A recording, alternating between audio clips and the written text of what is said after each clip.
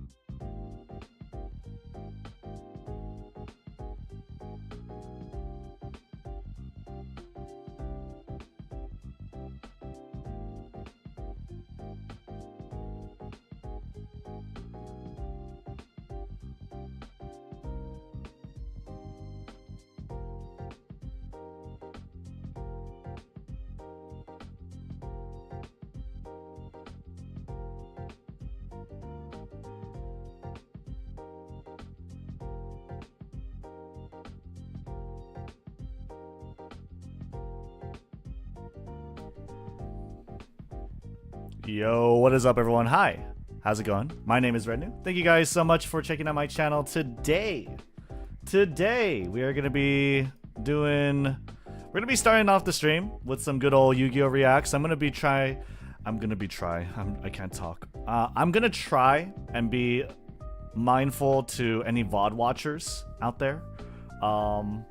And just kick off the stream with some Yu-Gi-Oh reacts. If you guys don't know, Farfa finally uploaded his reaction to my video, and there are a lot of comments. I think we could probably take a look at some of them. That might be fun. I think there was an MBT video as well. There was a really interesting video about anime and episodic anime that I wanted to watch too. And after that, we will be playing some good old TFT. I just hit platinum. Rank. After being like hard stuck gold 4, I finally hit platinum. So I was really happy about that, and I definitely want to continue the grind. So let me see over here. I'm gonna have to like pull up all the windows as well, but okay, we're fine. We're good. Congrats, Rednu. You are famous now. I am most certainly not. I am most certainly not. It's the Farfa one, isn't it? We're not reacting to that one. So I've already reacted to Farfa's reaction to my video. I haven't uploaded it though. I haven't uploaded it, and there's no VOD of it on the YouTube channel. There is a VOD of it on the Twitch channel. So follow me on there and check out the VOD there if you want to take a look at it. But yeah, there's no upload on YouTube just yet. I'll edit it, I'll splice it up together, I'll put it up on YouTube, throw it up there, because I do have some responses to some of his criticisms, and especially his chats. His chat is like ruthless, man. It's kind of nuts. Maybe more infamous. Correct. Not really though. The thing is, it's like I'm just a VTuber, and I'm just one Yugi content creator. There's so many Yu-Gi-Oh content creators, and there's so many more of them that did it even way better than I did. So, you know, I'm the guy who quit. I'm the guy who quit, and there's not a lot of reverence to that name.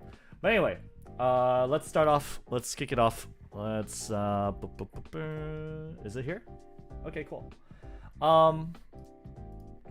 Oh yeah, I need the YouTube chat in there.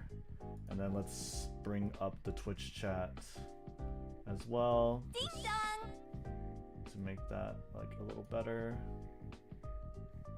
Yo, Termis 79, thanks for the follow. Appreciate you.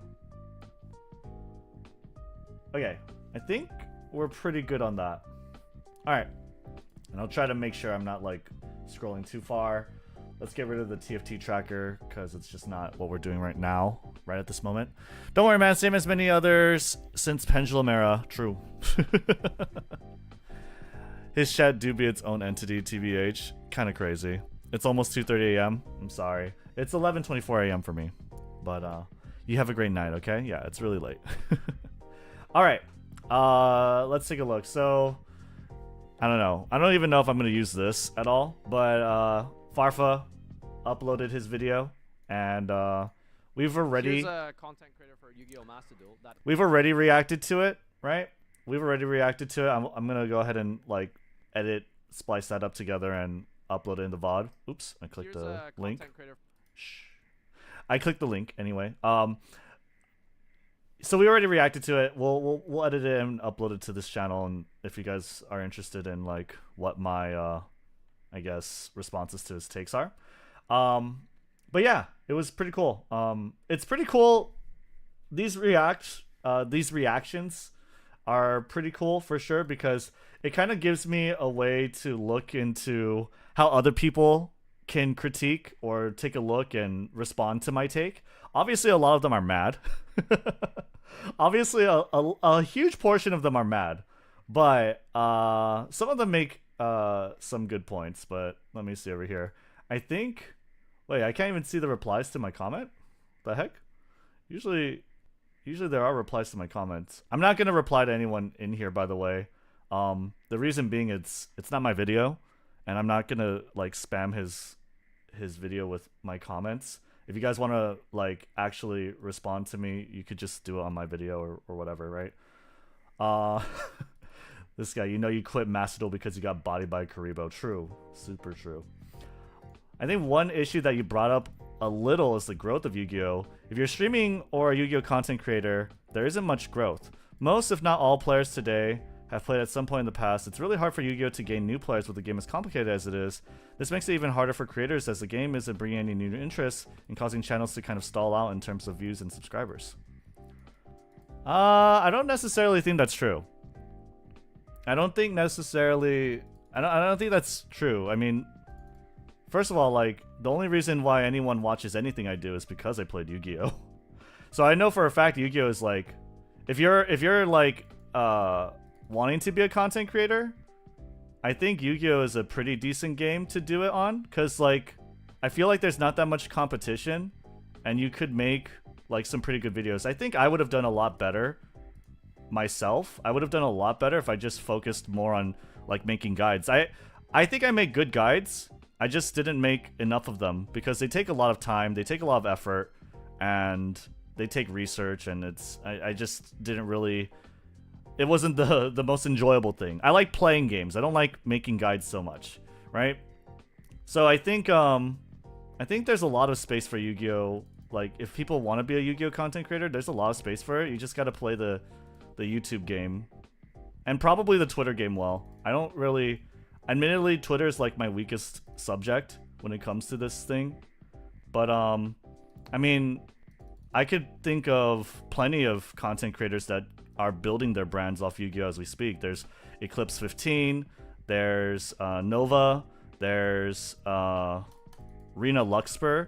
They're all like averaging, well, like Eclipse and Rena like average like maybe 150 concurrents, and like Nova's just taken off completely. I think she gets like 350 or 400 nowadays. And basically like the main bread and butter of their content these days have been Yugioh.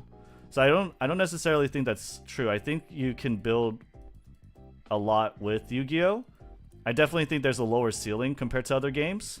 But because there's so little competition, because Yugioh is so niche, I think Yugioh is actually pretty ripe in terms of like if you want to create content. Found your channel through your Yugioh React videos criticizing the game. Since I only play Magic the Gathering, I don't think I'd be able to try Yugioh ever. I mean, you don't have to, right? But if you like card games, I think it's worth taking a look at. It's pretty interesting. It's pretty fun. I played just about every card game, and while Yugioh was the most fun since I played competitively, it was also the biggest downfall for me. Last time I played was when Pendulum was hitting its peak, and that was a deal breaker for me. True. If Yugioh ever brings me back, it will be because of rush duels, and even then, it's unfortunately not looking promising. Money still can't make decent cards, just pack fillers will almost never be used.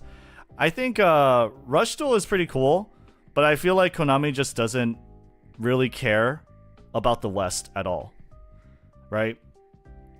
You could look at how they treat the West in terms of like Master Duel, They don't care. It's pretty just there's not really a lot going for it. So there's no communication. There's no like place to actually submit feedback that gets responded to. They have like deck flexing. That's a new thing that's coming out, which is cool. And I think they put out like a couple videos for Rush Duel, but overall I feel like their marketing push is pretty weak. Is your mic volume low? Is it? Is my mic volume low? Can you guys... Wait. Is my mic volume low? Can you guys tell me? Hello, hello. Testing. 1, 2, 3. Exactly. Rush Duel's concept looked amazing, giving it the deck builder treatment, either to draw 5 per turn. No, I like Rush Duels. Mic is fine? Okay, cool. Just wanted to make sure. I love the stop moving comment. Yeah. I will admit, I played up the moving thing a lot. Because, like for the video, right? I wanted to make sure it was known, like, this is my personal take. And so my face is on there. I have plenty of videos where my VTuber model isn't on it necessarily, right? But, I figured it would just be a little more engaging if I did have a little more motion and movement. So I did move a lot, and I can understand the criticism there. Let me see over here. Personally, I think your opinion is more important and maybe more impactful than the other Yu-Gi-Oh! Bad oh my god, I can't read. YouTubers like Ackman or Raran, because you were actually into it and played it really. I don't know you, nor am I of your opinion, but I like the discourse that it brought up in the chat. Yeah, cool, appreciate that. Have you ever played Modern? I play Magic, and the lack of power creep is kind of bullshit, especially exacerbated by the product fatigue caused by the too many releases, an issue with Yu-Gi-Oh! 2, but not to the same extreme as Magic the Gathering. No, I don't play Modern, and I think Modern is probably trash too. Modern, for me, would be way too expensive. Not only that, it's it's like the same reason as Yu-Gi-Oh! The card pool is way too fucking huge. I would never play Modern. When I play Magic, I almost exclusively play Draft, and I've played Standard in the past, and I mean, Standard doesn't... If you think Standard cards are like as ridiculous as Yu-Gi-Oh! Cards in terms of design and like complication, I mean, that's where unfortunately we just disagree. Alright, later, Dota. Modern is kind of trash right now with Rakdos dominating the meta. Yeah, probably. It is. Modern is expensive. Honestly, they don't address the problem cards quickly. The last time I played was 2018 for that format. Yeah, I don't really... Like, for Modern, I don't really care. Like, you might be right about Modern. I don't play Modern, though. I don't know why I would play Modern. It's the most similar to Yu-Gi-Oh! Let's see over here. Try Duel Links. I have played Duel Links, and I think there's a new event for Duel Links, but I think Duel Links is on pause for me. Just because it took too long for that event to come out. I'm like, I don't know. Right now, my interest has dwindled. I was like so gung-ho about Rush Duel on Duel Links, but then they just stopped. Or like, they basically took a month off in, I think, for the most of November, a little bit on the later October. And I was just like, okay, whatever, I don't care anymore. Looks like people are replying to this guy. Rocky Delonio. Oh, Ladonio?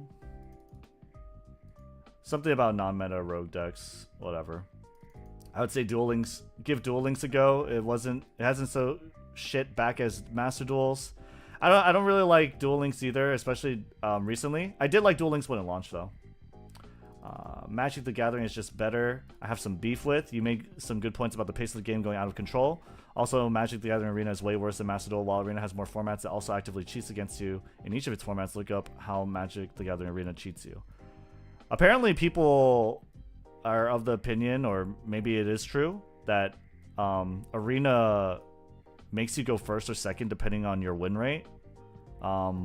That's interesting. I never heard of that, but makes sense, I guess.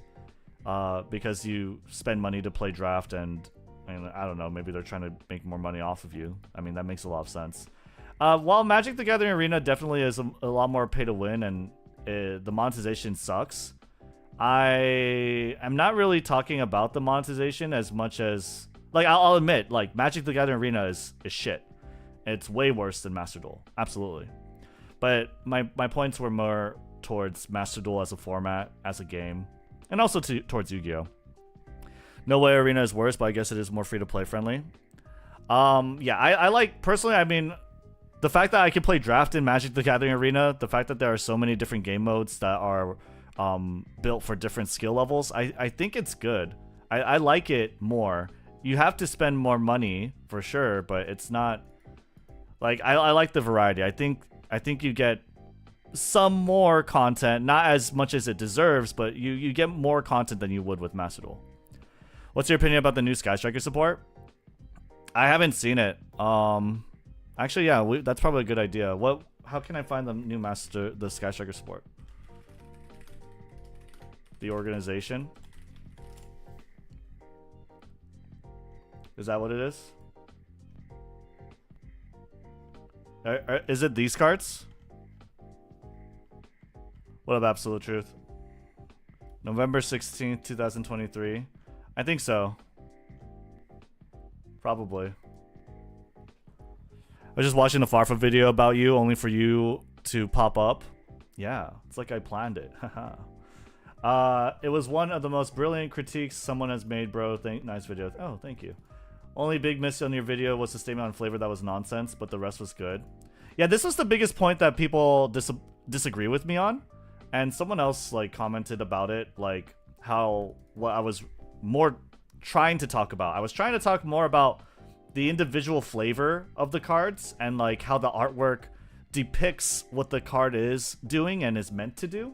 That's generally what I was talking about. That's my point. My point was about that. About individual card flavor and how well the mechanics correlate with the artwork and what the artwork is conveying. I think that is something that is almost entirely absent in Yu-Gi-Oh!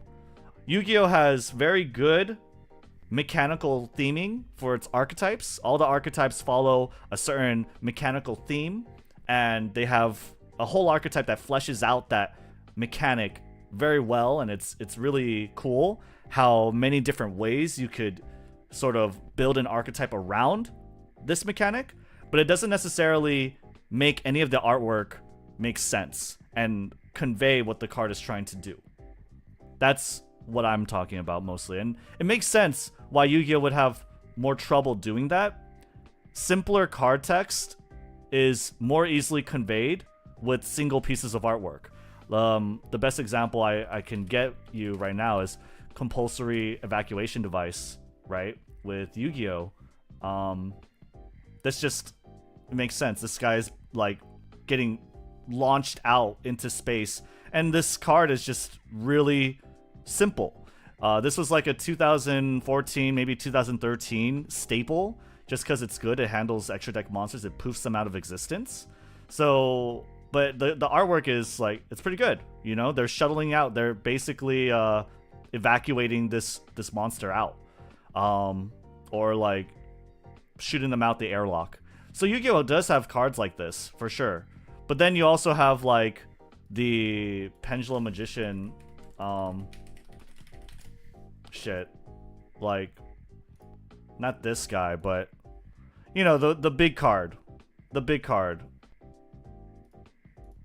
I don't know exactly which one it's called, but there are plenty of cards, right? If you even look at the Kashtira archetype, Big Bang, Kashtira Theosis, Shangri-Ira, none of the artworks to me convey anything, tell me what they're trying to do, other than it's cool big Gundam like boss monster. So it does lots of things. Like that's it to me. There's flavor, just not nearly as much as other games. For Yu-Gi-Oh! There's multiple cards to a story, or you need to use supplemental material. Yeah, so that's what I'm saying is like the archetypes are designed. I think archetypes in Yu-Gi-Oh! And mechanical theming around archetypes is probably one of its strongest points, because there's a lot of like, even for me, a huge appeal to Yu-Gi-Oh! Is how well they can take a mechanical theme and expand on it.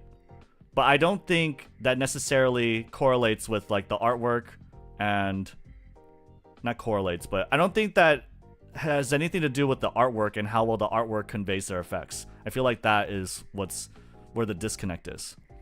For me, the flavor argument is valid since creature types and archetypes in Magic the Gathering are defined by their mechanics, goblins being aggro, angels caring about lifelink, etc. Yeah, there's a lot of like that, but that's like archetypical theming. That is archetypical theming. I think Yu-Gi-Oh has that.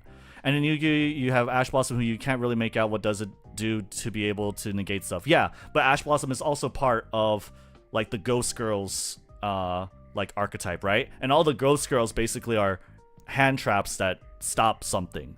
So that's like mechanical theming for the Ghost Girls, but it's not like they don't really, the artwork themselves doesn't really tell you like, oh, Ash Blossom is just good at stopping searches, special summons from deck, and blah blah blah blah blah. You know, that's what I'm saying. From design, I think only Shangri makes sense because he's blasting your fucking zones, but yeah, maybe, yeah. I mean, it's not more readily apparent to me, so maybe you guys can like see it better. When you look at Zeus, you know something going to disappear. Nib, on the other hand, 10 to 12-year-old card, but still the best. Endymion, let's go. Yeah, Endymion. There you go. This all depends on whether the art was commissioned first or the card's effect was done first. I feel like you simply want the art to reflect their effect. Yu-Gi-Oh! Art depicts lore, not individuality, I feel. Yeah, that's what I think. Astrograph is so broken. Endymion, the Minded Master of Magic. Yeah, that is the one. What up, Taito? Yokai Girls. Yeah, Yokai Girls, Ghost Girls, it's the same thing. It's generically the same thing. The only big... Oh, yeah, I already read that one. You explain your points well, though I disagree with 1 or 2 points, specifically the lore complaint. You argue your case well. Life is too short to engage with something you're not enjoying. I wish you the best in your endeavors. Nice. Yeah, so... There were a lot of comments. I'm pretty much just reading every one of these ones, because I did get a lot of comments on mine, but I'm also like reading like a whole bunch of these. And definitely the flavor. The flavor is like... Well, I feel like most people have a problem with, because admittedly I didn't make my point very well, and I think too many people are associating like, oh, with the lore and the story of the Yu-Gi-Oh archetypes and how the artwork tells the lore. Like, okay, cool, that's cool, but I don't think those card arts depict the effects very well, and so I think for me it's lacking in flavor in that aspect. But I will agree that mechanical theming for archetypes in Yu-Gi-Oh! Are very cool. Any new comments? Anything rude? Let's see. There's a lot here. Let's see, this guy got 4 upvotes. I think a big part of the Yu-Gi-Oh! Community are people who refuse to try other card games for various reasons. Broke, Yu-Gi-Oh! Takes up a lot of time already, investment, think add on the complexity of another game is too much for them, etc. That causes them to ignore the problems or simply not see them as they haven't tried other systems. I have this problem currently where I keep playing rogue level decks for a while until I can invest a little to play a better deck and get lucky with pulls from locals. So if I'm already spending what little money I have making current decks better or getting a better one, then I never really have the urge to play another game as I never have the money for it, but I know if I did, it could change my outlook on Yu-Gi-Oh! By having other games to compare it to. Yeah, definitely breaking into Yu-Gi-Oh! I feel like is difficult compared to other games. Like I have a budget bounce aggro deck for Lorcana, and I'm pretty much thinking about getting into I don't know what the meta decks are now, but I know that they released a lot of support for bouncing effects in Lorcana, so I'm going to be using this deck as a basis for that, and hopefully some of my cards are useful. I actually haven't looked at it though, personally. One thing, Ray, I tried to watch your Twitch reaction to the video, but all your computer's sound is silent and I can only hear your voice. Would it be possible for you to re-upload it? Yeah, I did record it, Zira. Thank you for letting me know. Basically, how it works is that my audio... I didn't know that was a problem. That's my bad. But the audio... for my audio mixing, because I listen to music from YouTube and my browser, I have it set to going through a different audio channel that doesn't upload to YouTube streaming. And I forgot to change it. But you guys, like, just let's do a quick test. YouTubers, can you guys hear? Over the years. Can you guys hear this video? But 2014 specifically, like that's probably you guys should be able to like hear this old video. School, new school, like divide starts. At the time, since the cost was high and my friends grew out of it. Okay, so I said it correctly for this video or for this stream. Unfortunately, I didn't set it. I guess the last time I tried to stream this on YouTube. Thank you for letting me know though. Let's see over here. I understand the lack of flavor and effects for Yu-Gi-Oh! How many cards in any given archetype have effects that feel flavorful to what the card art / name or themes of the archetypes? That's my point. That was my point. Admittedly, I didn't really convey it properly, but that was my point, right? It's usually like 1 or 3 cards, while the rest just do very generic things that don't feel related to what the archetype is about. Yes, right? The like Kashira Fenrir just searching, yeah, he's a scout, but okay, why can he search like for himself too? Is one thing. And why is Stratos able to search for himself as well? There's not, because Yu-Gi-Oh has so much reliance, and they have to make archetypes good by giving them good effects like special summoning from the deck, like searching, like negation, right? They all kind of fall into these buckets of like really strong effects, and I feel like a lot of like flavor is lost because of that. Because you have to make archetypes competitive, good, interesting.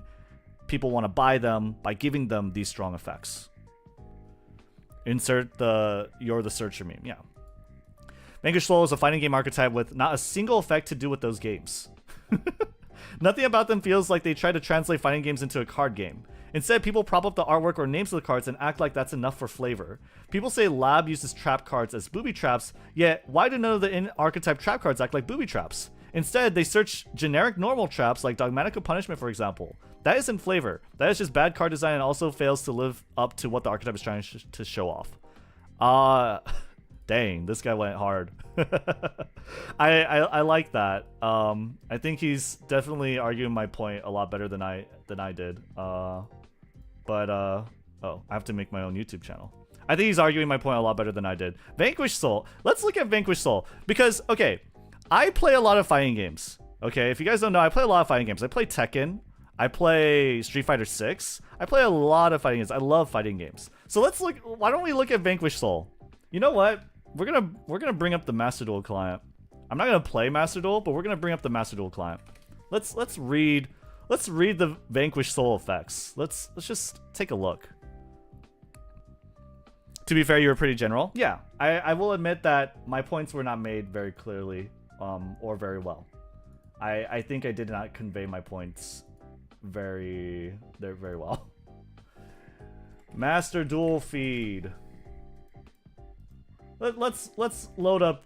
I wasn't expecting to load up Master Duel, but let's bring up Master Duel.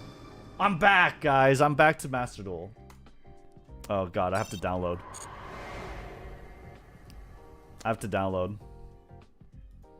Someone really hates Lab when the only problem with that deck is how it uses EEV and D barrier.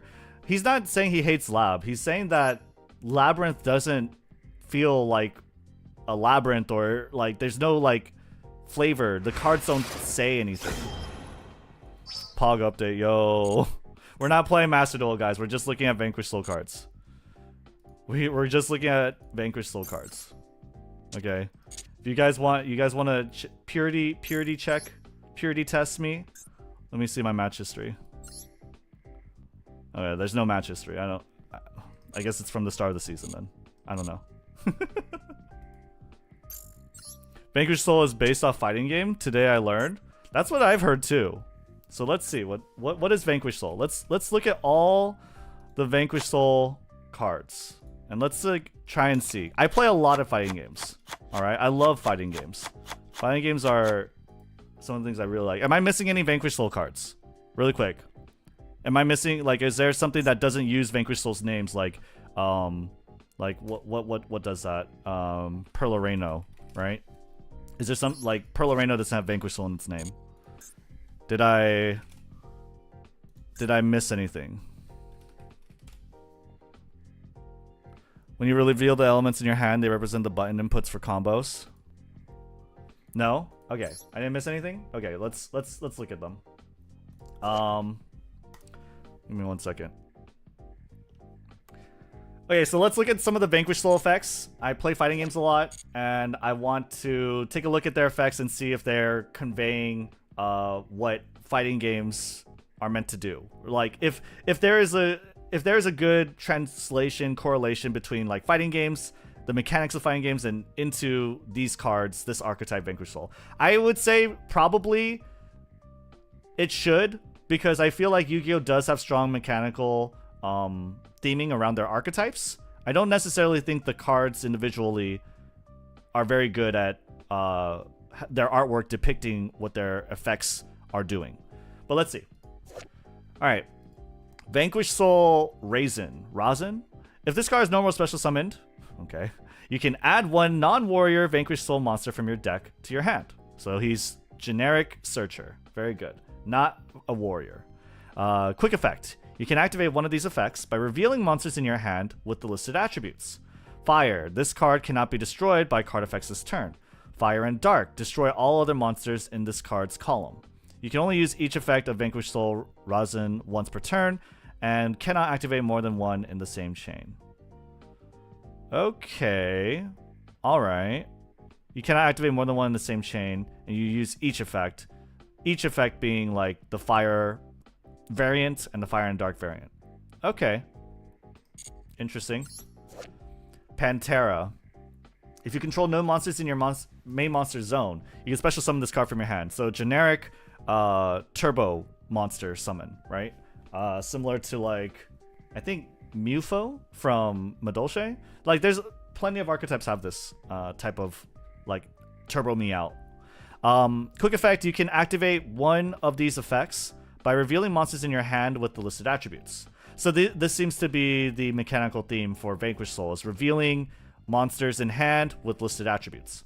So you have Earth, this card cannot be destroyed by battle this turn. Earth and Fire, destroy all spells and traps in this card's column. Okay. Interesting. By revealing monsters in your hand. So while it's on the field, and this one too, while it's on the field, you reveal monsters in your hand with these attributes.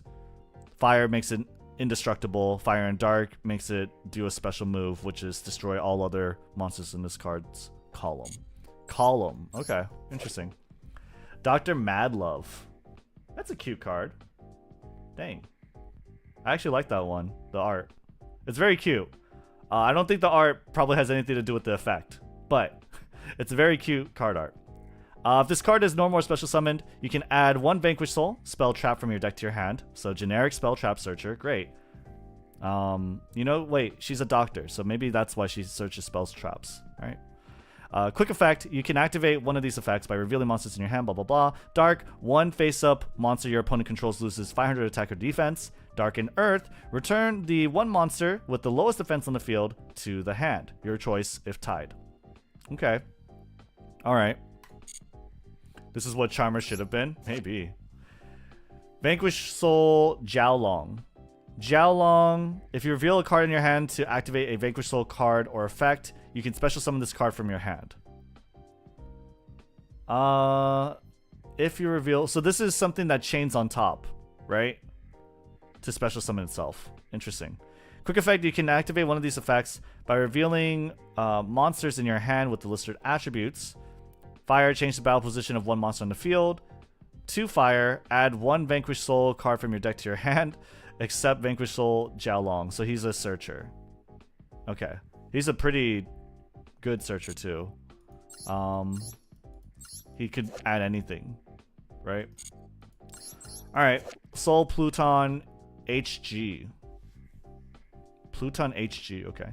During your opponent's turn, if you control no monsters or only Vanquish Soul monsters in your main monster zone, quick effect, you can special summon this card from your hand. Alright. You can activate one of these effects by revealing monsters in your hand. This is a quick effect. Fire, this card gains 3,000 defense until the end of the turn. Dark and Earth, this card gains 3,000 attack until the end of this turn. Oh, okay. Alright. Heavy Borger. Heavy Borger. Alright. This is the Dark. Finally we see Dark. A lot of them are like Dark and something. And a lot of them... Yeah, a lot of them are Dark plus something else. This one is Earth and Fire. But this one's Dark and something else. This one's Dark and Earth, I believe.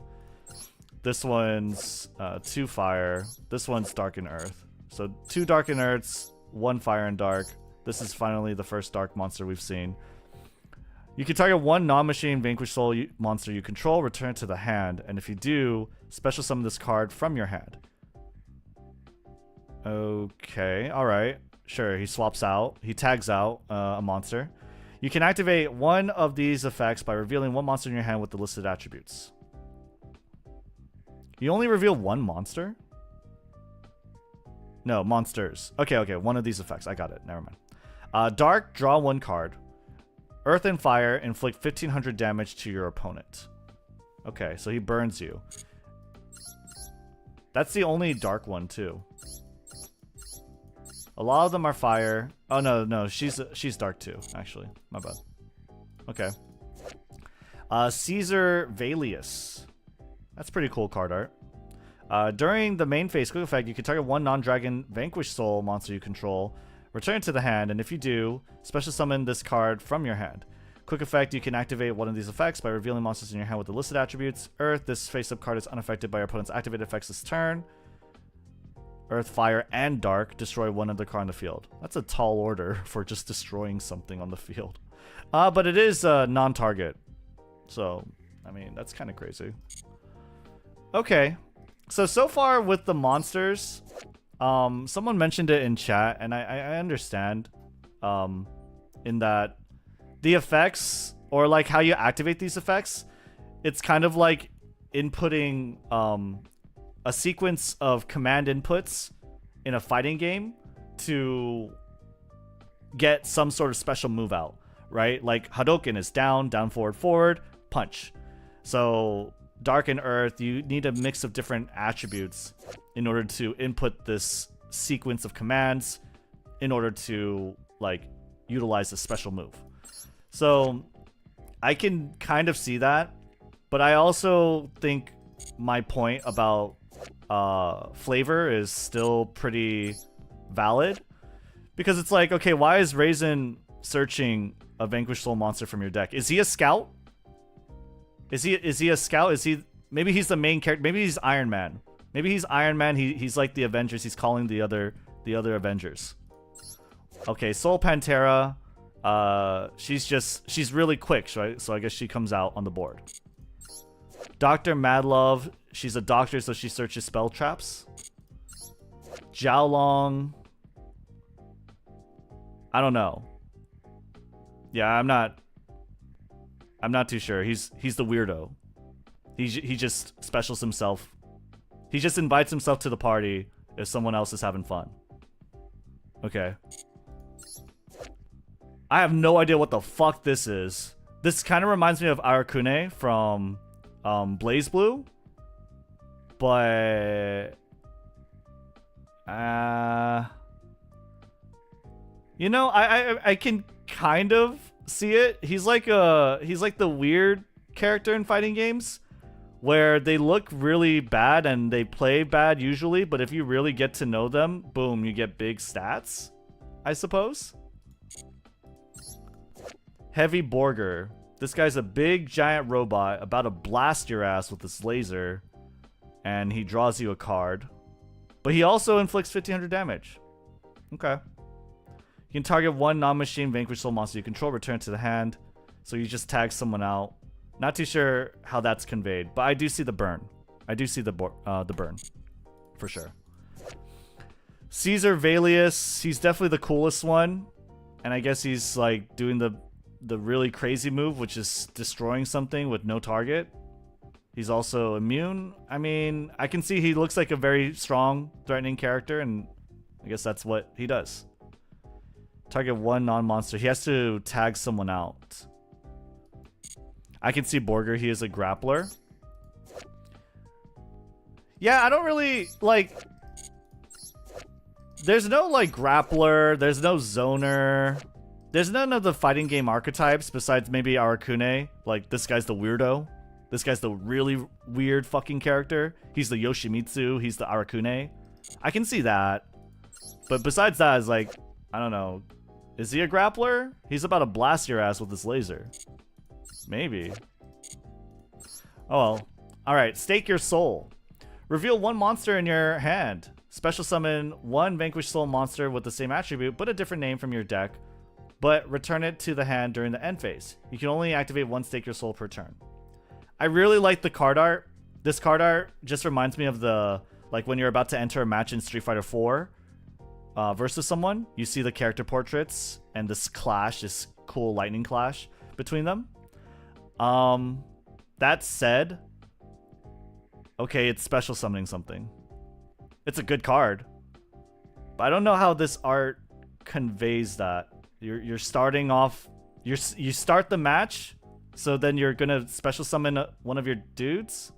I guess I don't know.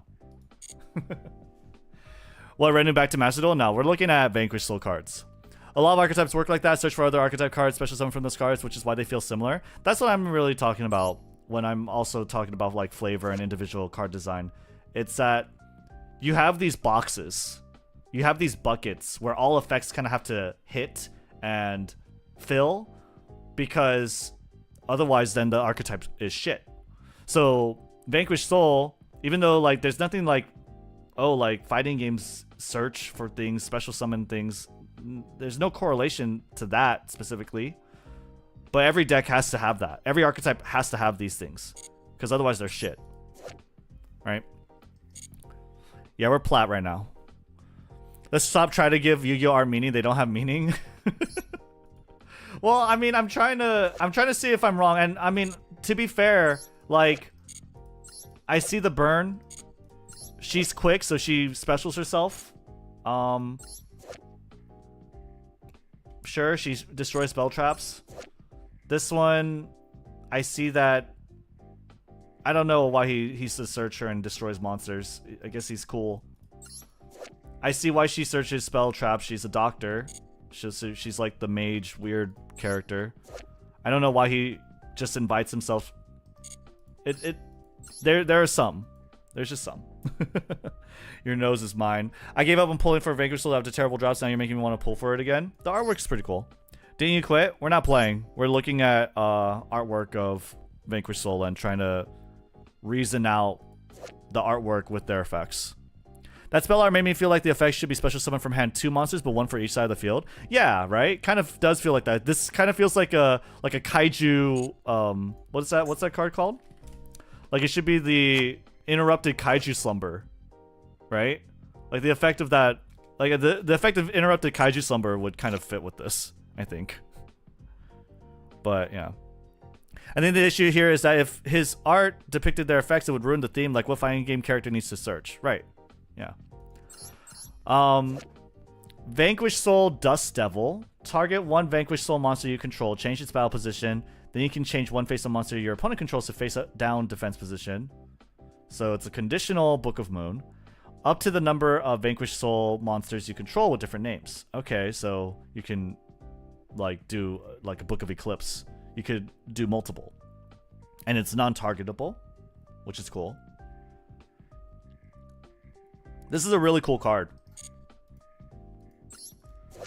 It's a really cool card, but the artwork doesn't... Okay, he's kicking something. I'm trying really hard here. Hold up. Dust Devil. He's doing a really cool kick move. He's changing positions of monsters. He's pacifying them. He's temporarily removing them. He's not removing them. He's not destroying them. Yeah, I don't know. I can't link the artwork to the effect personally, but maybe you guys have a different opinion. Vanquish Soul, continue? Okay, this is pretty cool.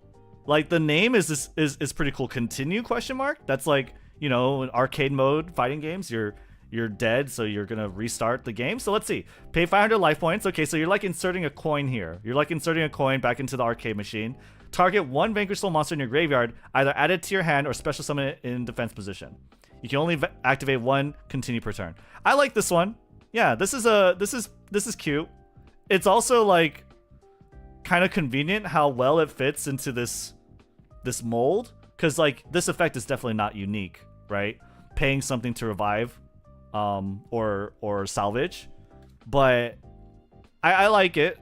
Like this is definitely like the name of the card, the artwork, it does link strongly to the effect, and I like this one personally. Yeah. Dust, like in Guilty Gear, they said the word. Yeah, that's the thing, right? It's like, okay, dust. I don't think that's what they were trying to do though. Yeah, but this is a very cute card for sure. I like that one. Vanquish Soul Trinity Burst. Target 1 Vanquish Soul monster you control. Special summon up to 2 Vanquish Soul monsters from your hand with different names from each other, neither of which has the same original attribute as the targeted monster, but negate their effects. And God, it's like you gotta do this, but you gotta do this, and then you gotta do that. One A, B, C, D, and then but actually sometimes you have to do this. It's like, oh my God, it's like I'm reading a recipe list from a fucking cookbook. Okay, let me read this again. Target 1 Vanquish Soul monster you control. Special summon up to 2 Vanquish Soul monsters from your hand with different names from each other, neither of which has the same original attribute as the targeted monster, but negate their effects and return them to the hand during the end phase. Then, you can return to the hand all cards your opponent controls that are in the same columns as the targeted monster you control, and the monsters special summoned by this effect. Okay, your monsters. You can only activate 1 Vanquish Soul Trinity Burst per turn. Okay. So this is like, I can see what the artwork is. I can see what the name of the card is. This is basically like a call to like Marvel vs. Capcom and how you can have a triple hyper like super, right? Like you could have 3 supers going out on the board or on the field, the arena at the same time in like these kind of games, these tag fighting games. So you're doing like a hyper combo, a hyper super combo where you have 3 characters doing all their special moves at once. I get that. And you know what? While returning to the hand is probably like not what I would assign to this, I do see what it's trying to do.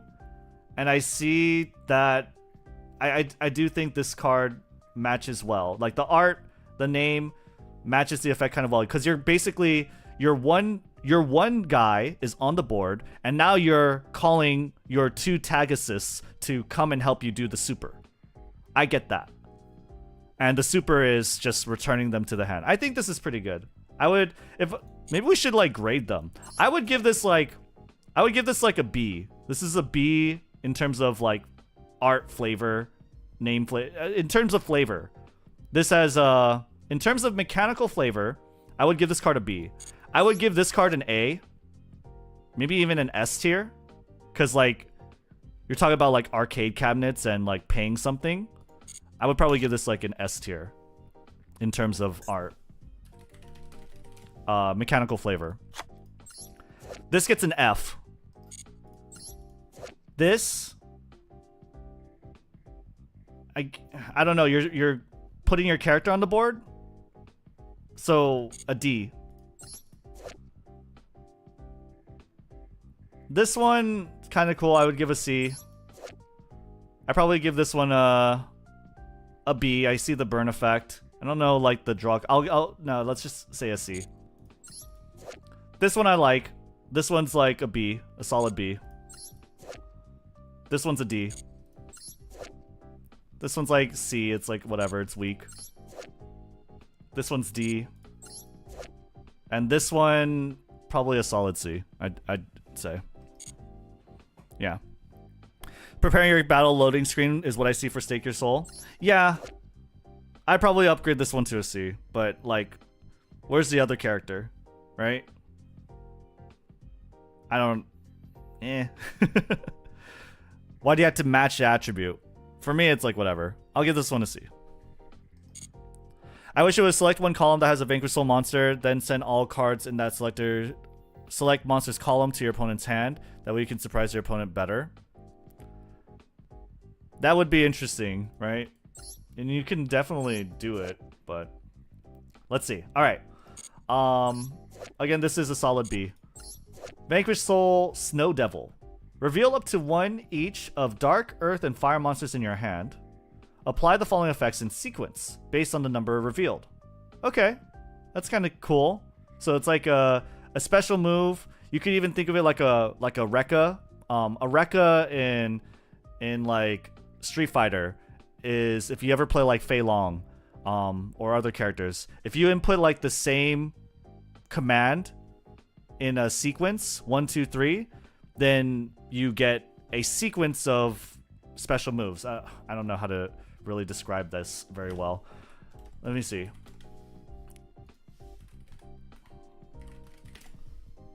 Let's look at Fei Long.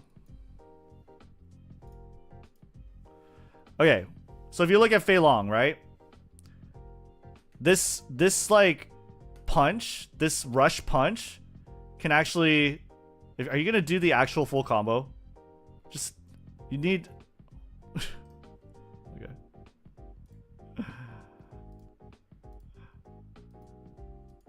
I just want them to do it, but it's gonna be hard to find it. But they do... He does a sequence of 3 punches, and each of those punches is basically a Hadouken. There you go. That was it. That was the Rekka.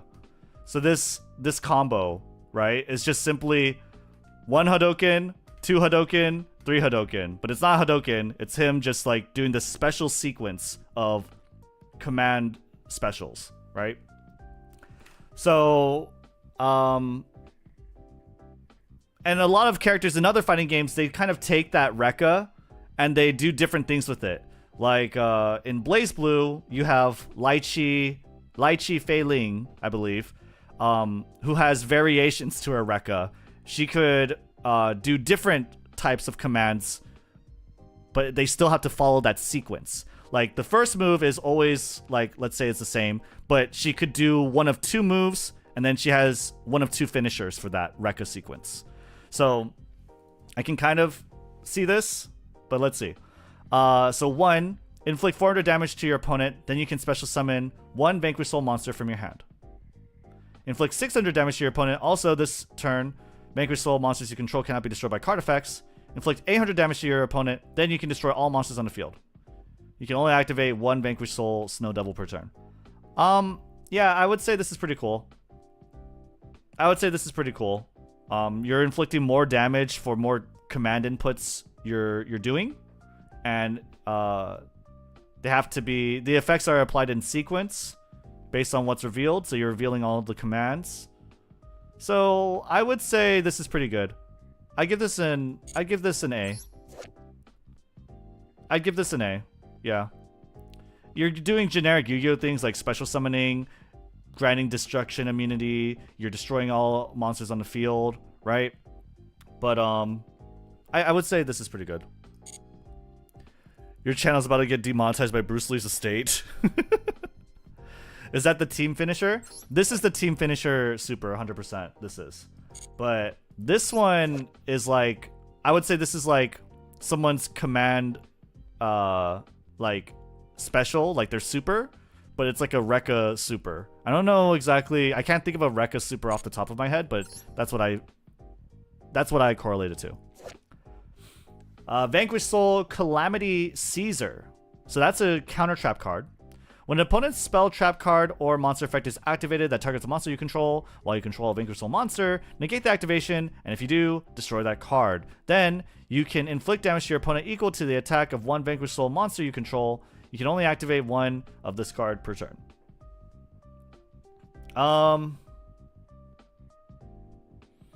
This kind of looks like in Guilty Gear. In Guilty Gear, they have these specific special moves, right? And these special moves can only be inputted when they have like low health. It's not called Overdrive. I don't know exactly what it's called, but it's only special moves that they can only do when they're low health and like the end of the round. I don't know what you call them. It's also a thing in BlazBlue.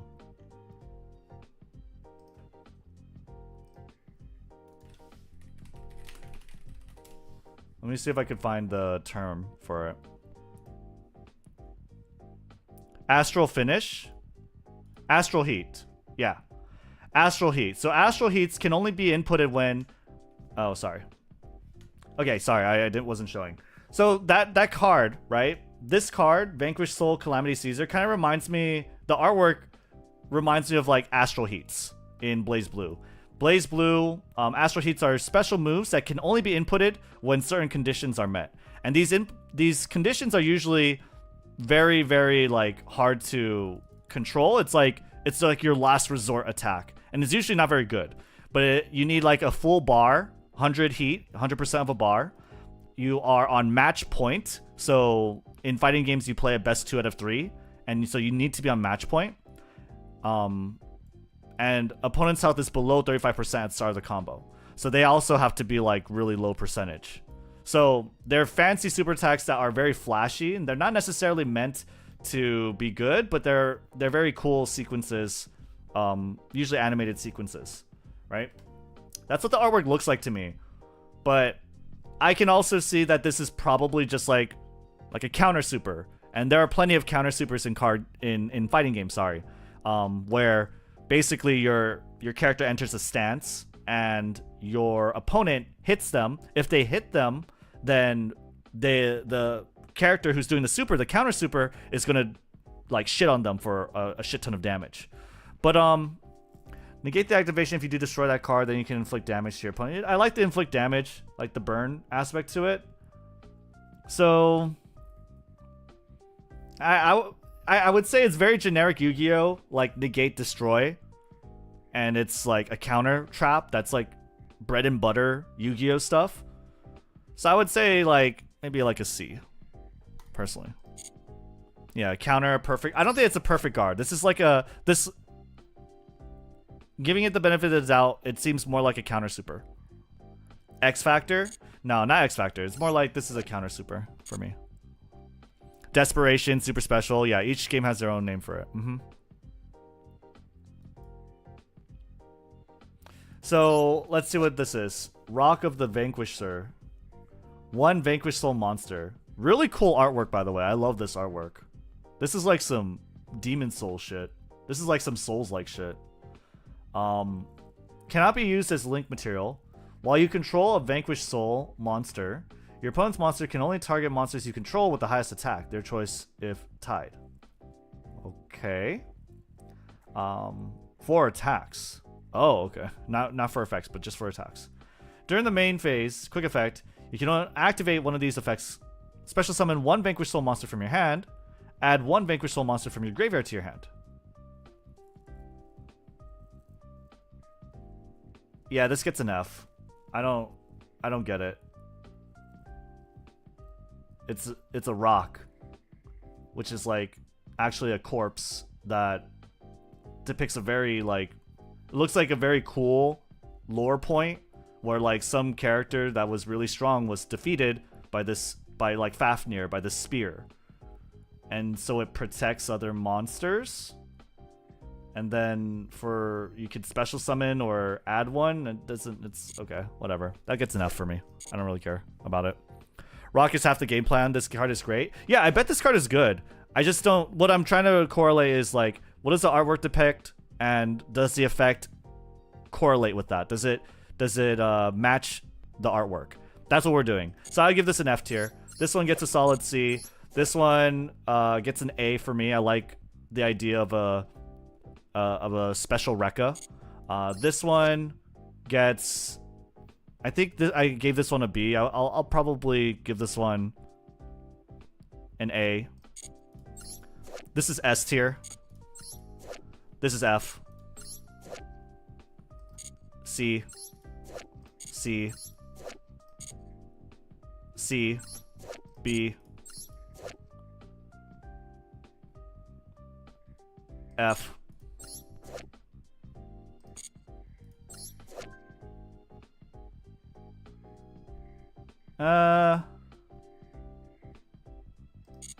Let's say this one's like a C. C. This one's an F. Yeah. It's not just a boulder, it's a rock. He's basically the field. Jiaolong is the guy who destroyed him. I don't really get that. Oh, wow.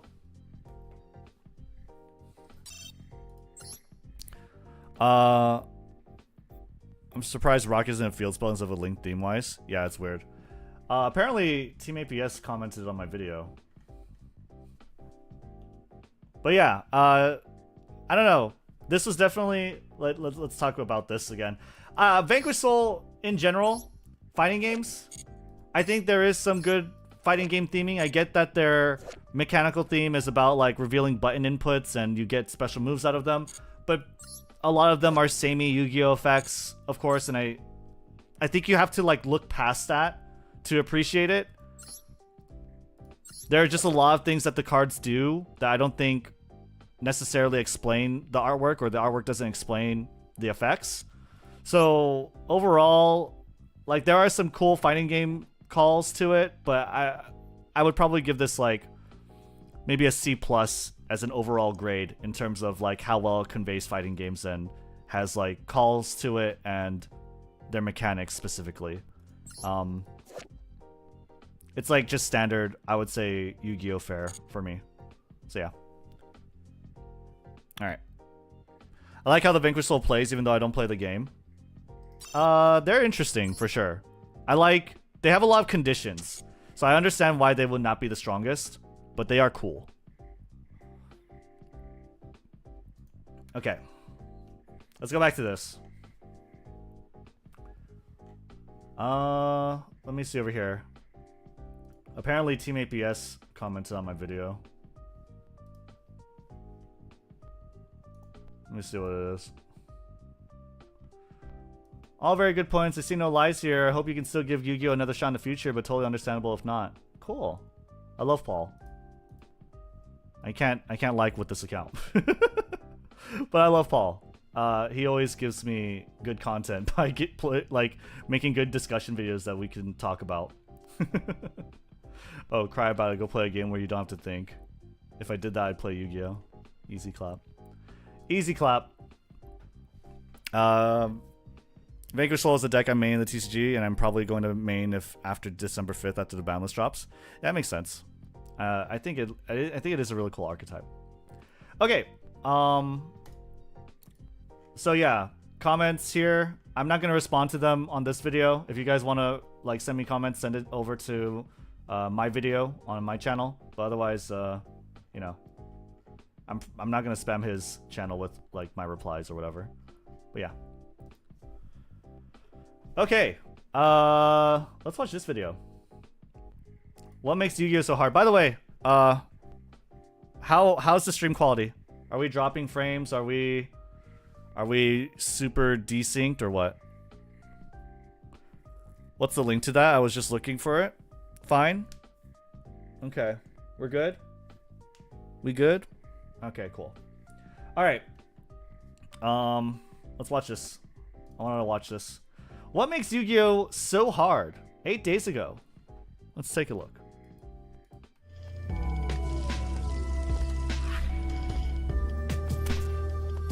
Hey everybody, Joseph Rothschild here, aka...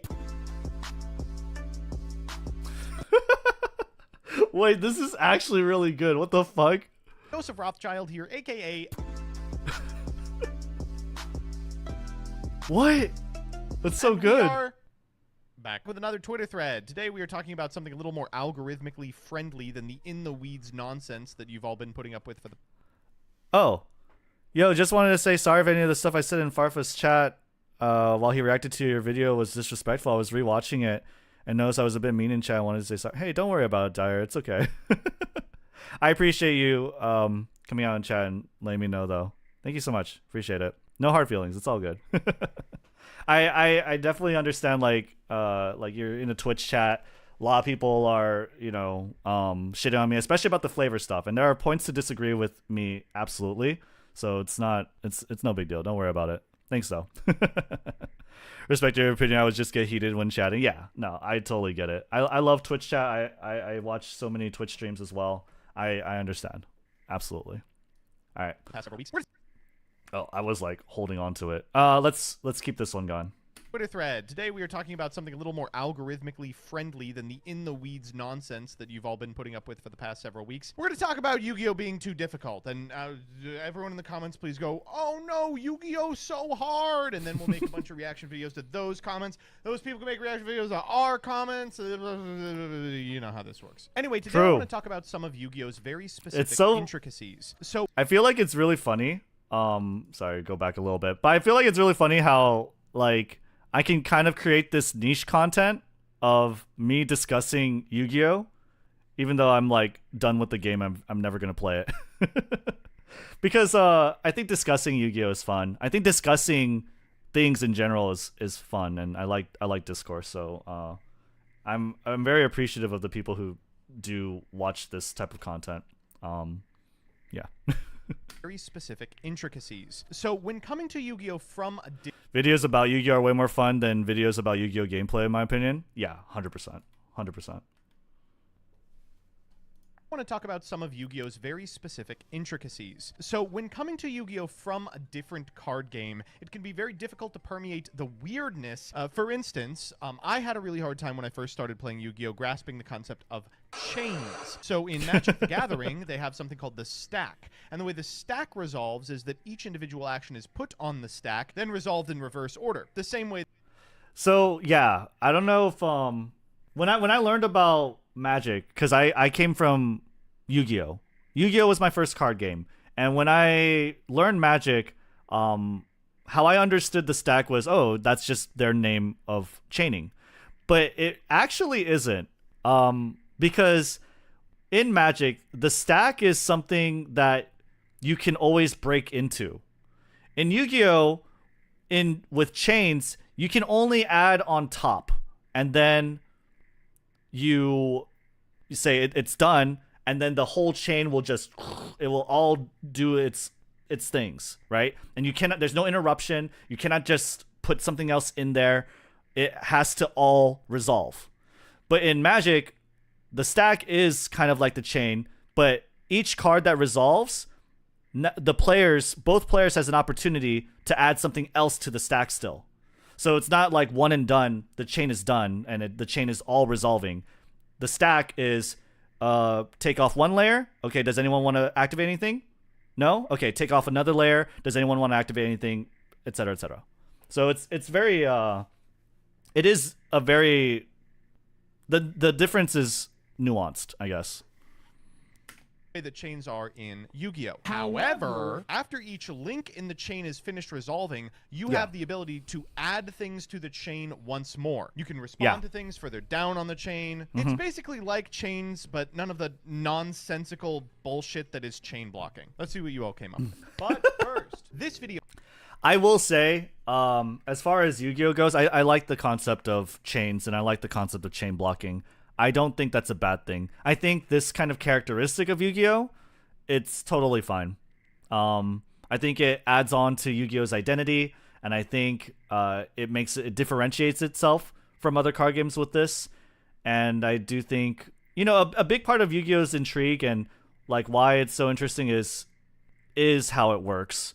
And I think that kind of characteristic is unique, and it's cool. I don't think they should change chaining, and I'm okay with chain blocking. I think places where you can have like skill or like your input mattering and perfected, I think that does have a place, and I think that is something I do appreciate in Yu-Gi-Oh personally. Video is sponsored by Yu-Gi-Oh! Pro Deck. Yu-Gi-Oh! Pro Deck is the #1 place Change to is go also if a you need cooler a pack name. simulator, True. a card database, or want to read a wealth of strategy articles. They also post breakdowns and lists from every major TCG and Master Duel tournament, including the Master Circuit Series. Give them a look at www.yugiohprodeck.com. For me, it was learning to evaluate cards. Coming from Pokemon, it was easier for me to evaluate what a good card is from basic things like HP, damage, ease of attaching energies, and effect. In Yu-Gi-Oh! It varies. Well, you've posted probably the worst card to make your point, because Ultra Ball is just Rhoda for Pokemon cards. Evaluating cards in Pokemon in a vacuum. Okay, wait, what was the tweet? Hold on. For me, it was probably learning how to evaluate cards coming from Pokemon. It was easier for me to evaluate what a good card is from basic things like HP, damage, ease of attaching energies, and effect. In Yu-Gi-Oh! It varies more on other cards and accessibility to the card. And he's saying it's a bad example. I don't know if I agree with this. I think Ultra Ball is very easy to understand that it is a good card, right? It does have a cost. And there is like netball and other balls that don't really ask you to sacrifice so much. But it's not like... I think what he's trying to say is that it's very clear and easy to see that this card has applications. It's very useful. I don't know how meta Ultra Ball is. I don't play Pokemon, but I think normally these balls are pretty good.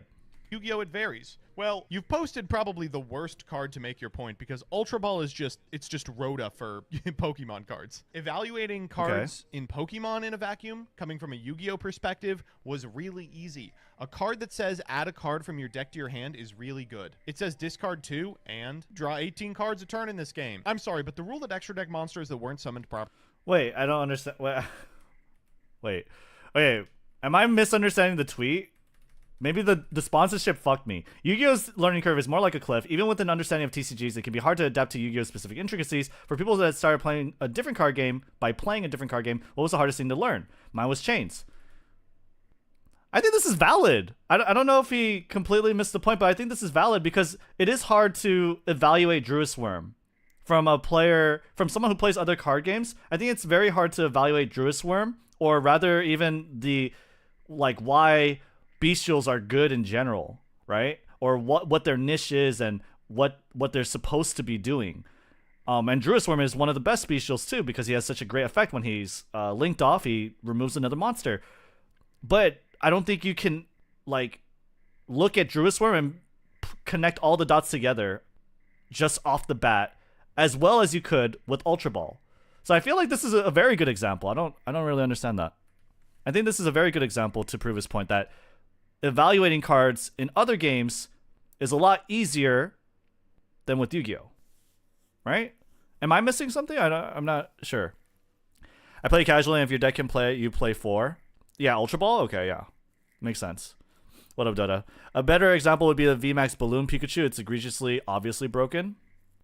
I guess, but I think Ultra Ball is also obviously good. It's a bad example in that sense that Ultra Ball interacts with other things after saying it's hard to evaluate things in Yu-Gi-Oh! Because they interact with other cards. I don't know. I disagree. I think Ultra Ball is a lot easier to understand. It's a good card. And Druid's Worm is not. 2 and draw 18 cards a turn in this game. I'm sorry, but the rule that extra deck monsters that weren't summoned properly can't be brought back sounds so much like a made-up rule. I've had people think I was cheating them when I had to explain it. Yeah. Yes. This rule is so specific. This rule is so dumb. This rule is like the rule that oh, your monster wasn't properly summoned, by the way, so you cannot revive it. It's like, what? Why? Where does it say that on the card? Oh, you're talking about the rule book? And it is actually in the rule book, and it's also in the quick start play guide, I believe. But it's just such a oh, but by the way, you can't revive it. This rule is the dumbest rule. That just that's just the way it is. You can't do it. No, but Konami says so. You can't do that. This game would be much worse if you're able to bring back extra deck monsters that weren't summoned properly. Sure, it would, because it's designed that way, right? It's designed in a way that if it worked the other way, it would be broken. But it should. What I'm saying is that the game shouldn't be designed that way. The game shouldn't be designed where, oh, if I revive a Stardust Dragon that wasn't properly summoned, that would be so broken. That it probably shouldn't. It probably just shouldn't work like that. That's my point. I get why we have it. It's just yeah, it would be broken otherwise. But I think that's a design flaw of the game.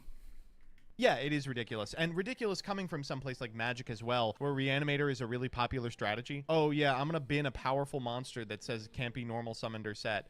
And then I'll go to Reborn it, and they'll go, whoa, whoa, whoa, whoa, whoa, whoa. You didn't normal summon or set it. I said, yeah, that's the entire point. And they say, well, wow, this is a pretty good one. Face down defense position is a mess all around. You might be hearing that and thinking, what? It's super explanatory, but pretty much every piece of information about the card just vanishes into thin air. What about the counters on the card? What about equipped spells and monsters? It can be used as a fusion material, but not as a synchro material. Does the monster keep extra effects from a specific summoning condition? So all of these can be explained. And I would say that the counters, equip spells, whatever, that makes sense. I think that makes sense when you put things face down, all the information of the card is removed and it's replaced with an unknown, an anomaly, right? Just something that just has no text, no face, no name. And this translates mechanically, like the card itself has no name when it's flipped face down. As far as fusion material but not as synchro material, that also, there's an explanation for it, but it's like there's an explanation for it, and I hate that there's an explanation for it. The reason why you could fuse face down monsters, but you can't synchro them, is because synchro summoning requires monsters to be face up on the board. That means you're only operating with known information, that basically information that's not hidden. But fusion summoning can be done. You can polymerization monsters, fusion material monsters that exist in your hand. And if you can fusion with monsters that exist in your hand, and if your hand is a place where there's hidden information, then it would make sense that you could also fusion summon with monsters that are face down defense position, because they're both hidden information, right? And they're supposed to not be seen by the other player. But that being said, I do understand, I guess his gripe is that, well, I saw you flip him face down, so I know what that monster is. But then then you would have to introduce a distinction between monsters that were initially set and then monsters that were set by a different card effect but were once face up. And I think that would be really stupid. So yeah, I think that face down defense position is just a bad, like, it's a bad mechanic that introduces these how would you say, confusing points, but it is valid. Like, these confusing points are confusing, but they make sense, I guess. Like, there's a reasoning for it. There's a valid reasoning for it. Chaining imperm to Book of Moon doesn't work either. The idea, oh yeah, it doesn't. Well, yeah, chaining imperm to Book of Moon. It depends on certain effects, right? Or I'm not exactly sure off the top of my head what example you're trying. Do you think the specific words in the card text are part of the Yu-Gi-Oh! Good identity? I'm playing on and off since 2001, but trying to explain it to newbies breaks their brains. I don't think so. I feel like every Yu-Gi-Oh! Card is like a rule book almost. Whereas if you had good rules, good concrete rules, you probably could mitigate a lot of the card text. Synchros only care about face-up cards, same with links. Yeah. You can link with monsters in your hand sometimes. You can, but only when the card says so. The hard and the iron rule in all of card games is that if the card says it can be done, then it can be done. If the card says so, then the card says so, and that's all it is. Cards are meant to break rules, right? Cards add on to what the game is. They change the game. They can modify the game. Card text is greater than rule text. Yeah, that's the iron rule of all card games. Negations falling off face downs is such a weird rule because cards can be negated and removed from the field and still not resolve. For whatever reason, I cannot parse what that means for like right now. Can you ritual tribute monsters that is face down? I think so. It's face down, but it remembers is funny to me. A lot of these rules are pretty intuitive, TBH, so much that you follow them without really thinking about them.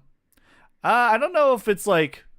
I feel like people always ask themselves if they can fusion with face downs, at least like once they've done this. But like when you think about it, it makes sense. What about ritual summon? Does it not work for ritual summon? I think you could use face downs. Because like you tribute monsters in your hand as material sometimes, yeah. Well, the effect still goes through if they activate a monster effect, activate book on their monster, and you chain imperm to the book. You chain imperm to the book. The effect still goes through. Which effect specifically? Yeah, let me know which effect specifically. Because I think there are some exceptions to that, if I'm not mistaken, but I might be wrong. Does the monster remember what materials it was made with? Does the monster remember how it was summoned? Does it remember... It does... It is really stupid how the monster remembers so many different things in Yu-Gi-Oh! I will say. Because just like the fact of like, oh, I remember if I'm properly summoned or not. I think that is really silly. Remember whose it is. What happens if the monster was summoned temporarily? Will it leave the field? Does it still know? what she felt like. Jesse J says, I kind of want to say everything to do with pendulums. There's so many strange rulings. Like, what do you mean the monster effect of plush fire triggers if it's destroyed while it's in the pendulum? If a prefer mage monster you control is destroyed by battle or card effect, you can special summon this card from the pendulum zone. That didn't take 500 damage. You can only use blah blah blah. If this card on the field is destroyed by battle or card effect, you can special summon one prefer mage monster from your hand or deck. Except, what? What do you mean the monster effect of plush fire triggers even if it's destroyed while it's in the pen zone? Oh, right. Okay. So because plush fire was played as a spell trap, he's wondering like, well, then why does its monster effect matter if it was played as a spell trap? You know, it is kind of funny. It's like, well, why doesn't Yu-Gi-Oh say that plush fire remembers it was played as a spell? I feel like Konami could very easily say, well, plush fire remembers that it was played as a spell. So, of course, when it goes to the graveyard, it goes as a spell card. But what it is actually is that pendulum cards are monsters first, spells second. And it's like a condition. They're conditionally a spell, right? So it is weird. The monster effect, yeah. I think it's because when it's destroyed, it's a monster in the face of extra deck now. That is true. Yeah. You're right, actually. In the extra deck, you can only have monsters. So then, therefore, plush fire must be a monster, right? Even if it was played as a spell. But I feel like you could easily say the other way around. But, I mean, it is true. Extra decks can only have monsters, so. They're only spells on Sundays. True.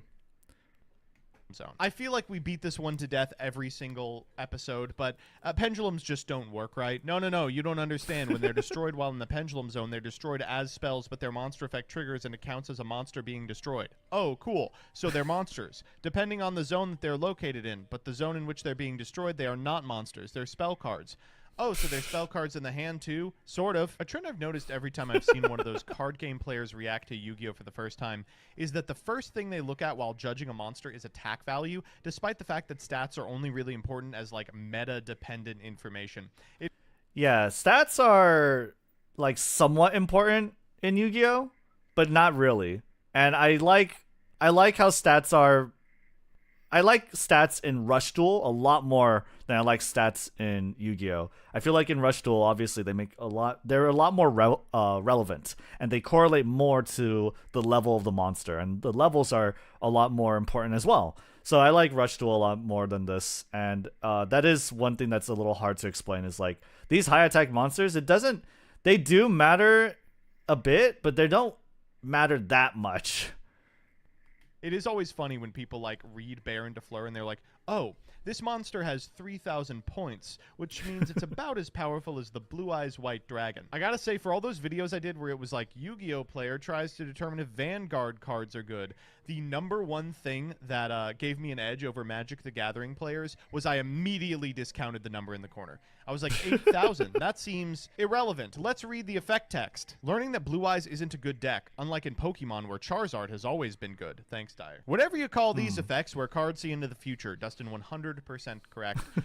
This is, for my money, probably the hardest thing to explain to new people. A card like Goes in Match in a deck that theoretically could play around it, and you have to have a sit down with your opponent and speak to them about the birds, the bees, and the ability for continuous trap cards to see the future. Callie. Yeah, I hate continuous traps. No, I don't know. I don't really have a lot to add on to that. That just, continuous traps are, like, the floodgate effects are really annoying, and floodgates just shouldn't exist. Says getting my head around cost versus effect and how those are templated on cards. I had a hell of a time understanding why Super Poly couldn't trigger Shadal graveyard effects. Discarding is printed on the card, so it's part of the effect, right? Even worse with pre-problem solving. Discard one card, right. But it does say discard by card effect. Like, the explanation is there, it makes sense. I do, like, that is, like, something that Yu-Gi-Oh! Adds, right, with individual cards. Like, it's there, and they say it explicitly, but it's like, I don't know. Like, why can't they just avoid that or make it more balanced then? It's weird. It's weird. It's just like, it's there and it's stated very explicitly, and that's how Yu-Gi-Oh designs and balances their cards and archetypes, and I don't know. It's annoying. It's definitely an annoying thing to learn, but it makes sense, right? Yeah, another thing Rush Duel fixes. Yeah, true. Like, Rush Duel fixes so many of modern Yu-Gi-Oh's problems. I really like Rush Duel. I hope it does well, but I hate that it's on Duel Links, and I think it deserves a lot better. And I think it deserves to be in the West, because Rush Duel itself, I think, is it's a really well-designed card game. It does play more traditionally.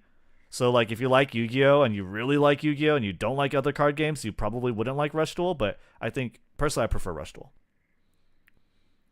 Card text cards. So Callie's absolutely correct. Costs versus effects are only now getting the problem-solving card text they deserved. But Callie has also outed herself as a zoomer here. The first archetype to really confound this principle was Dark World, which, when released in 2005 and 2006, really threw a wrench into the fact that Yu-Gi-Oh! Did not have anything approaching PSCT. Like, imagine printing a card as strong as Silva or Gold, and then just asking players to guess if what they were discarding for was a cost or effect for 6 years. Mine was understanding how Gemini monsters work. Okay, well, thankfully you don't have to know this. Yeah, you don't. Conjunctions! Absolutely correct. Conjunction. What's Okay. your function? The conjunct... Yes. You want to know what's really funny? Okay, so I went to college, right? I'm college educated, by the way. I went to college, and initially I went to college, I majored in psychology, but I realized that wouldn't make me much money, and so I wanted to major in computer science. I went to computer science, and I finished my degree. I graduated in computer science, bachelor's, but the very first class that you do with computer science has nothing to do with programming. It's called discrete structures. It's called discrete structures in computer science and discrete mathematics, right? And it's all like conjunctions, how things are formulated and structured logically. If then, if else, right? It is a core fundamental of computer science. I wonder if there's like a good Wikipedia article for it, but I thought there was. But discrete mathematics is a very important core concept to computer science, and the logic that goes behind it, while loops, if, control statements, else, right? All of this, A or B, unions, set unions, and everything like that, intersections, they're all very important in the world of computer science. And unironically, playing Yu-Gi-Oh! Before going to college has helped me so much in that class. It helped me so much in discrete structures and understanding discrete structures and conjunctional like logic.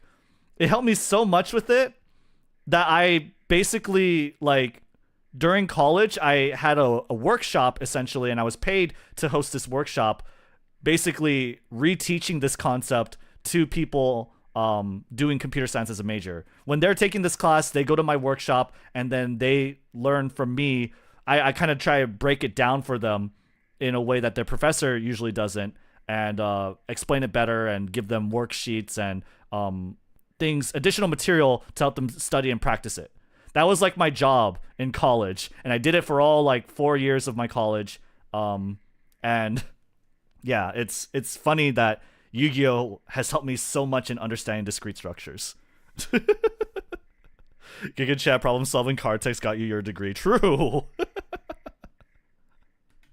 And if you do also and then have specific meanings. Okay, in the defense of Yu-Gi-Oh! That is true in English as well. But it is funny to be like, okay, some of these say A has to happen and then B happens. Some say neither has to happen. Some say both have to happen.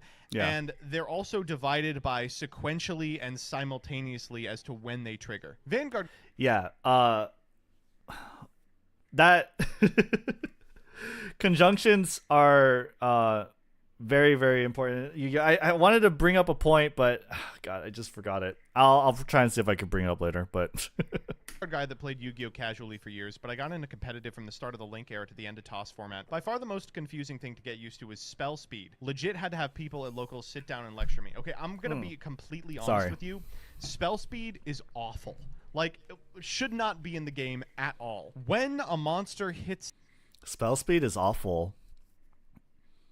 I don't really think spell speeds are that awful. Like, maybe counters are annoying. And it's kind of weird. It's kind of dumb how Legends of Runeterra try to replicate it. Like, how they replicate that. I'm pretty sure in Legends of Runeterra, they also have, like, a spell speed 3, like a counter speed type of card. Like, one that cannot be responded to, essentially.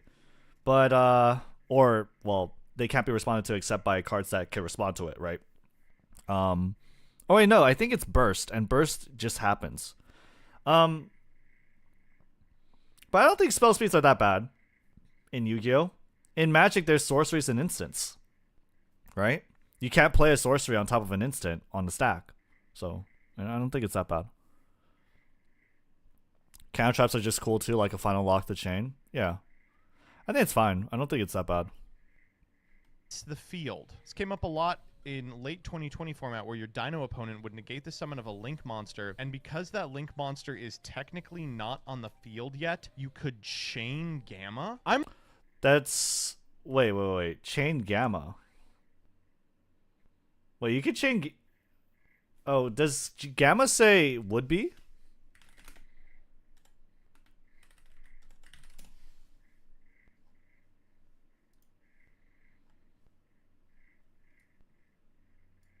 When your opponent activates a monster effect while you control no monsters, you can special summon both this card from your hand. Negate that... What? Wait, hold up. You can chain Gamma? Attempt this to negate the summon of a Link monster, and because that Link monster is technically on the field, not on the field yet, you could chain Gamma. Your Dino opponent would attempt to negate the summon of a Link monster. Oh, I see. Evolzar, what's his name? Dolkia? Or Logia? I think it's Logia.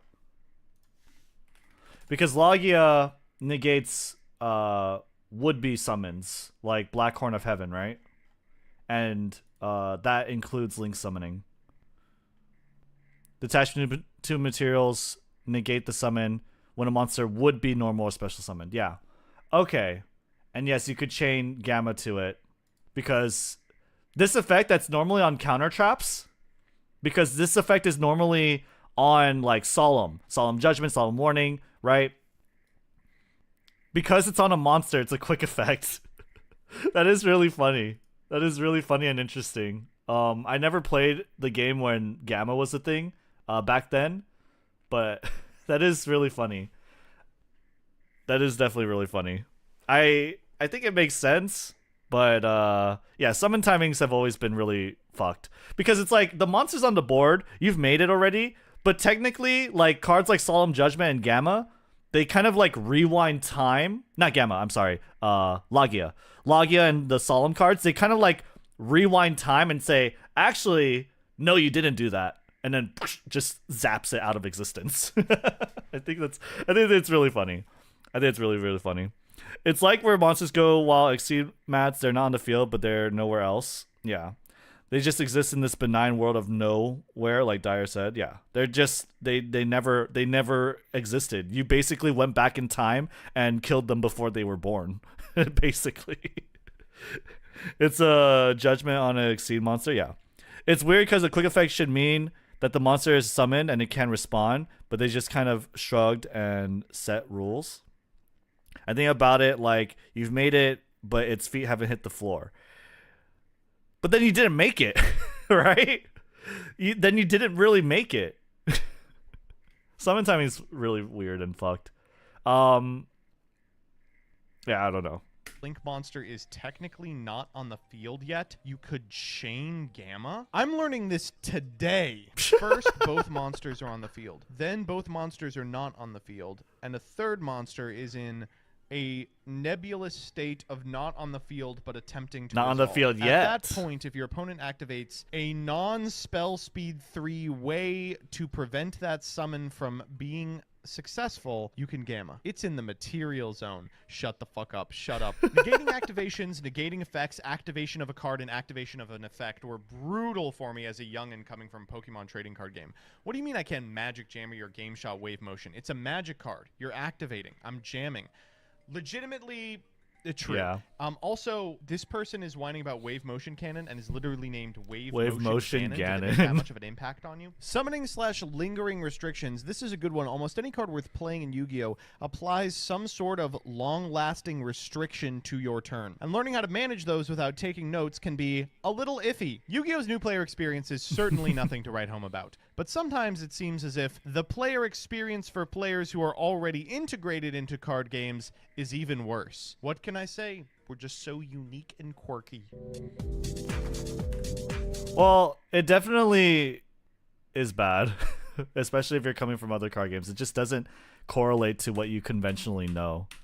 So yeah, it's a very fun video. I forgot to link. I don't think I linked the other ones. But Scarlon says, I actually can't There you recall that much that I struggled a lot with in the game, but I do Oh. remember struggling so much with cards that have text that just lies to you. Necro Valley doesn't say this anymore. The new print of the card is completely different and does clarify a little more effectively what it does. Oh, I was talking about current text? All right, Dyer, axe this entire one. She had her shot. Yu-Gi-Oh is a college degree card game. Well, it's at least the introductory class in a college course, in a college major, for sure. But yeah, give that video a thumbs up and subscribe to MBT, especially if you're still into Yu-Gi-Oh. Like I'm not.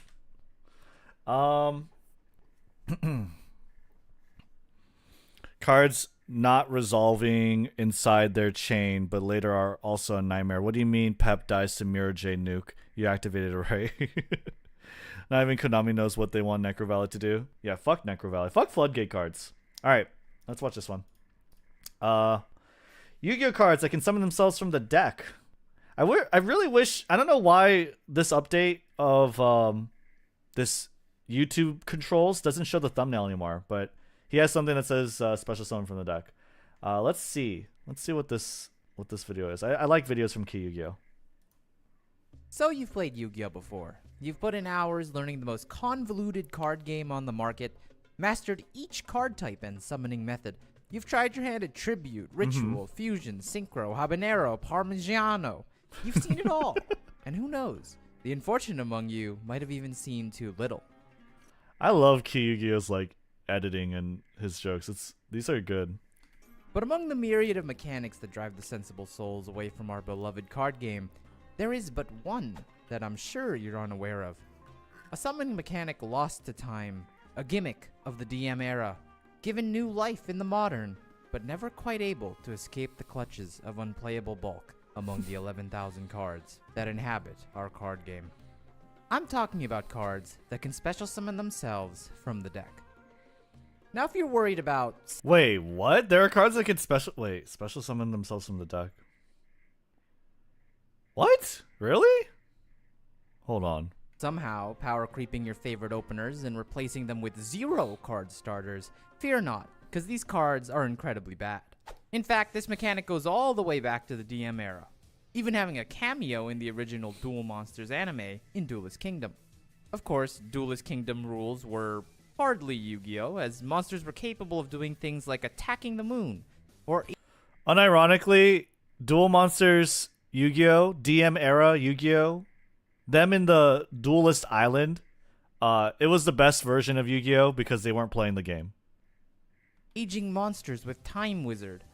And that moment was the exact inspiration for the card Dark Sage. Yep. Originally printed in 2004, Dark Sage has the effect that he must first be special summoned from your hand or deck by tributing one Dark Magician.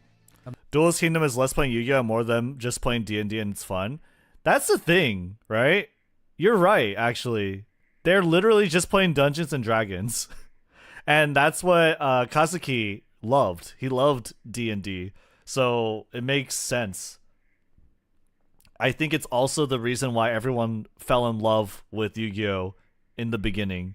I feel like the first season was by far the most influential. It is still by far the most influential. If you even look at the Nijisanji tournament that we watched, all of the art for the Nijisanji VTubers doing the Yu-Gi-Oh duels, it's them doing the or having the first season duel discs, right? It's the most influential by far. Blue Eyes, Dark Magician, there's a reason why Konami is trying to sell you platinum versions of these cards. It's because it's the most influential and it's the one that's the least tainted by the game itself. Immediately after applying the effect of Time Wizard, in which you call the coin toss correctly. Then you get to add one spell from your deck to your hand. In the case of Konami's official Yu-Gi-Oh! Trading card game simulator Master Duel, Okay. a prompt immediately appears after resolving Time Wizard, and we are treated to a rare sight. We get that signature golden glow, signifying that a card can be activated, Whoa. but this time from the deck. What? Interestingly, despite not having a colon or semicolon denoting its activation, the card does flip up and activate from the deck, starting a chain. Then we finish by tributing said Dark Magician, like in my favorite Japanese anime, and we summon the Sage. That's Now, Dark Sage crazy. isn't the only card that we can do this with, however. Two other old cards share this ability to activate from the deck. On one hand, we have Serpentine Princess, who, when face up and returned from the field to the deck, lets you special summon one level 3 or lower monster from your deck. This is obviously an incredible What? effect, and I look forward to seeing the inevitable replay on a Yu-Gi-Oh! Highlights channel.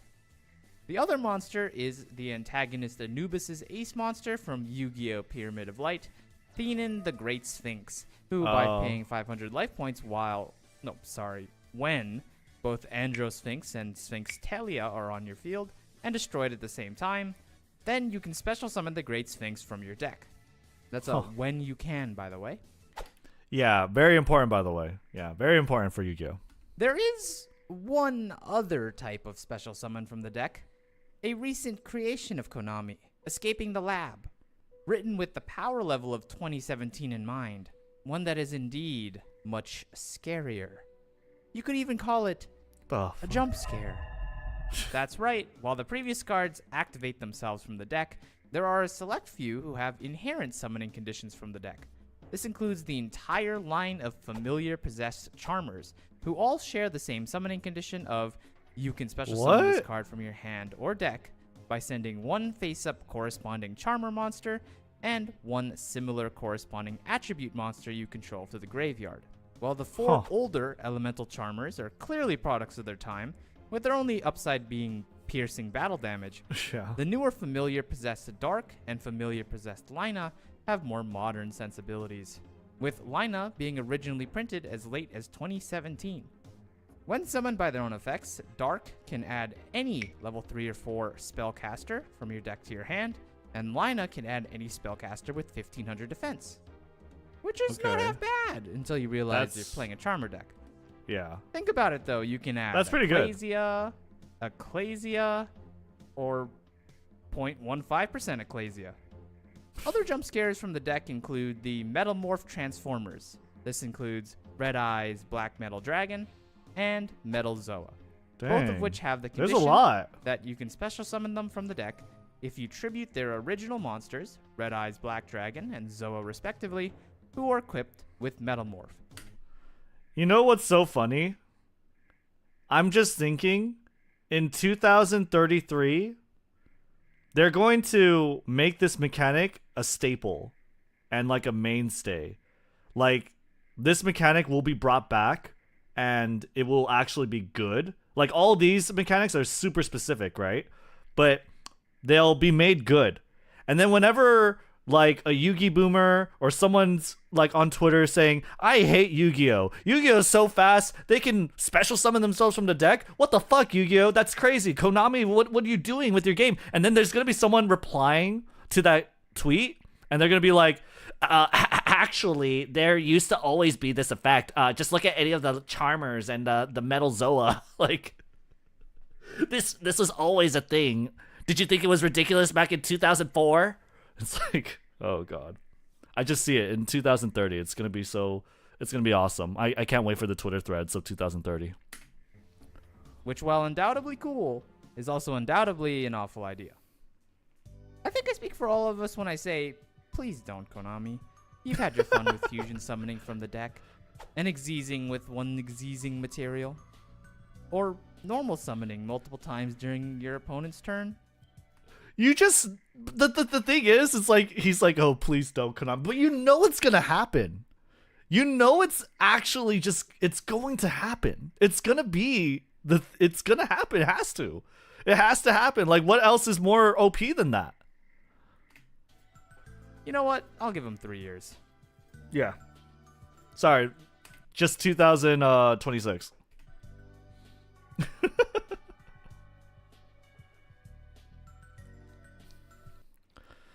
Once again, he missed him awakening the possessed names. At least one of them is actually relevant. Greater Inari Fire, which is used as a tech option in Volcanics. Yeah, I'm pretty sure he missed a couple cards from the 12,000 cards that are legal in Yu-Gi-Oh! But yeah, this is a great video. Very cool. I didn't really have a lot to add on to it, but give that video a like and subscribe, because especially if you're into Yu-Gi-Oh! Stuff, just like these videos, I like them a lot. They're put together very well. And I learned a lot from it. All right. Isn't that just worse than having a card in the extra deck? It's basically like having a card in the extra deck, except it doesn't take an extra deck slot. I don't think it's worse. It's basically your deck is now your extra deck. All right, let's watch this one. Net decking is great for new players and also terrible, by Kuchu Train. We've seen like a couple of his videos. They're pretty good. Net decking is great for new players and also terrible. I feel like this is I don't think it's terrible. I feel like in Yu-Gi-Oh, the piloting requires so much like knowledge that people only really care about piloting way more than deck building. Deck building is not nearly as important in Yu-Gi-Oh for most players. For the people who make the decks, obviously it is like about as important as like playing the game. Compared to other card games, it's like almost 50-50, right? Arguably, you would say deck building is more important. But for most players of Yu-Gi-Oh, net decking is standard fare, and I would argue that it's not necessarily terrible. It probably just helps them enjoy their archetype, and it's fine, you know? So I don't know. I feel like this take is the terrible take is probably, it's nothing new, I guess, but I think it's also wrong.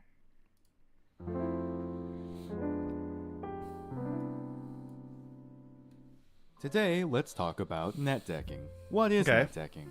Similar to many other gaming terms like rogue deck, yeah, try asking someone to define that. Net decking doesn't have an exact definition. Rogue decks, if you guys want to know what rogue decks are the decks that I play, and they're cool, and the decks that you play are meta, and you're just a toxic meta player. That's essentially what it is. If you win, then you're playing a better deck, and it's not rogue. Probably because our friends at Merriam-Webster hate us, which leaves us with scrolling through a million online forums to try and find an exact definition, which gives you less of a definition and more of a gradient. Some people will claim it's when you copy a high-performing deck list, say a world champion one, and try to pass it off as your own online. Others will say it's when you copy a deck list online and play it exactly as it is. Heck, some people will say that the act of looking up any deck list online and even using it to assist in building your own is net decking and should be avoided at all costs. However, I think it's just copying a deck list online. I think even if you're just making like if you're tinkering it, if the idea of the concept, if building it didn't come from you, I would constitute it as net decking. And tinkering with the deck is skill, and it requires like in-depth knowledge of the card pool and what's playable. For sure it does. But I think overall, like, the bulk of your deck was net decked. So I count it as net decking. Personally. I don't think there's like that much of a distinction to draw. I don't think there's like that much of a difference. It's like you didn't really did you actually look at purely from set release and you're like, I'm gonna put all the memories in there, right? Or I'm gonna put like this many of this ratio. Like likely you didn't. You probably copied the successful ones because why would you take the time to figure out something that someone else already graciously posted online that you could just copy and have fun and have relative success in? I don't think there's that much of a distinction. However, the one thing that's in most people's definitions is that net decking is generally considered to be not good. But like most things in the world, I feel like net decking, yeah, it's like everyone says like, oh, you shouldn't net deck. If you net deck, you're trash, or you're just whatever, you're nasty. It's like, but everyone does it. it can be used for good and it can be used for I think it's particularly cringe to call people out for net decking. Is what I'm trying to say. So let's talk about some of the ups and downs of net decking and how new players, or any player really, can use it to get better. Oop. Many games have effectively two mechanics: making builds, playing builds. Some Yeah. games are very kind in how they ramp you into it. If you play one of my favorite games, Monster Hunter World, you'll see a very similar loop. Make build, play build. Make build, play build. When Sure. you first start your game, your options for make build are pretty limited, whereas your options for play build are typically not limited at all, with the full moveset of every weapon completely unlocked for you. As you naturally get better and better at playing builds, the game slowly gives you more and more options for making builds, until you finally hit the end game in which you can both make and play builds to the fullest of your abilities. Okay. Now see, our game does not do this. The second you get into Yu-Gi-Oh! And go through a couple stages of mindless tutorial, you suddenly have access to every card in the game, which puts you into a situation where you now have to learn how to both make and play builds at the same time. And doing Sure. both of these at the same time is rough.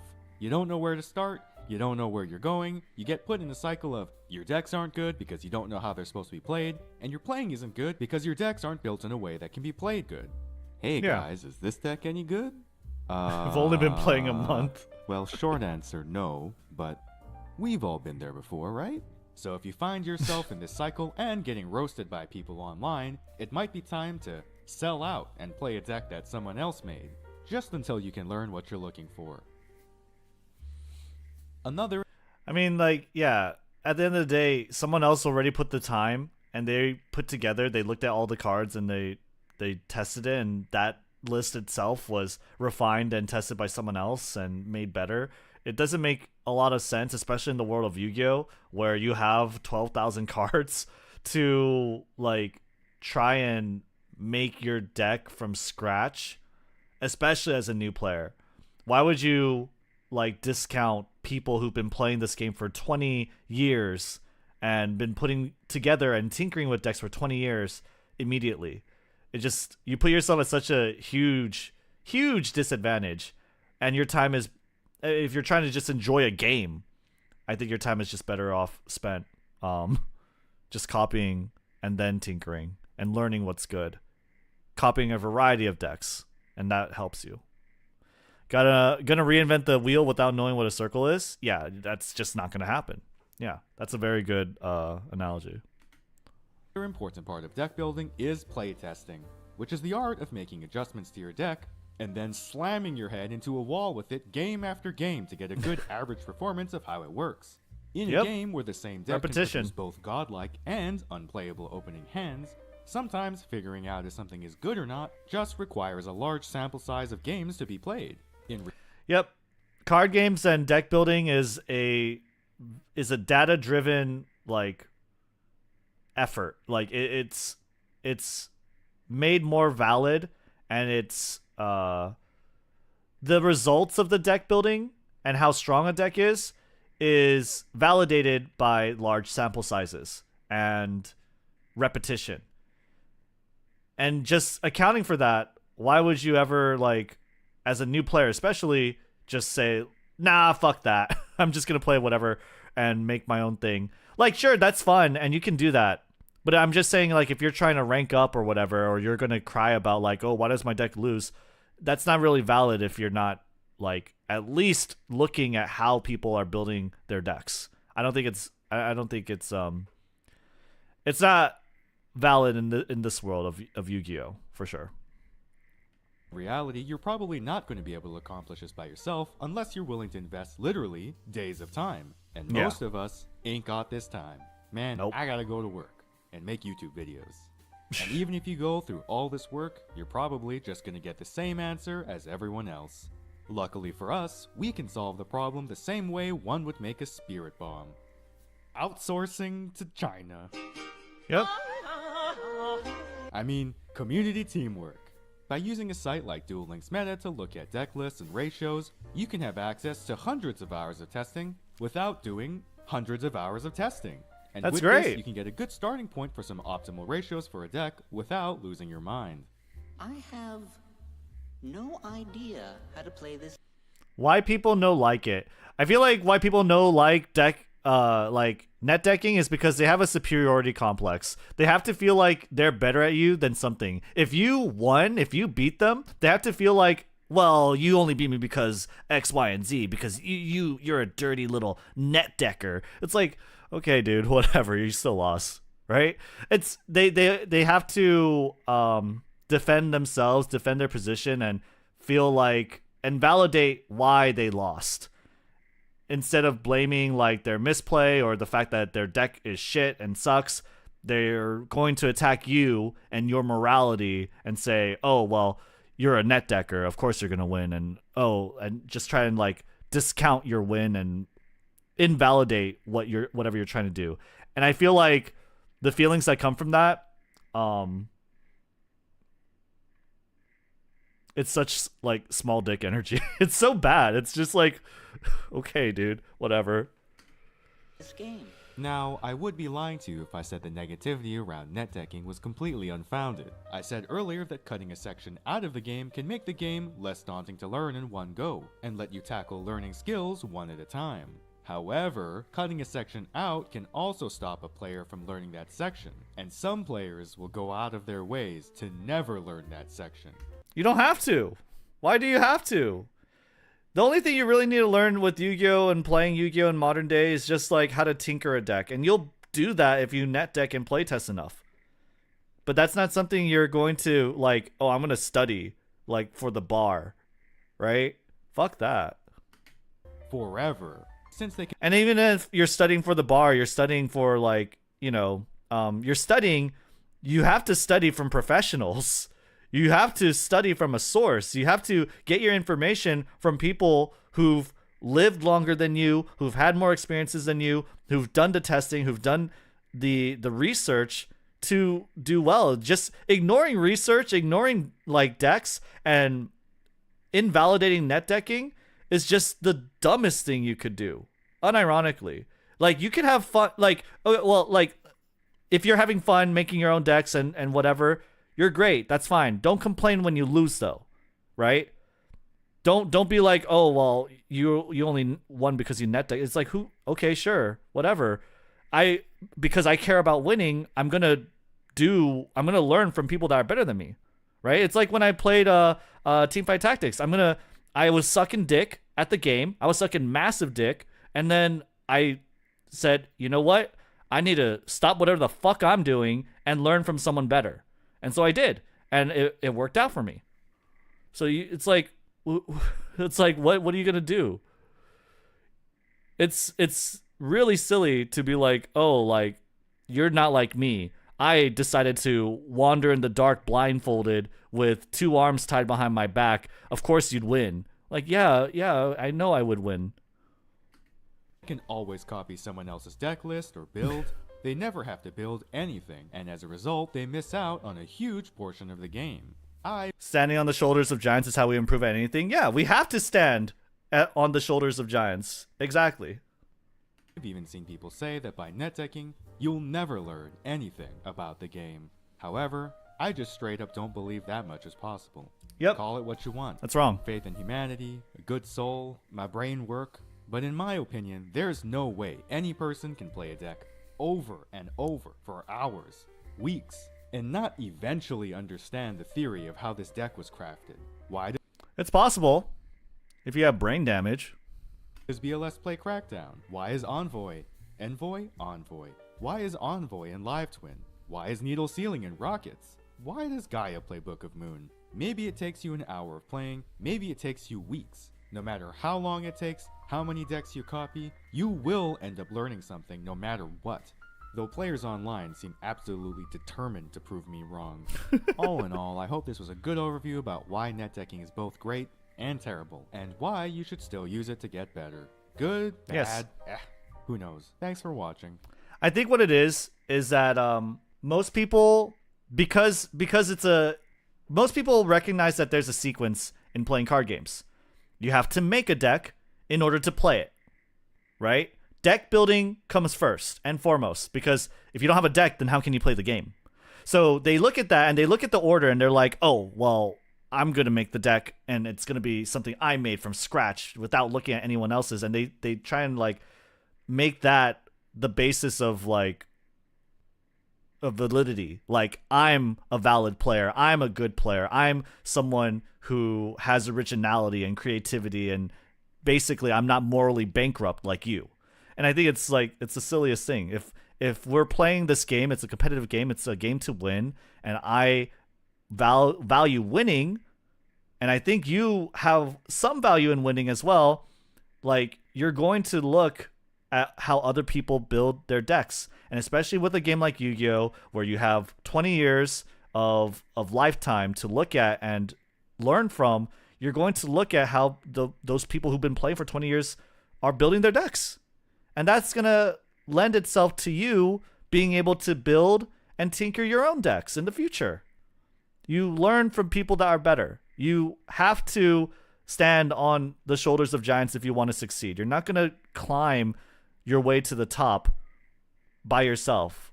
If you enjoy that climb, that's fun, that's good, you're fine, that's valid, whatever. But it's not like someone is morally bankrupt for opting to value winning and value having that fun in winning by utilizing the resources that are available. It just doesn't make any sense, right? Let me know So, yeah. if there's any other content you want me to make. Fun video for sure. Really cool discussions. Please please give that video a like and subscribe to Kuchu Train. Learning to be good isn't a shame. Yeah. But yeah, that was fun. What are you guys saying? You'll start losing if you only net deck. You have to know why X card is good to tinker properly. Otherwise, you'll probably be plat stuck. Yeah, definitely. You can only learn why a deck is good, why cards are good, by playing them and feeling like getting hit by them, essentially taking the hits. So it doesn't make any sense to like, oh, I'm just gonna learn by myself. Yes, Grandpa, you were the cutting edge of Yu-Gi-Oh! Now tell me why Herald of the Abysses at 1 is good. Why do I gotta be a good deck builder in order to be good at the game? I do think you have to be a good deck builder to be like the best, because you have to understand how to tinker it and how to tailor it to like what's meta and you know what's good at the time and how you can improve it. But I think that even if deck building in a normal sequence of playing card games, if deck building comes first, it doesn't necessarily mean like you have to be the one to do it. You know, like you have to form everything about it. The starter decks counts net decking.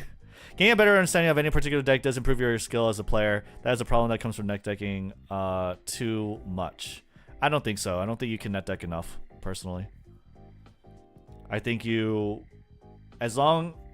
only thing to get good at a game that you need is being able to recognize your mistakes and being willing to fix them. That's it. If you have that skill, if you have a skill, the skill to improving at any game is reflecting on yourself, reflecting on your performance, and trying to understand why you played incorrectly and how you could improve it. That's all you need. Net decking doesn't deter you from that. You'll start losing if you only net deck. You have to know why X card is good.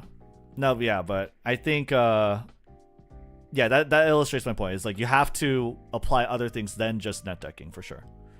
You learn the why of card either play by playing or watching others play. It's not like stealing the decision makes it less good or skillful. Yeah. Hey, Ray, how you feeling today? What up, Sato? I'm doing good. They think they live in the Yu-Gi-Oh world where everyone has their own special archetype. It's an anime. Deck building meta-analysis is hard. I've played this game since DM era, and just recently I've learned the art of deck building by myself. I don't judge net decking at all. Yeah. I just now watched your quitting Yu-Gi-Oh video, and I totally agree with what you said. By the way, I'm thinking of starting playing Shadowverse. What do you think of that? Shadowverse is cool. I kind of don't like Shadowverse as much because it's you have to read so many cards and cards within cards to understand what they do, but it is what it is. If you like it, then play it. I mean, your mistakes is a large block for a lot of people. It is. I know I get massively tilted over losing to one-ofs, but they had the response that I didn't have the out for. I mean, one-ofs, sometimes you just lose in card games. That's what it is. I remember playing a Blue Eyes deck that everyone was playing. My opponent whined about me not having any originality. I then proceeded to come back with Buster Blade, Pendulums, and whoop his ass. I play Pen now and just try some builds. Show me the magical world of critical mass, how to craft a deck for E-scales and Pen decks, and I love it.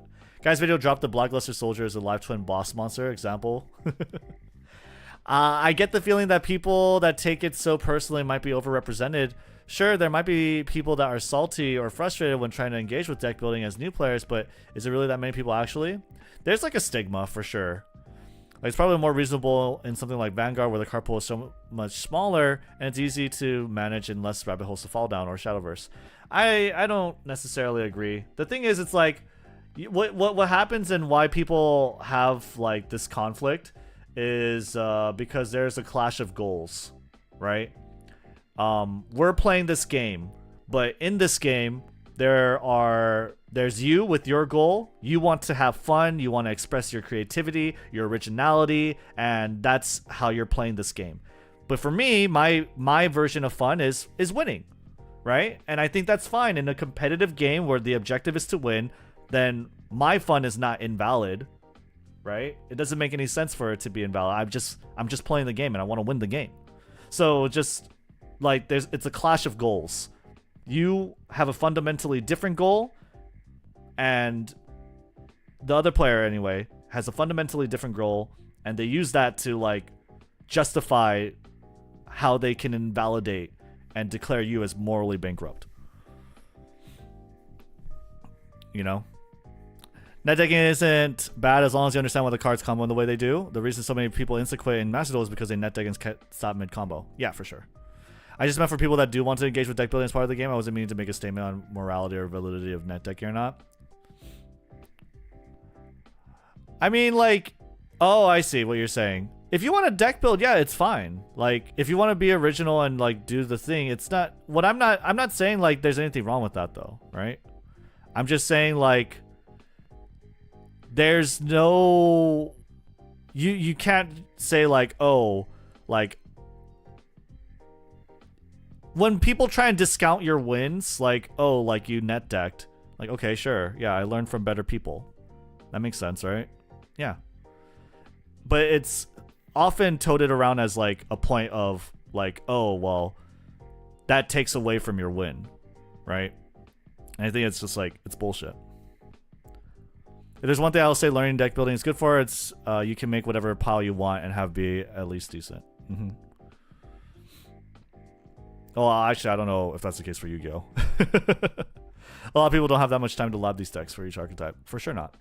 Alright, so far in the stream, you have already lose the game, as many in this chat. We're not talking about losing the game. Alright. Let's watch this video. So, I really wish we could see the thumbnail. But the thumbnail says, do episodic anime suck? Sorry, let me start it over again. Let's watch this video. It says, the problem with Spy Family and other episodic anime. If you can't see the thumbnail, it's this one. It says, do episodic anime suck? I'll have to say, I really like Spy Family. But one anime, this is probably a very hot take. One anime that I cannot get, that I cannot like, that I've tried time and time again. I've even tried recently with close friends even to watch this anime that I cannot like. It's Cowboy Bebop. It's Cowboy Bebop, and it's because of Cowboy Bebop's episodic structure. I cannot follow it. I cannot enjoy it as much as other people, unfortunately. And this is probably like the biggest point of disagreement I will have with anyone on anime, is that I personally cannot enjoy Cowboy Bebop. It takes way too long to get to the parts I want to care about, and I'm not too interested in the world building and how it is all put together. I do recognize it has very good aesthetics. The action sequences are great. They're amazing. But I cannot just sit down and watch all of it because I'm just not interested in the stories that they tell within each episode and how they're segmented from each other. I know they all are supposed to connect at the end, but for me it's just not. I couldn't get into it. Yeah. And that's probably why I prefer anime in general, because I think anime in general isn't very episodic. I think anime in general has a lot of anime that, you know, are sequences. Like there's a beginning, middle, and end. Episode 1, the events of episode 2 follow the events in episode 1.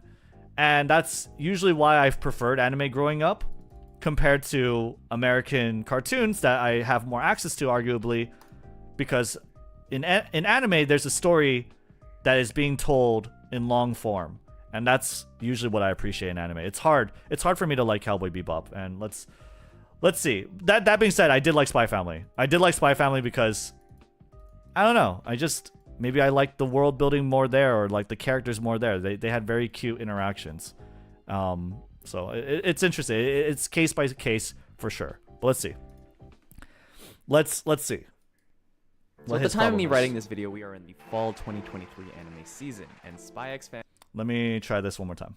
So at the time of me writing this video, we are in the fall 2023 anime season, and Spy X Family's second season has started airing. And as a fan of the series, I'm sad to say I'm a little disappointed. Why is that? Because okay, maybe I should have watched Spy Family season 2. I'll be honest, I haven't kept up with much anime. The only anime I've caught up with is Jujutsu Kaisen, and that shit is a banger. It's so good. If you like any kind of like shonen anime, Jujutsu Kaisen is shonen anime, but it executes on everything just like perfectly, and it's not bogged down by like shit pacing. And in fact, the only criticism I have for Jujutsu Kaisen is that there's not enough filler. Like there's just way too much sequences where there's something on the line and something is always happening. And that's like the only criticism I have for Jujutsu Kaisen. And it's like really, but that in the same sense, that's what makes it pretty good and like kind of more groundbreaking compared to other shonens, is that they really just cut out a lot of fluff. And I appreciate that in Jujutsu Kaisen, but I also think that, you know, sometimes the pacing could be a little slower. Sometimes. It's really fun. It's really cool. And other than that, maybe I've been keeping up with like Invincible, which is also not episodic. It's not anime, but it's like, it has very like strong correlating similar anime themes, I would say. But either way, let's continue. because the dog doesn't sound. Blue Lock was ridiculous hype that just came out this year. I love Blue Lock for sure. Finna get your episodic anime season 2 spoiled, my brother. We'll see. Like a fucking dog. They could have gotten a real dog, but not. It's literally just a guy going. Okay, no, that's not it. Spy X Family is a pretty interesting premise. Our setting is a fictional country with major political tensions. Our main characters are a spy and an assassin who don't know each other's identities, in a fake marriage with an adopted telepathic daughter. There's honestly so much shit going on. And so we're waiting for a lot of stuff to happen with the plot. We're waiting for this Cold War to continue. We're waiting for Lloyd and Yor's identities to be revealed. We're waiting. I'll be honest, I'm not. Like, whenever I watch Spy Family, I don't really care about, like, the Cold War or, like, the war between the East and the Western nations. I think it's a very, like, loosely put together backdrop to everything that adds and enhances, like, the comedic value and, like, provides reasonings. It provides a plot. It provides background to all the episodic stories that they tell. But that being said, I personally don't really care about the development of it because it just seems so generic and it doesn't really. It's very clear that it's not the main focus. The main focus is the interactions between Anya, Lloyd, and Yor, right, and the dog. So I don't personally. I'm not too invested in the world because it just doesn't really feel like that big of a part. It just feels like a backdrop, which I'm okay with. So I've enjoyed Spy Family personally. But yeah. Waiting to see if Anya can get more SpongeBob driving school gold stars. I mean Stellas. And probably most of all, we're waiting for this family dynamic to be put to the test. But we've gotten a True. That's what I would like, because I think this anime is much more character driven, right? Obviously, because that's like the interactions and what they're based off of. So what I'm actually like excited about, or like what I like to see the development of, is like Anya and like what she does at school, or like how she earns the stars or loses the stars or whatever. That's like the only kind of like aspect that personally I think is like, it's funny. It's fun to watch and follow. The Cold War is like cool, but it's not, I don't know. I don't really expect a lot to happen, because if things progress in the Cold War, then this relationship, this family is like, it falls apart, or it's like they're basically don't have any reason to be together, because Lloyd would be done with this mission and like you wouldn't have their funny, cute interaction. So I don't really care to see that advance or progress personally. But yeah. Show, and now a second season, and pretty much none of that shit even came close to happening. Don't get me wrong, I still like the show. I think it's hilarious, it's adorable, and overall really enjoyable, but just like its characters, its story is presented as something with multiple sides to it. There's the slice of life comedy side, which it nails down super well, but there's also the more forgotten side, the conflict. Because for every episode where Anya and Damien are fucking around and playing card games, or when Lloyd and Yor are going on a date, or when they play fucking tennis, it does make you see, that's what's really funny. That's what's really funny, and what's like over the top is like Lloyd with his fucking like crazy, the inner machinations of his mind. He's a fucking super spy, and he's super intelligent, and he's just mapping out all the decision trees of what he's doing, and you get to see that, and you get to see that taken to a comedic extreme. And I think that's so funny. And the tennis match too, that is a huge part of it as well. So it's, I think the backgrounds of the characters provide a lot of context and a lot of meaning to like who these characters are and what they do, and that's like the purpose of it, and that's where it stops for me. I don't really care about the development of the plot. I think the background does add to these characters, and that's kind of where I stop caring about the background personally. So it's like, it's funny. It's interesting. It's funny to see like Lloyd overanalyze situations and get duped by just very simple concepts sometimes. And I think that's a strong point that the background serves, and that is what the background is trying to serve. And it's not necessarily like, oh, I'm so invested in the background. When they play fucking tennis, it does make you think, so what the fuck is going on with the plot? Is it going to go anywhere? Are we just going to stay in limbo forever? And ultimately, I think this issue stems from the fact that Spy X Family is an episodic anime. Okay, real quick, in case you're like, what the fuck is an episodic anime? Let's go through that first. So broad. And one actually, before he gets into this, one like anime, one show that I want to like bring up as something that is also slice of life, is also comedy, is like the standard cute girl doing cute thing formula. Like Gochuman wa Usagi desu ka, right? Is the order a rabbit? And that anime, like, I did watch it. Unironically, I watched it, and I think at the time I was probably more forcing myself to enjoy it, because I used to go on like 4chan and whatever, and we used to always talk about seasonal anime. So like I felt like I was forcing myself to enjoy it, but looking back at it, it's just like, nothing fucking happened. It was so boring, and it wasn't very good at all. And I feel like it is because of the lack of background, because the background doesn't really lend itself to the characterization of the characters. The characters are not interesting, and therefore nothing really happens. It's just cute girls doing cute things. And it's like, that to me is like, that anime just isn't good. And I feel like what Spy Family has, in contrast, that background that does add to the characterization of the characters characterization of the characters. That's weird. But either way, the characterization I think is valuable, and it does its job, and it does it very well. Literally, Bocchi the Rock. Yeah, Bocchi the Rock is good. Broadly speaking, there are two types of shows out there. We have serial shows and episodic shows. The difference is pretty simple. Serial shows tend to follow one larger story across multiple episodes, while episodic shows tend to tell self-contained stories within singular episodes. So they introduce the premise, go through the meat of the plot, and then resolve and conclude all within the 22-ish minute runtime of a typical anime episode. And of course, there's a lot more nuance to this too. It's not just strictly serial and strictly episodic. We also have a lot of different types of episodic anime, but I'm not going to go into that in too much detail in this video. Okay, I lied. That was a pretty good Level sequence song. I'm trying to think, like, what anime is that from? Is that not Jujutsu Kaisen? I don't remember. of Or episode Bocchi. I don't know. thickness. Note that this is not a real thing. I just made it the fuck up, but hey, it's fun to categorize shit, so let's go. To start, we've got level 1 of episodicness, which is basically just serial anime with episodic parts. These are really common in the shonen and mecha genres, so shows like Evangelion, Inuyasha, and Bleach, where it's really common to have monster of the week type arcs, where a random enemy is introduced in each episode to be defeated by the end. And you also I would say that's a pretty good category, yeah. Yeah, for sure. Bleach is definitely a big one. Monster of the week. Shonens usually take...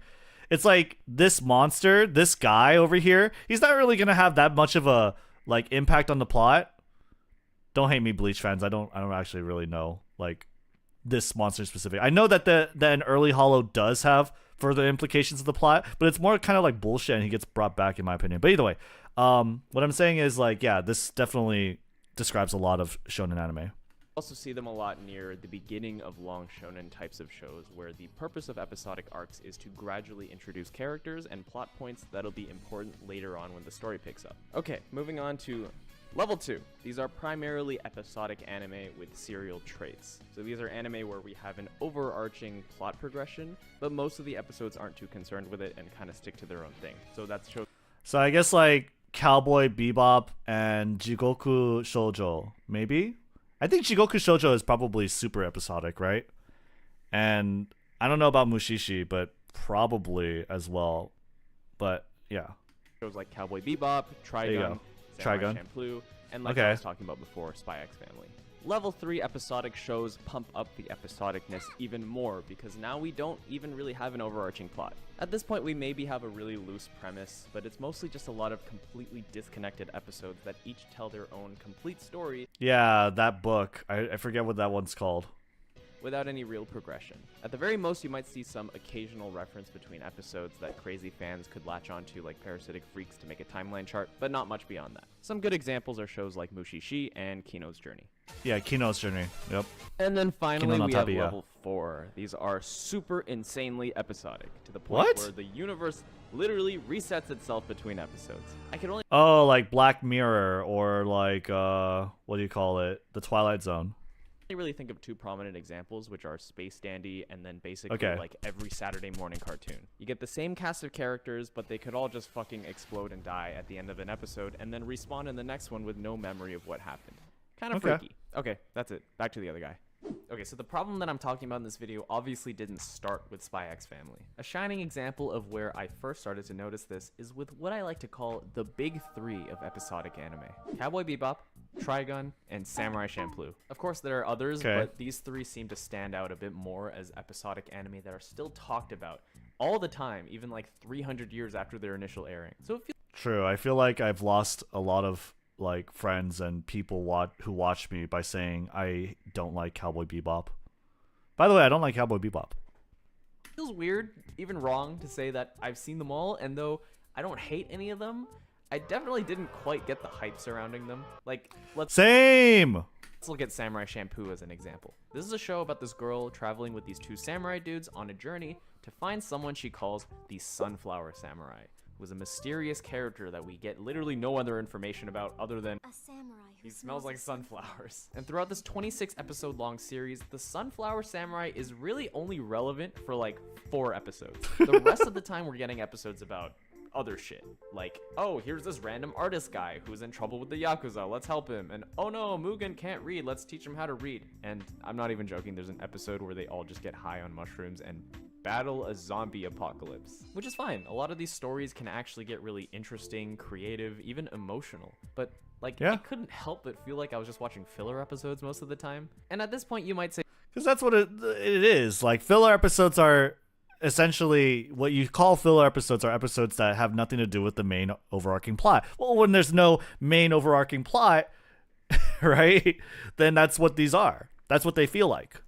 say something like, oh, it's about the journey, not the destination, or what about the character moments? Oh. Shut the fuck up, let me finish. I call this problem expectations versus delivery. Basically, the more stuff you set up in the premise of a show, the more expectations are set up. And the more expectations that are set up, the more you need to regularly deliver on those expectations to have people not lose interest. For me personally, none of the big three were really able to do that. Just like Spy X Family, they each started off presenting themselves as serial shows with interesting premises, featuring cool main characters with mysterious pasts and all that shit. So when they like look at Samurai Champloo and compare it to like Rurouni Kenshin, right? Like you'll learn everything about Kenshin, his past and his struggle and how he redeems himself throughout the entire anime. I don't even watch that much Rurouni Kenshin, but I know how you can learn about this from him. And it's a serial, actually no, it's like kind of episodic, but not as episodic as like Samurai Champloo, right? But I think I don't know. I feel like these things are hard for me to get into, and it's like not the reason why I like anime, I guess is the thing. Swap from the serial format to mostly being episodic without any real plot progression, I ended up feeling like something was missing most of the time, which is a nicer way of saying that I got bored as shit. I think it's totally fine to have plots like this, but only as long as you don't make these big promises at the beginning that set up expectations from your audience that take so long to be fulfilled that they lose interest and watch fucking Big Mouth instead. Do you want to live in that world? I don't want to live in that world. I don't know who this show is made for. I really don't. I hate it. I hate how it looks. I just hate every time I see this, I open up my Amazon Fire TV or whatever, and like it pops up. It's like, oh, you might like this show. No, the fuck I won't. No, the fuck I won't. Stop putting this on my screen. It's disturbing to see his tits and his dick nose hang out. I don't want this in my vicinity. I don't want this in my mind space. And the funniest thing was my brother, like, he went off to have this fling with a girl or whatever, and when they were just hanging out cuddling in bed, she was like, do you want to watch Big Mouth? And I was like, what? People watch this shit? People actually are interested in this shit? Like, they binge watched a few episodes because she was into it. I was like, what the fuck is this? What the fuck am I? Why do people like this? I don't understand it. I can't get into it. It looks so fucking disgusting. I can't do it. I've been thinking about this episodic anime problem for a while now. It's dysgenic art. It serves an insidious purpose. I hate that. To the point where I was pretty convinced that this was a fundamental problem with episodic anime as a whole. That the format wasn't well suited for good storytelling. But, as much as I love being a hater, this is not a video where I pretend to be smarter than you, like, oh, here's why Cowboy Bebop sucks and you're all wrong. Nah. Instead, I got more interested in this whole world of here's why Yu-Gi-Oh sucks and you're all wrong, by the way. Episodic anime. I started to look into other shows and realized, holy shit, there's a lot of episodic anime out there. Like, a lot. Like, K-On! Episodic. Nichijou? Episodic. Episodic. Nichijou is good. K-On! Who cares? Episodic. Kaguya-sama is great. Episodic. And all of these shows are shows that I fucking love. Except Pokemon. So what's the deal? Am I a fraud? Is my brain fucking broken? The real reason is that all of these shows adhere to the same principle of promise and delivery. Okay, so I totally get his point about promise and delivery, setting expectations and failing to deliver on them and having your expectations be let down because of it. I definitely get it, and I understand how like the shows that he cites do a good job and not like over-promising on an overarching plot, but I feel like Spy Family also kind of does that. Like, I do understand that you could be on the other camp, or like you could be led to believe that there is an overarching plot and that it ought to be developed, because like it does kind of promise it a little bit, but for me it's so like it's literally the East Nation and the West Nation, and they don't like each other, so they have spies and there's a Cold War going on. It's so loosely defined that to me that wasn't a promise.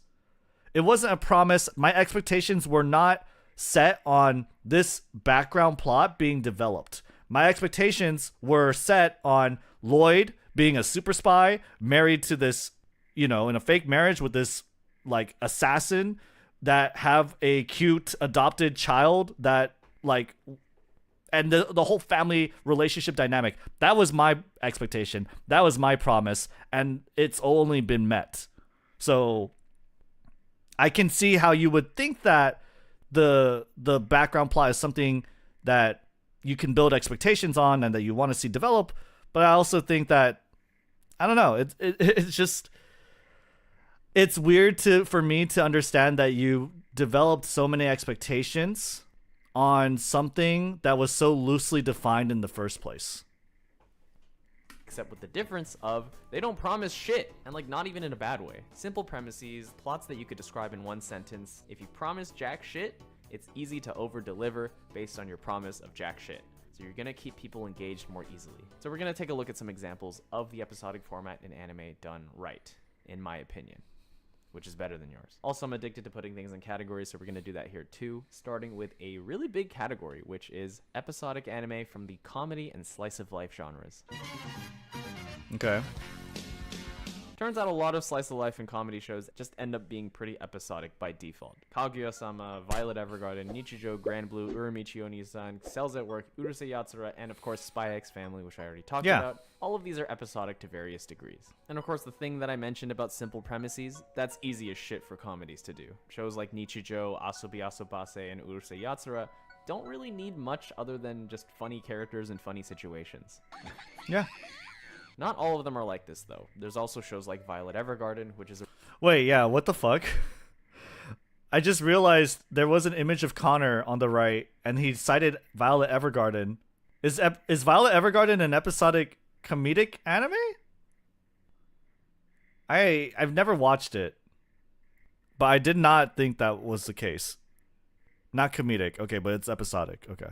It's a really serious and emotional anime that tackles a lot of really heavy themes, but its premise is presented in a way that also works for the episodic format. The war is already over. Violet's already in a new place with a new job lined up, and it's clear to the audience watching that each episode is going to be a new case of Violet learning about emotions after handling jobs with different clients and learning about their stories. The only thing that people are left wondering about from episode to episode is where the fuck this guy is, but that often takes enough of a backseat that it doesn't really distract from the stories each of the episodes tell. K-On!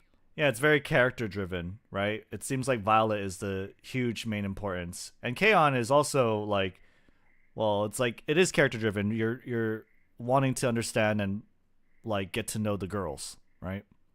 Nice Yu-Gi-Oh react. Oh yeah, I need to change the title. Is another favorite of mine that sets up absolutely no fucking expectations in terms of where the plot is going. It is crystal clear from the beginning that they are just chilling, hanging out, and not much plot progress is gonna be made. So the show just ends up being a really fun watch that doesn't require a lot of thought, which is what I thought the show was before they fucking destroyed my emotions. One of the strengths of episodic anime that's demonstrated really well by K-On!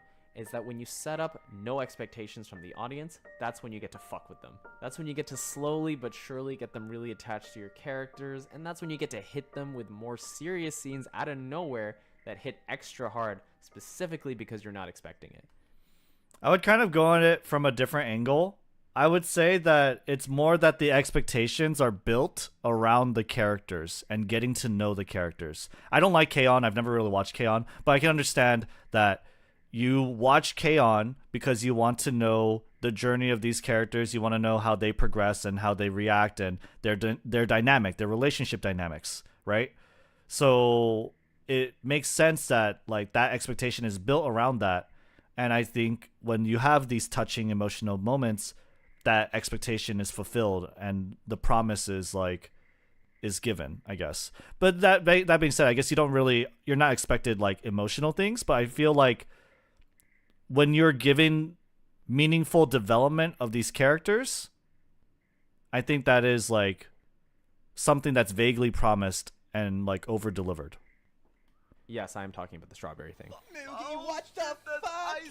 One more show I wanted to talk about in this category is Horimiya, which you could say is not an episodic anime.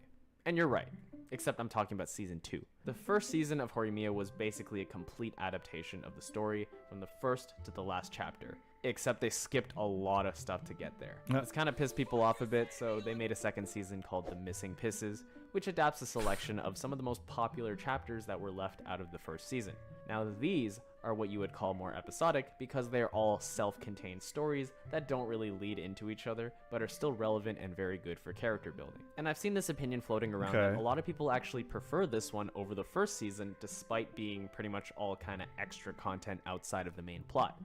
Yeah, because you're getting more of the relationship dynamic, right? It's not more. It's more about like them being together as a couple and also them as characters.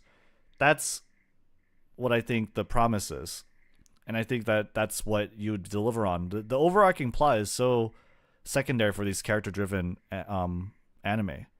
I don't watch season 1. I was very impressed by it for a slice of life romance. Yeah, I'm sure. And I think definitely the first and second season are probably very polarizing in terms of like who they appeal to. Of course, it helps that they were able to just cherry pick only the best and most popular side stories for this, but it's still true that this show can stand on the strengths of its highly episodic portions because the character writing is so strong, and just because it's so fucking cute. I feel like this format is pretty interesting, and I'd like to see more shows experiment with this in the future. Okay, next. Saturday morning cartoons. This is a weird category, but I promise it makes sense. Yeah. These are shows like Panty and Stocking, Space Dandy, Pokemon, and just because I want to mention it, Hamtaro. And I call it the Saturday morning cartoons category because of these anime's similarity with, SpongeBob, Fairly Odd Parents, Phineas and Ferb, Family Guy, and The Simpsons, and like 5,000 other examples of shows. The thing is that cartoons and anime are initially designed, at least by concept from the beginning, they are designed to entertain children, right? They are a children's show. Nowadays, of course, you have anime. You have even American cartoons being, designed for adults or like older teens. But in general, like they were initially designed for children. And the concept, the idea was, well, children are not going to keep an overarching plot that would be told by a serial storyline every week, every Saturday. So episodic, like shows, episodic, like stories would just naturally do better, and so you see most of them do that. So yeah, it makes sense why the naming for this category. That are pretty much the most episodic shit imaginable. But the key difference between most of these and a lot of other episodic anime is that there is pretty much zero overarching plot. To an extreme degree. You can't have any expectations because there is nothing to expect from episode to episode. Yeah. Dandy from Space Dandy is not going on a journey to do anything in particular. He's just doing whatever shit the one episode's about, and only for this one episode. Speaking of Dandy, I'm actually going to talk about Space Dandy some more. So as a super quick summary, Space Dandy is about a dandy guy in space. It's pretty much just Dandy with his robot friend and his cat alien friend going around from planet to planet trying to capture rare aliens because they're bounty hunters. That's pretty much it. There's no connecting plot aside from the Team Rocket wannabes chasing after Dandy but never actually getting to him. And like I mentioned earlier, as the quintessential level 4 episodic anime example, Space Dandy's universe quite literally resets itself between episodes. So you'll get episodes where the characters literally fucking die at the end, and then are just magically okay in the next one. Space Dandy is the first show I decided to watch after finishing Samurai Champloo and feeling kind of jaded about episodic anime, and it was a great pick because to my surprise I really liked it. In my own words, I like Dandy more than the other one so far, even though it's arguably even more episodic, and I think it's because other than the whole universe reset theory thing, I don't really have any questions that I want answered, so it's more like a slice of life show in that way. Other than a few very vague things, the show never really teased much from its plot. I didn't really find myself curious about Dandy's past because they don't even really reference it much. So as a result, I'm not disappointed that they never really talk about it because it's not meant to be an important thing. Unlike Spike, Vash, and Mugen, Dandy is...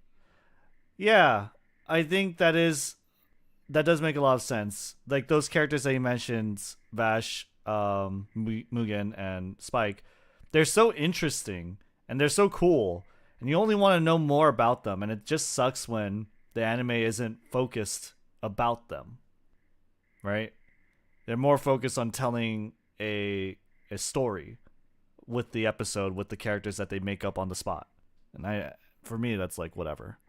He is honestly just some dude fucking around. And in the rare moments where we do get some lore or some insight into the deeper aspects of the show, it feels more like a nice bonus than a required thing.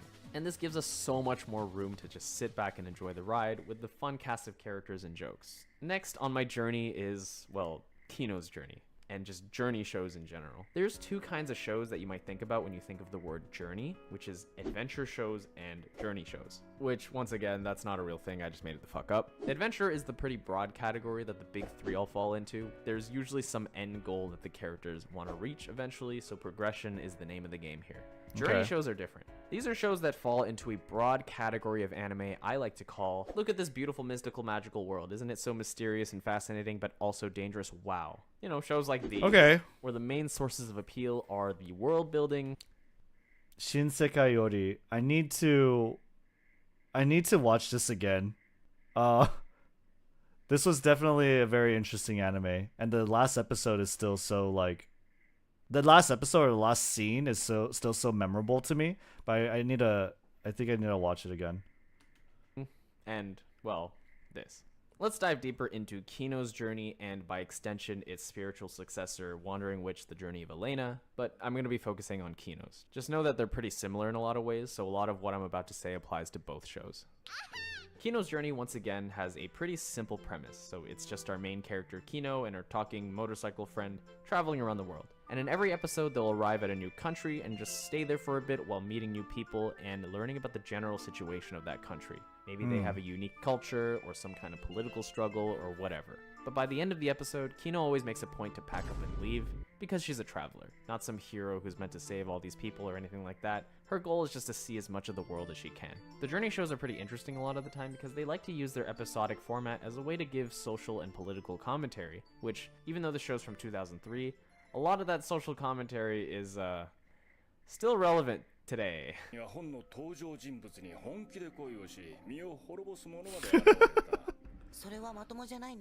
They really Fucking just give you a otaku. sneak peek into some brand new world and ways of organizing human civilizations and what the consequences of each of those are.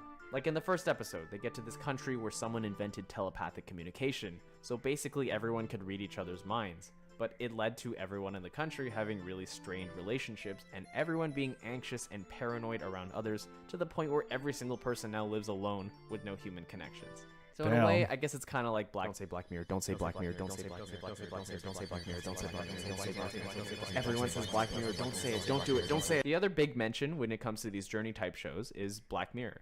I mean Mushishi. This is another episodic anime that doesn't bother introducing a setup or a big premise at all. They just jump into the episodic format right away. Mushishi is a collection of stories that all center around the main character, Ginko, who travels around from place to place and helps solve people's problems caused by Mushi, which are basically these magical, ghostly spirits that cause all sorts of supernatural effects. Each episode deals with a new case of Ginko finding out about people's Mushi-related problems and identifying which kind of Mushi it is and what the solution is, if there even is a solution. And to be perfectly honest, going into the show, I thought it was going to be boring as fuck. Mushishi is known for its slow, relaxed pacing and atmosphere, and I thought this combined with its episodic format would make me want to...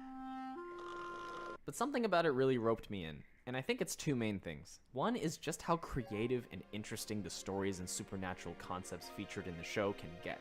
Each episode introduces some new premise of a Mushi-related phenomenon and goes into how it affects humanity and what kinds of social and societal problems might stem from it. Some of these Mushi can even get really weird and convoluted to the point where I'm like, is this a Mushi or a fucking JoJo stand? Like, oh yeah, there's this village where you can go to this one spot in the sea, and if you die there, a thing will consume you and turn you into these little balls that are just the embryo version of yourself, so that people end up going there to die so that they can be reborn, and then you just end up with a village where people give birth to their own parents in a cycle over and over again. What the fuck? Yeah. It can get very what the fuck, but I also Oh my just God. can't look away. The more out there the idea is, the more engaged I am. And I think that these 20-something minute chunks to tell each story is the perfect amount of time for this. If any of these stories lasted for more than like 2 episodes, I could definitely see them getting really boring and dragging on for too long. I'm not that interested in much more beyond just the core story, and the episodic format gives us just enough to be satisfied with before moving on, just like the Traveler Ginkgo himself. So it's like good. So episodic anime like this, they're good when the story is fucking good. I feel like shows like Cowboy Bebop, they're just so atmospheric and they're more focused on the world. And for me, it's just like, okay, it's generic Star Wars space world. That's what it is to me, you know? And for me, it's like, that doesn't really feel that interesting. Did you ever watch Land of the Lustrous? I haven't, but I've seen it and I've heard about it. I've seen like images and I've heard about it and I heard it's pretty good. Yeah. Just experience something new, think about it, and then move on to the next one. The second reason that I got roped into Mushishi so hard is because of its grounded characters and powerful storytelling. And a big part of that comes from the focus on tragedy.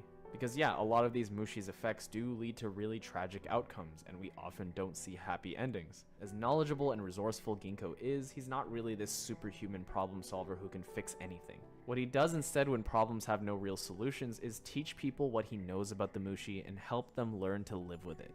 Sometimes this shit can get really dark, and I don't want to spoil any of the more powerful stories, so I'll give an example of what I think is more of a mild one. There's an episode where a woman is afflicted with a Mushi who causes it to endlessly rain wherever she goes, which was initially nice for getting rid of droughts, but eventually caused terrible floods that killed lots of people. So she's forced to live a lifestyle where she's constantly traveling from place to place to avoid flooding. When Ginkgo shows up in her life, he reveals that the only way to fix this problem is just by waiting out the Mushi's lifespan. Not exactly great news to hear. But even though it would likely take years before her problem was solved, the end of the episode showed her with her spirits lifted just a bit, because knowing that there was an end in sight was infinitely better than how she was living before, without any hope at all. It's a bittersweet story that's both realistic and thought-provoking. Or just knowing like the finality of it, knowing that there is no solution and that there cannot be anything done, right? I think that's comforting in and of itself. Without being too grim. And this show is full of them. それまでは雨を共に雲のように流れてゆこう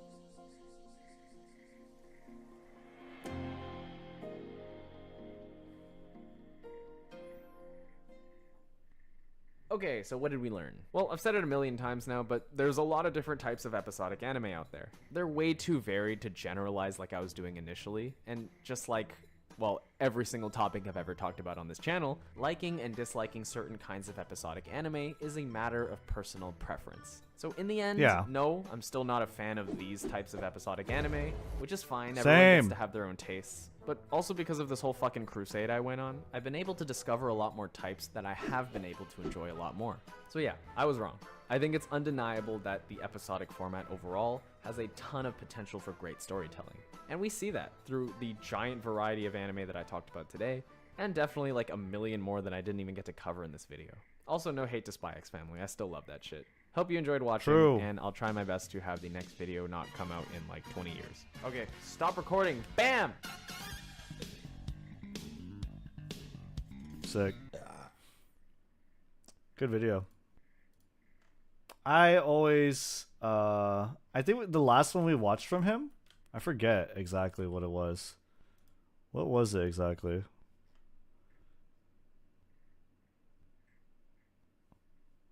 Oh, he did an anime, or he did a show about Shirobako. I thought we watched something from him. Well, whatever. This video was good. Anyway, I'll go ahead and link you guys the video. But yeah, I think that makes a lot of sense. I think episodic anime in and of itself isn't bad or like a taste of preference. I feel like it definitely comes down to the details and like how the video or how the anime the expectations and the promises that it does deliver on, right? The expectations are set and the promises that are delivered. And for me, I do think that a lot of the anime that he mentions, like K-On! Or whatever, the expectations and the promise is is not built around nothing, but more about the characterization and like whoever the anime is following. So you linked net decking again? Oh really? Oh, sorry. There you go. That's the one. My bad. That's the video. Thank you. All right. I think that's it for reacts though, right? Unless there's something new, but I kind of doubt it. Yeah, I think we're good. All right, chat. It's time to play some TFT. Plat 4. Doing what Yugi should have done before. Doing what Yugi should have done sooner. Quit Yugioh and become king of games.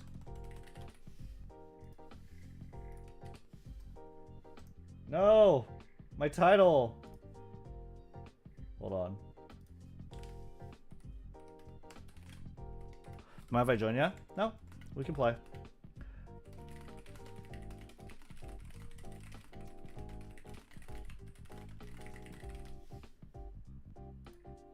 Alright, teamfighttactics.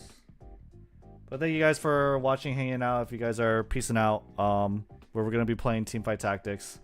And like and subscribe if you enjoyed yourself up to this point. TFT time, yeah. So, last time on TFT, we learned a new playstyle. Oopsies, I forgot to stop recording. We learned a new playstyle. That is over here from the 24th. And actually, let me just do the last 100 games as well. Let it load, please. Okay. So basically, up until the 25th, right? We obviously got out of silver, and we've just been hard stuck on gold from like the 22nd all the way to the 25th. And more specifically, we were stuck between gold 4 and gold 3, and we sucked. We sucked absolute dick at this game. But then on the 25th, right, or before the 25th, I decided, you know, I should probably study and figure out what other people are doing. I basically decided to net deck, but you can't net deck in this game, but you can learn from better players. And so I learned a different playstyle. It's called Fast 9, and essentially what I did was try and change the way I think about the game and how to play it. It took a few bumps, like it took a few like trial and error. Definitely over here where I got 4 losses in a row was where I wasn't really feeling like I understood. But after that, we got on a massive win streak and we are steadily climbing. So, today's goals.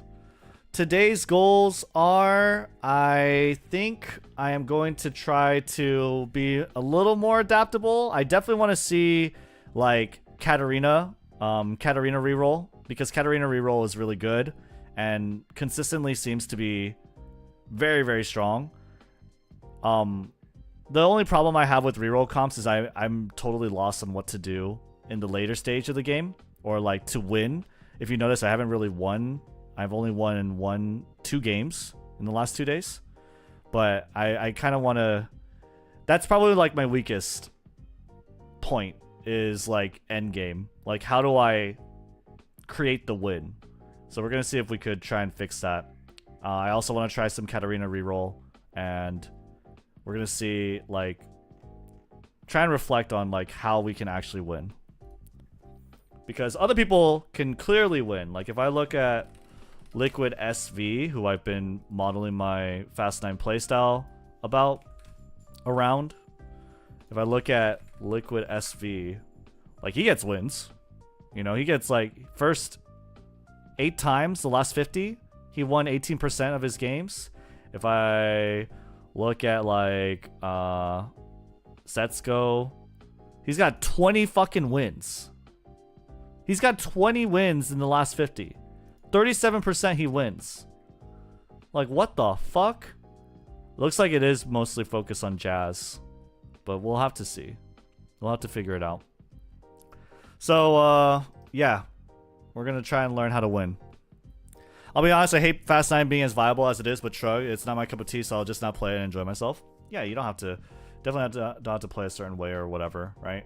For me, I like winning, so I'm gonna try to see if I could do what wins, and that does seem like it's not the only way to win, but it's a very viable, consistent way to win.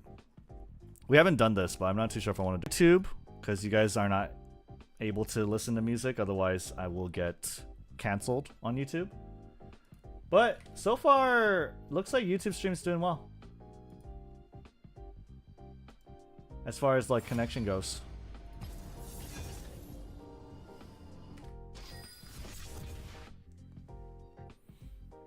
Alright, let's turn on the music now. Make sure it's not super loud. No. New one. Here we go.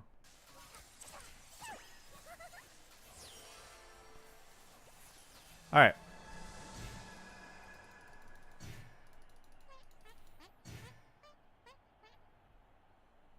Three cost start.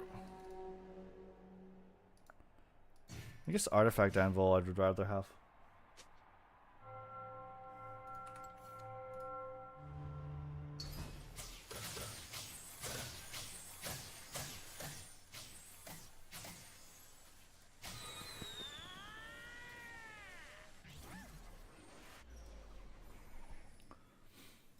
Alright. Got an early Lulu. Dota got a Mumu. Riven, Lux.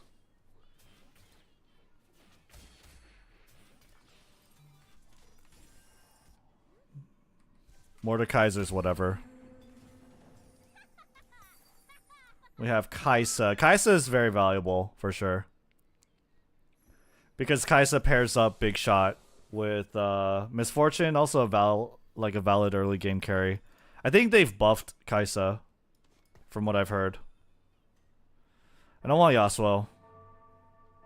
I'll pair up the Big Shot, pick up the Annie.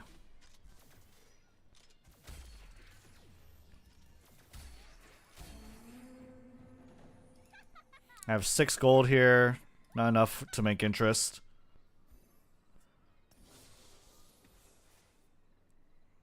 Okay, I could double up on that.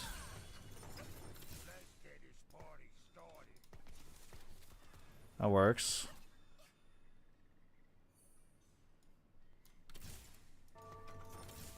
Yeah.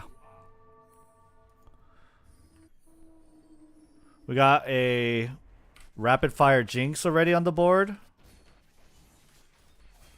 This guy bought a Nami headliner. Personally, I don't ever like Nami headliners. Yeah, my bow is nice. Oh, I think this is a Jazz game. Yeah, I'm getting that's Jazz, baby. Yep. Nope, I'm 100% just doing that.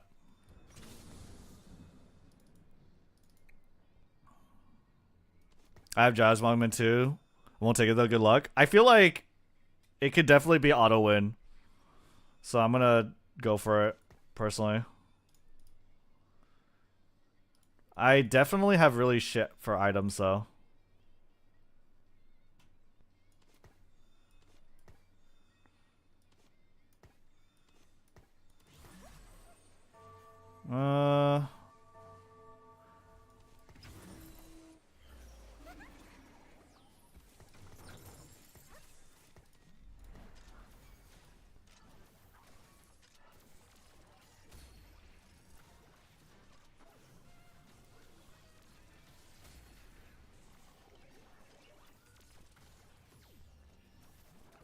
Alright.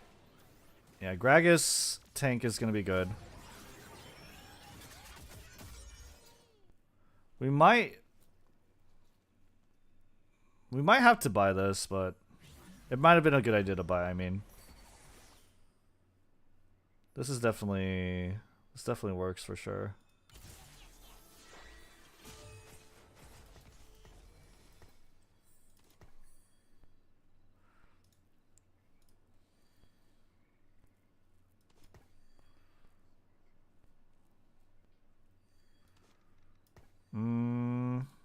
Yeah, I want to double up the big shot. It's fine.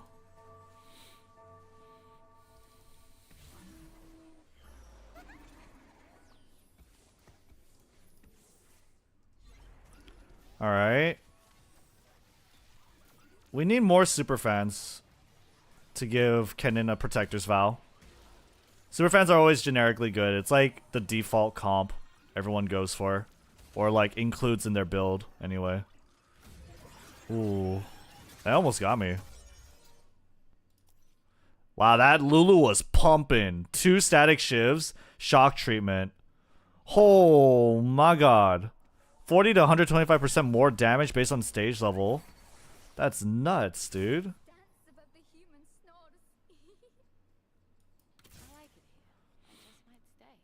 Okay.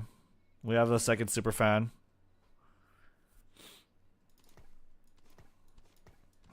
I'll sell either Nami or Pantheon.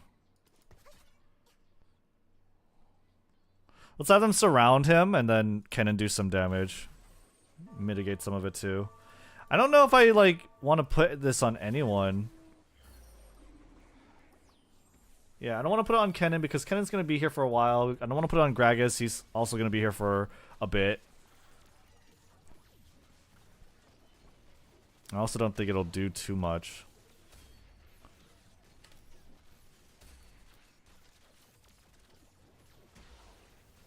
Good damage. Nice bomb. Got a win streak going. All right.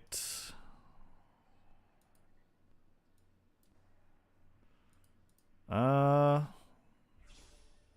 would have been nice.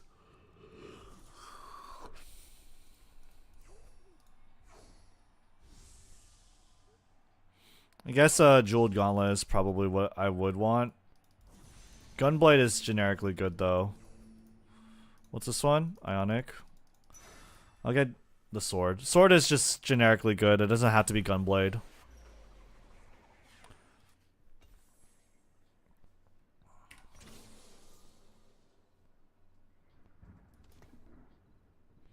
KDA is not being procced here. We have 2 of him. I think we probably we already have Guardian 2.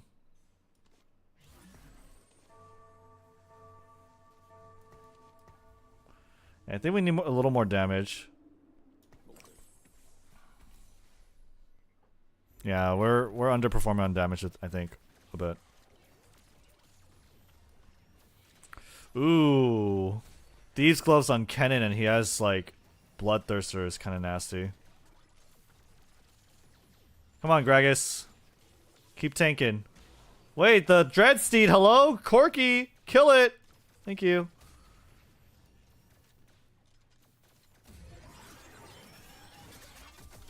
I'll grab the Echo for now. I can't make interest anyway.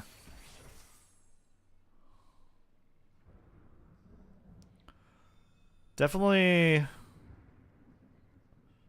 not wanting Jazz like, I don't know, maybe. Yeah, that's fine.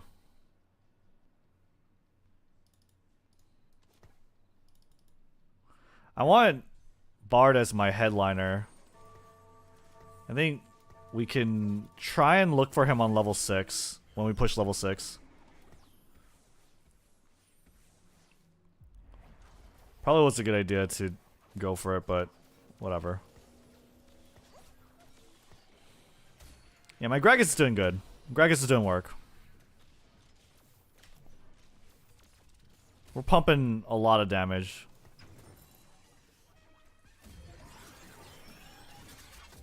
I didn't actually have to sell them.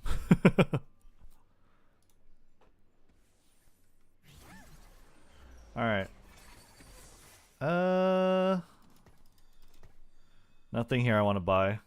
Not even the Gragas. Yeah, I think next round we level. I could possibly sell him. I have 3 gold to sell if I need to make interest. If I have other things to sell. That'd be good.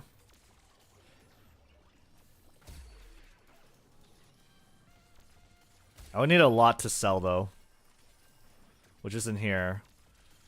We have like Shojins. Wow, we have a lot of components. What the fuck? Hold on, we have Shojin. Okay. Let me see over here. Probably a good idea. Sentinel, true, rapid fire. I don't have true damage, rapid fire. I think we're good here. Do I slam Shojins on him? On her? On Bard? Definitely this can go on him.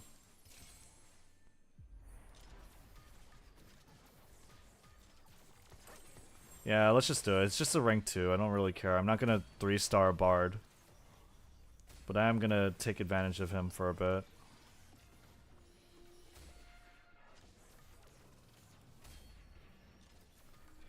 Bard wants Shojin, but what else does he want?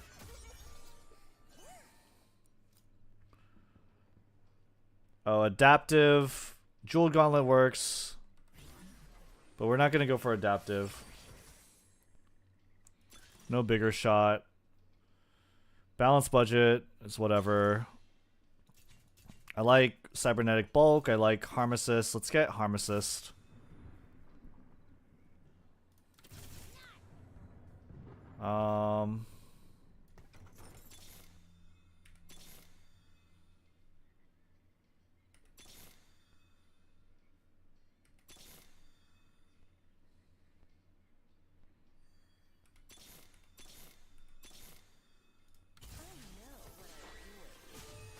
Okay.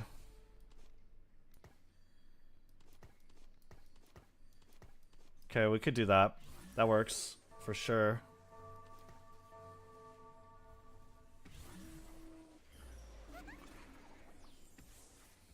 Found MF. And so we rolled down for our MF carry, which is going to be really good. We don't give her Shojins. We can continue building Bard. Try and find a replacement. I'm keeping my super fans.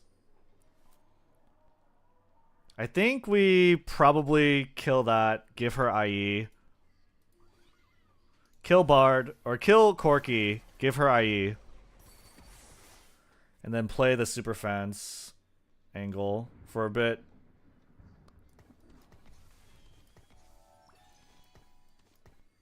Yeah. That works. Keep Kaisa for sure. I could give her Gunblade. I could even give her IE. We could give her Giant Slayer though too. See what we get. I'm a dirty Samira abuser this game. Shojin worked too. Shojin's good, but I don't want to build 2 Shojin. IE Shojin? You think so? I want to see if I could wait. What up, Shibe? I want to wait for the carousel. We'll see what we get. I want like Giant Slayer and Last Whisper, ideally. So I need the pool. Let's go. Please. Please save a bow for me. Please save a bow. Oh my god, there's 3 of them. There's also 3 Negatron Cloak. That's like a Bloodthirster. Oh, you fucking bitches. Oh god. Give me a bow. Give me a bow. Get the cloak. You. I guess I get the best. Fuck, man. That's what I get for winning so much. We could definitely do like, yeah, all we need are bows. But I think yeah, does MF, like, can MF work with Shojins? Play rate is abysmally low.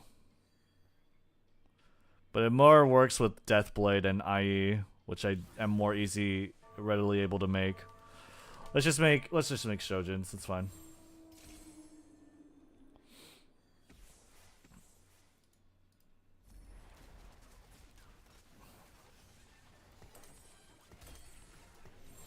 Yeah, give him Crown Guard.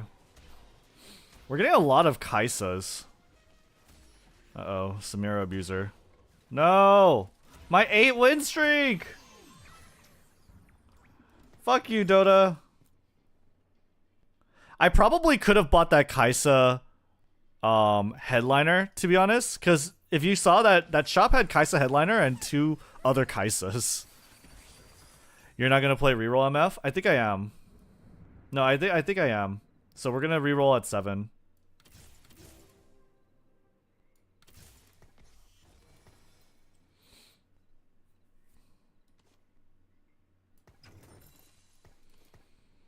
We need another big shot.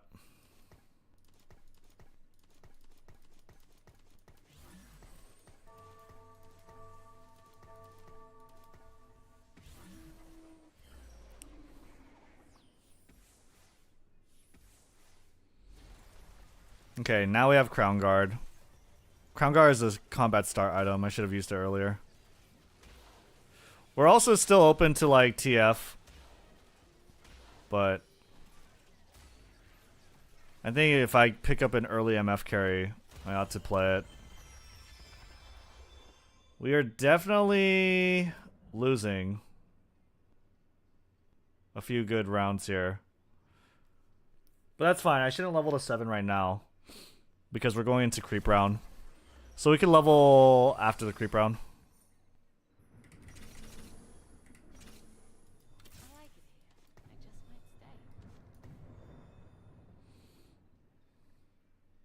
Yeah, these 3 definitely not necessary.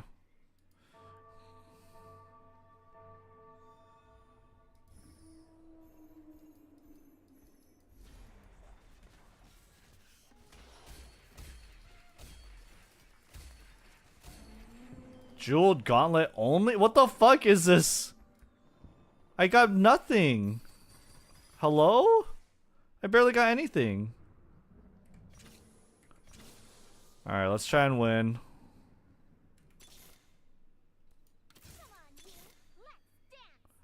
True damage crowd diver. I don't think so.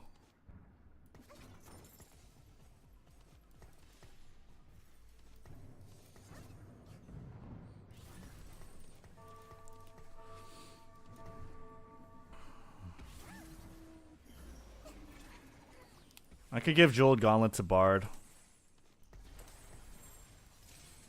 Let's give that to him.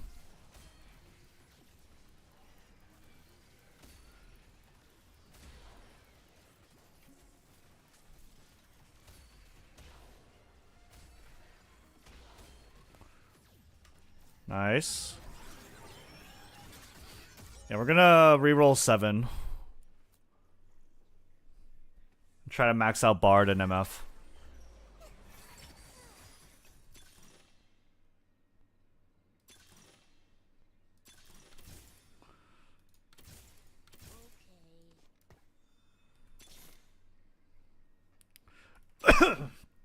Dude, what the fuck are these discos that I'm getting?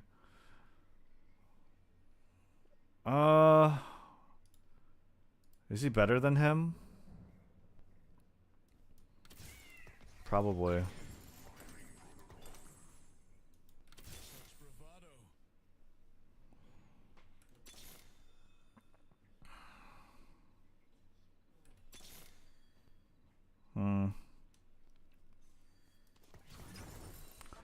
Anyone else going MF? Fucker.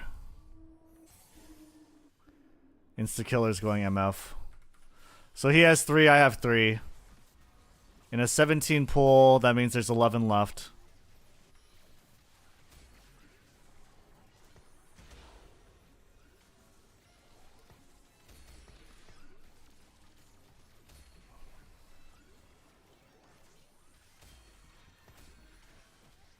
I'm gonna sell these. And also probably sell him.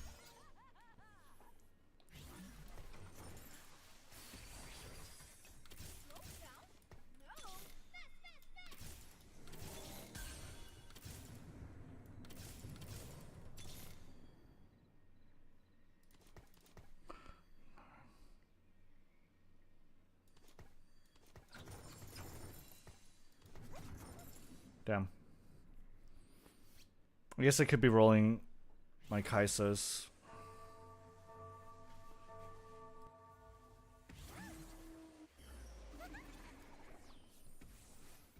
Put Echo for max Jazz trait instead of Blitz. Oh, maybe. True. Yeah, I could have a Spell Weaver.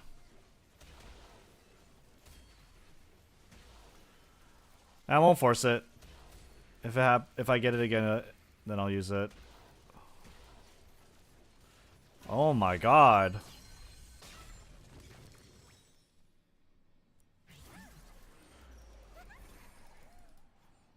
Misfortune. I do see Misfortune. There's a mana crystal on her. Don't know if I could make use of it. Otherwise, I want a bow. I want a bow. I'm pretty sure I want the bow, first and foremost. Yep, last whisper on her. That's gonna be good.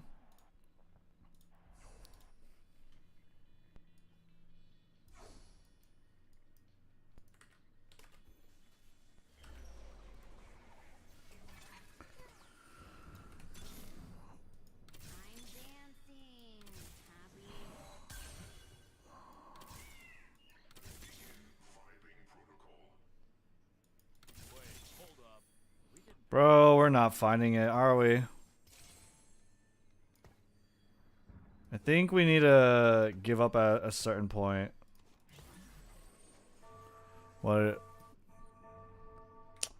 Yeah, you have 5. I hate that.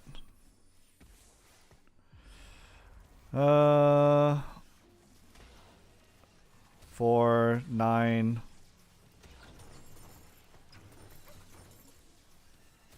I probably should have kept the Blitz. Oh well.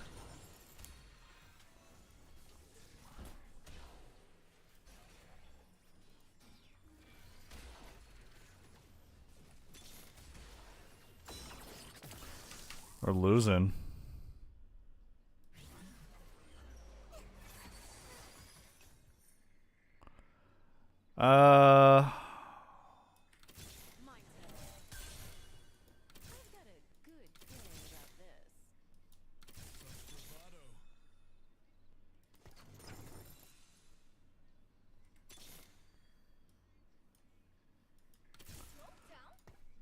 Yeah, we're trying to 3-star anything.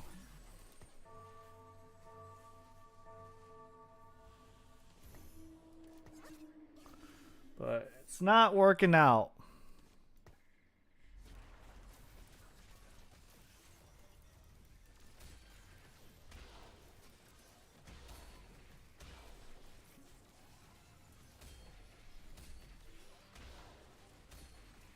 We're beating this guy.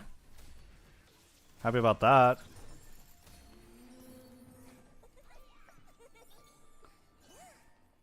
But yeah, I don't know. We're gonna be a level 8 team for sure. My Kaisa might hit 3-star before MF. He has 5. I have 4. That's 9 out of 17. Right? There's a lot.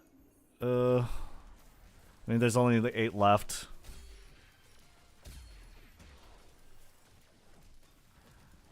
If I don't get it by 5-2, I give up. And then we'll go for like a level 8 comp or something. I don't know.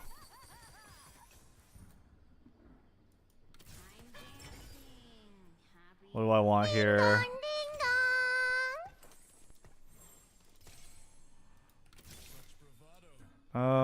Nope.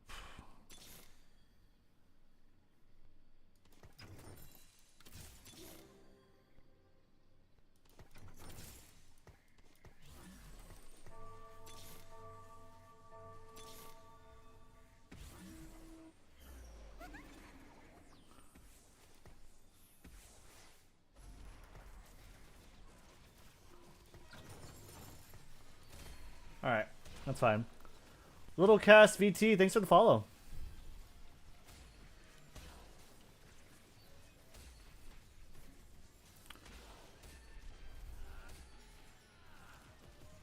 Damn, my Blitz be tanking.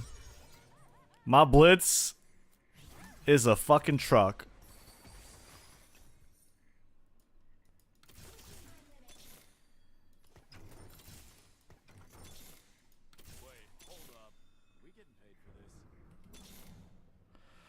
Bro, it's so sad. I can't find it. I can't find anything.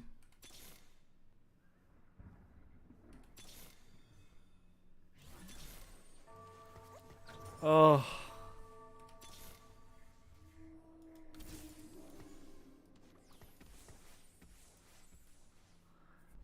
Been watching YouTube and forgot that you had a Twitch and saw that you were live, so decided to come by and follow. Hey, thanks a lot. I appreciate it.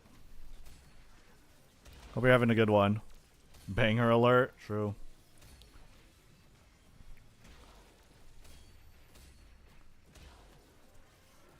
Alright, we're owning this MF copy though. Fuck this guy. Taking our MFs. Hopefully he dies.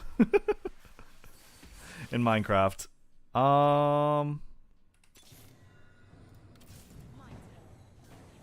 That's pretty good.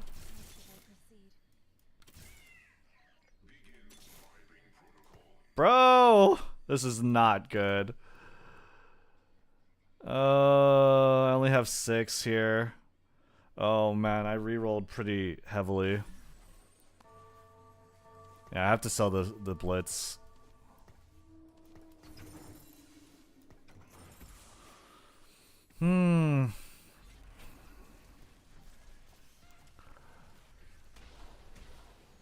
He still only has 5.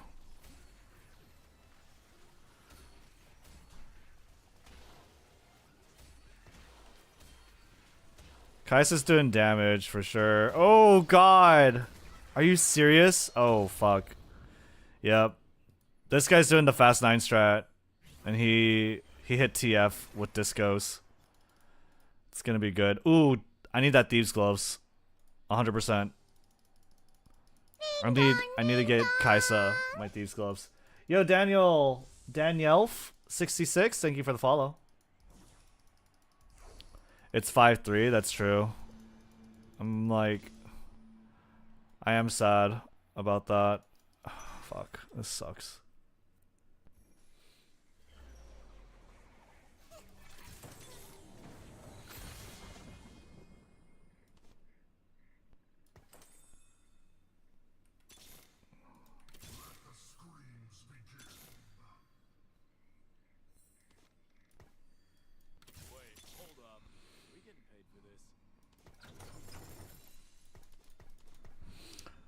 Okay. This is definitely not very good.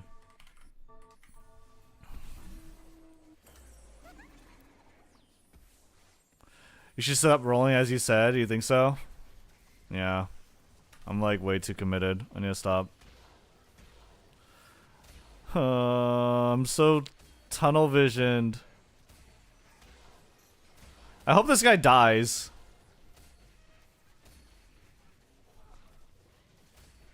That being said, I still managed to like 3-star Bard and Kaisa, which I'm happy about, right?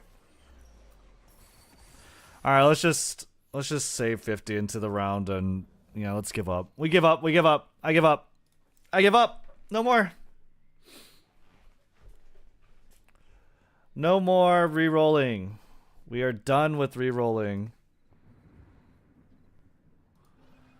We need to transition into a level 8 comp. And oh my god, he's level 9. Wait, he got rid of the MFs. It's my chance. Now's my chance, guys. Now's my chance. Now I have hope. Any reroll, I'm gonna lose to any reroll, I think.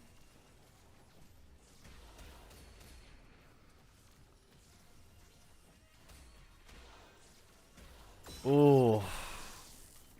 That hurts. This is gonna be a rough game.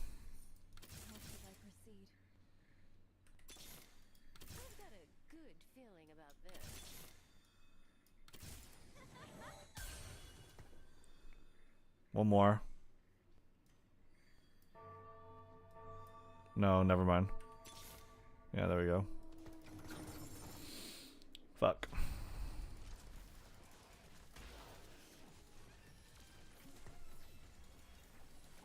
Dude, I don't even have a level 2.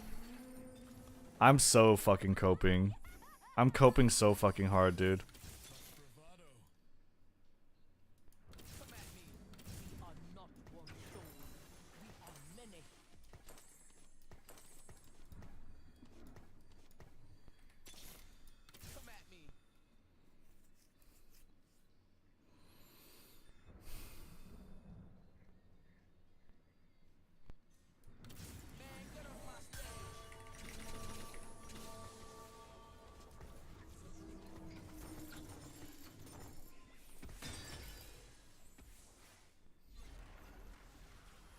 Fuck. I should have put Thieves' Gloves on Kaisa instead of this random component. Didn't I say I would stop slamming components onto fucking characters? Whatever happened to that? I'm gonna stop slamming components on characters.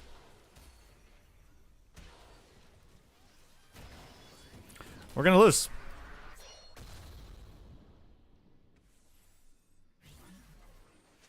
Did I accidentally sell an MF?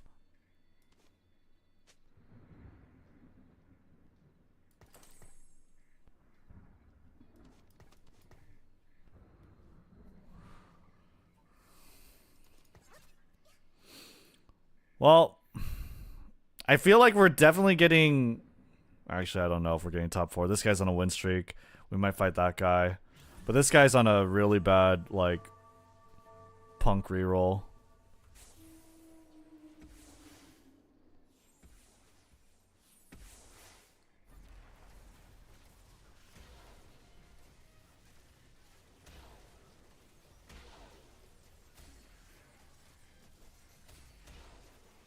Okay. Nice. Very good. Fuck that guy. Top 4! Alright, we're gonna just roll then. I'm just gonna roll down for it. I feel like that's the only way I could improve this comp is by doing it. So...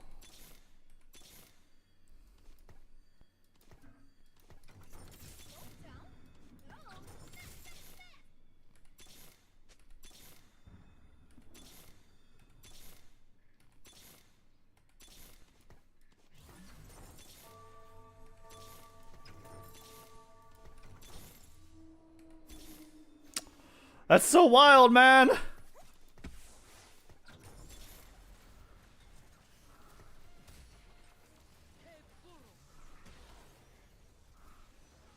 It's so unlucky. Fuck this guy. Stop winning.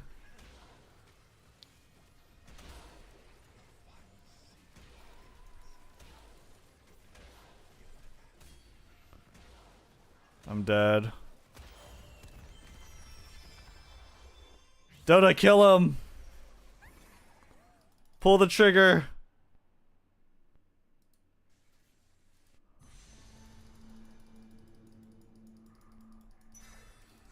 You have a chance. I feel like even if I complete at this point, I'm not actually gonna start winning. But we'll have to see.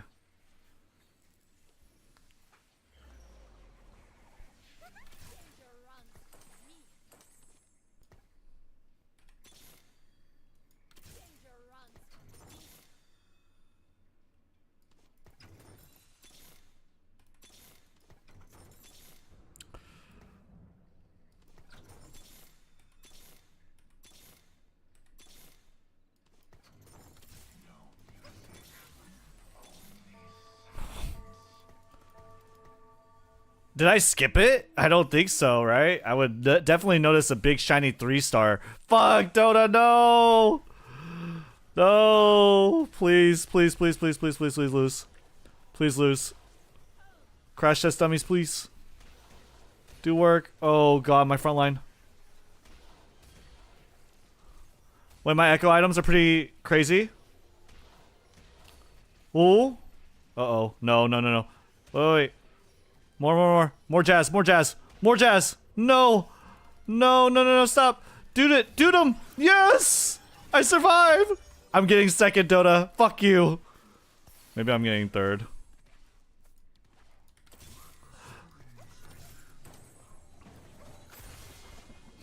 I did it. I did it. I did it. We've done it. Any Akali? No. We have to do it. We have to do it. Harm assist, Jazz, baby. Let's go. Come on.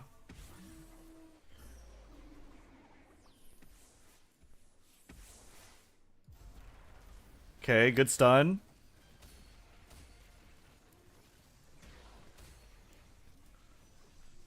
Damage, damage. Big damage. Come on. Oh, my front line's pushing. My front line's pushing. They're not getting hurt. My MF's pumping. There's no way, like, reroll MF is actually... Oh, come on. Fuck. No, dude. No, dude. My positioning was so bad. No fucking way. Oh my god. If MF was just where Bard was, I think it would have been fine. Fuck. Never winning. Hey, I got third. Sorry, Red. I mean, you didn't kill me. Insta-killer did. Dude, he actually, like... He actually won from pivoting into Fast 9, which is kind of crazy. He gave up a lot sooner than I did. And he just pivoted into Fast 9. That was a smart thing to do, and it looks like, for him, it paid off.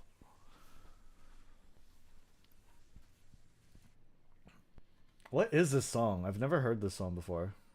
We're getting a lot of, like... I want my weep shit.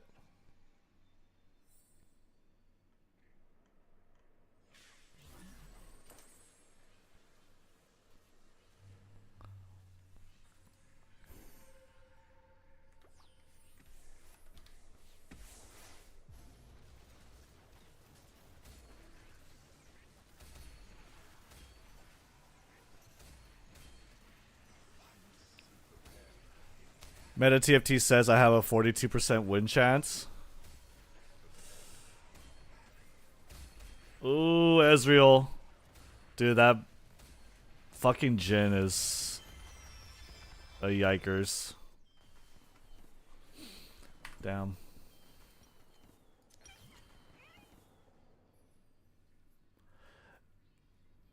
I definitely think I've learned two things. One, it's very worth it to roll for MF3 because I almost won. Like I was beating Dota and I almost beat him, but he just transitioned and he pivoted very well into the Fast 9 strat. I feel like I got really unlucky too. And if I just was a little luckier, I would have been fine. Yeah, MF3 is insane. Ding dong, ding dong. Yo, TSMN11, thanks for the follow.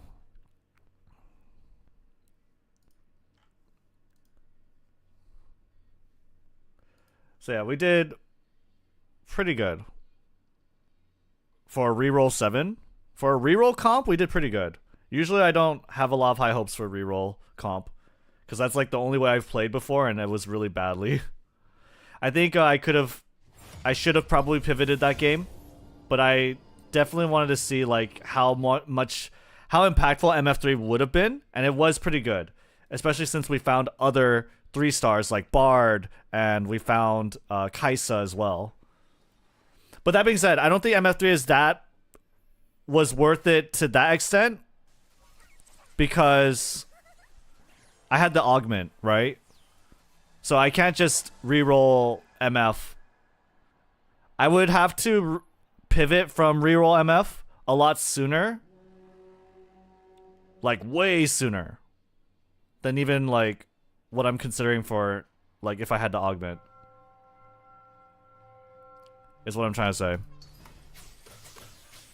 Your MF spent time on Tentacle too much. Did she? Wait, was the Tentacle stunlocking her?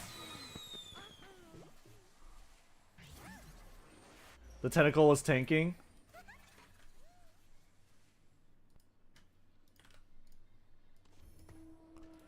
This is Artifact, right? Nice. Wait, Dodo, is that your pick?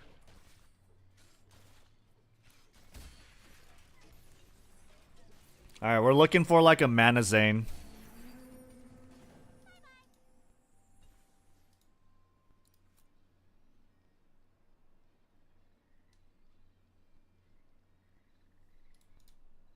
What's happening? Hello? That's a bait. Tricksters I heard is the worst. Eternal Winter, enemies who damage the holder are 20% chill for 1.5 second. After 7 chills from the attack, the attacker stun instead.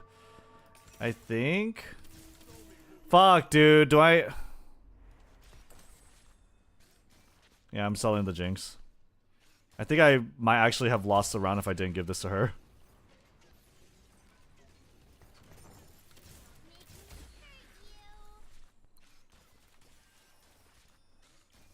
TF if you hit Mana Zane. TF or Karthus, right?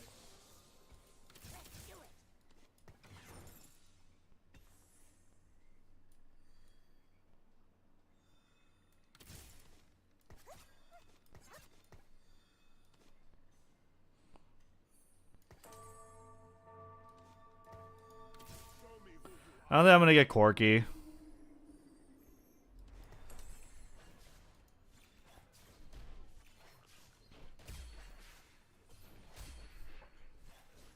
We're getting really bad champs.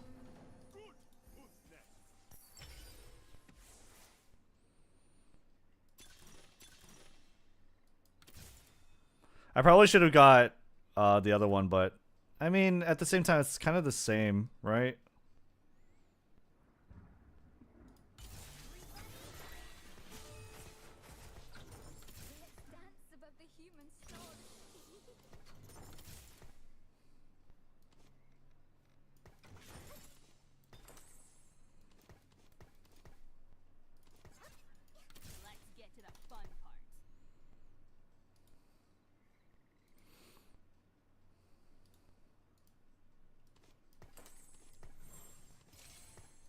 I want Ginsus ideally for Jinx.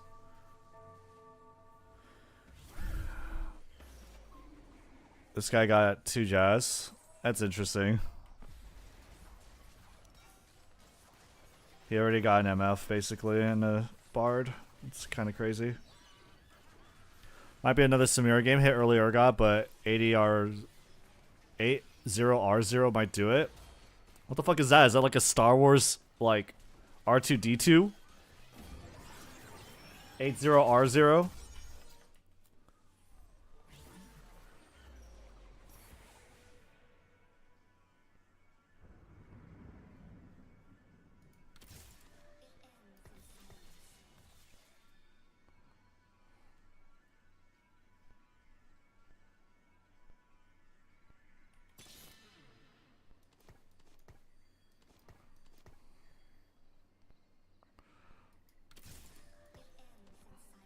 We might have to do reroll Jinx.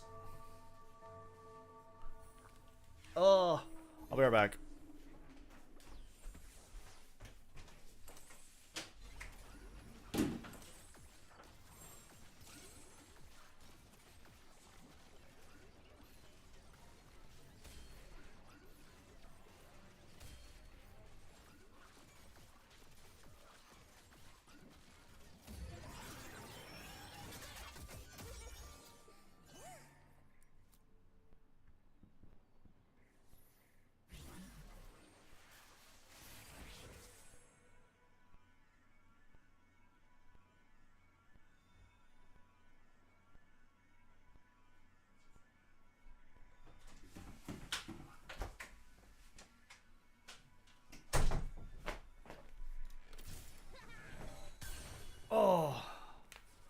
Again with the speedruns. Okay.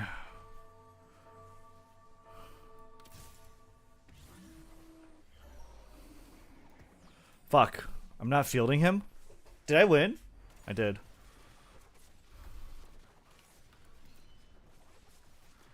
I feel like with reroll comps, you probably want to lose your rounds, actually.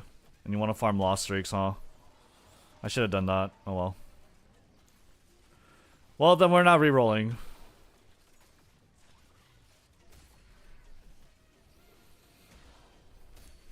Unless we somehow get a bow. If I somehow get a bow, then I'll reroll.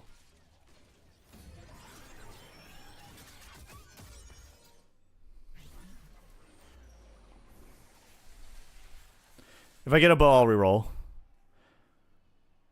Oh, 80R0 is a name, you're right. 2 bows. Otherwise, I could get Jeweled Gauntlet. No.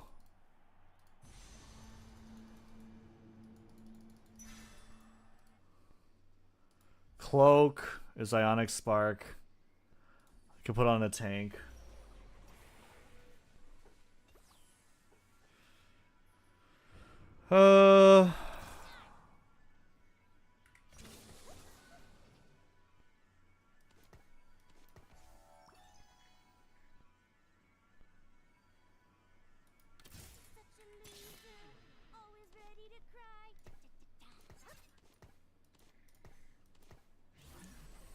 Okay, we have 4 gold here.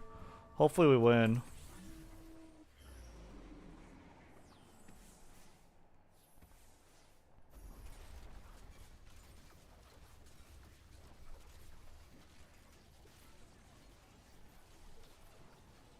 Please do not give him gold. Dude, every time I have Mogul's Mill, it doesn't give me gold.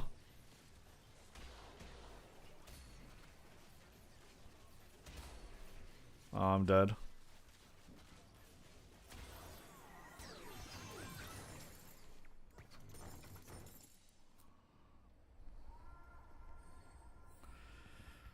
Someone else contesting? Not really.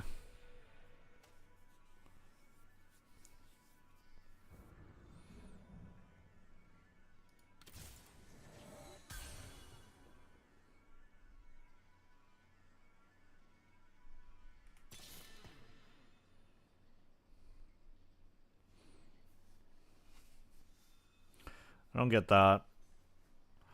We're pretty poor.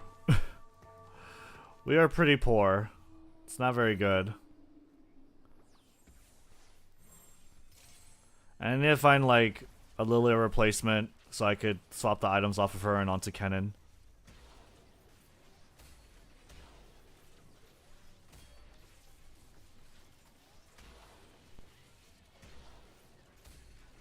Holy shit.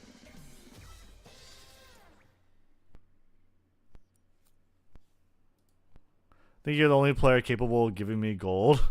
Yeah, because of fucking Jinx, right?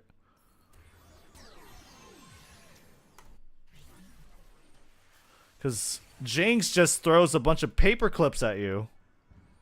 Doesn't do shit for damage.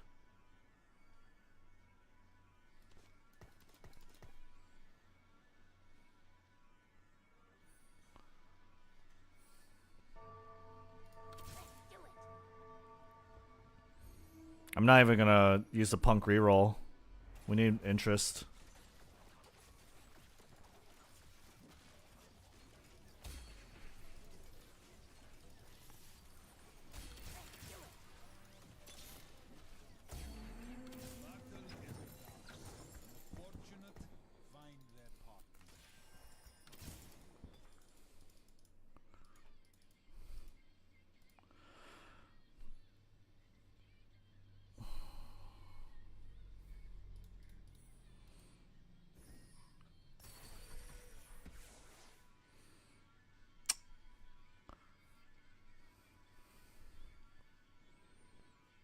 Two-star Panth.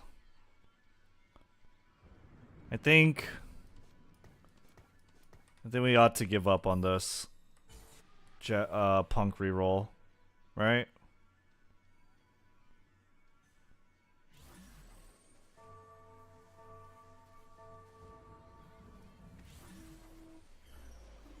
Hopefully I lose. I don't know if I'm going to lose this one, but we'll see. Maybe I can't kill her.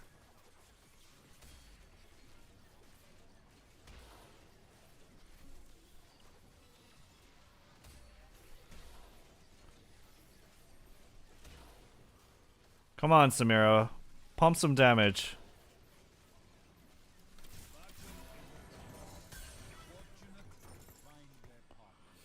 Yeah, we're gonna not go for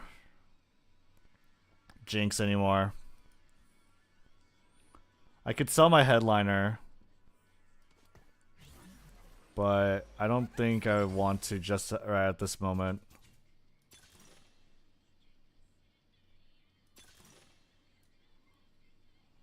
Too late for that.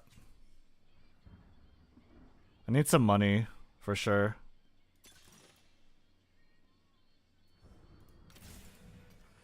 Probably not a great idea to get it early, but...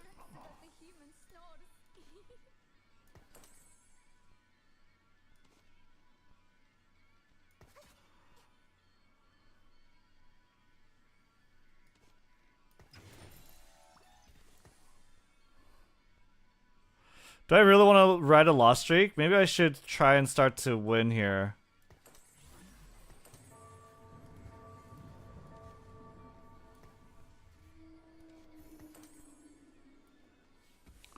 I should have leveled.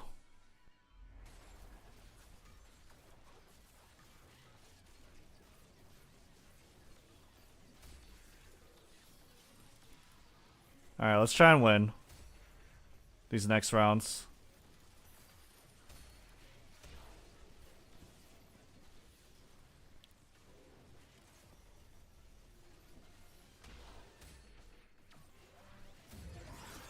We'll put this guy on the board. We get Guardian.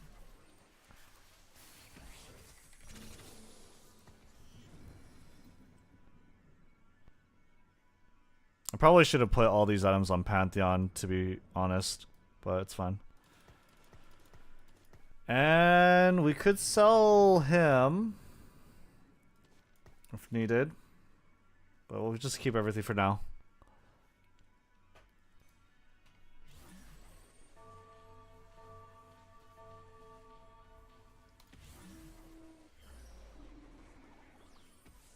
We are mixing everything. I just want weeb shit. Can I just get my weeb music?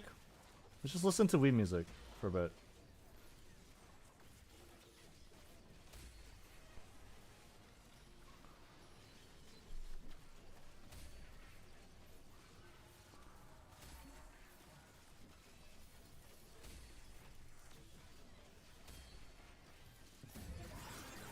Nice.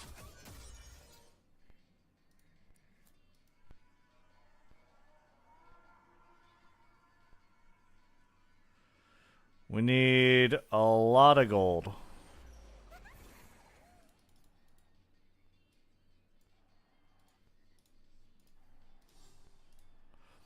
Punk is with gloves. We're definitely not getting that.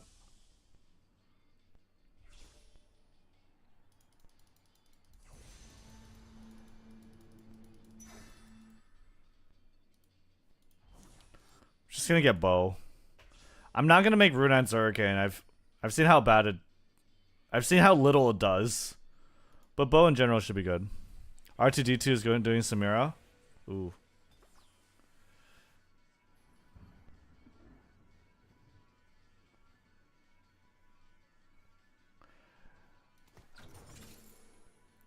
All right. Yeah, we're just leveling.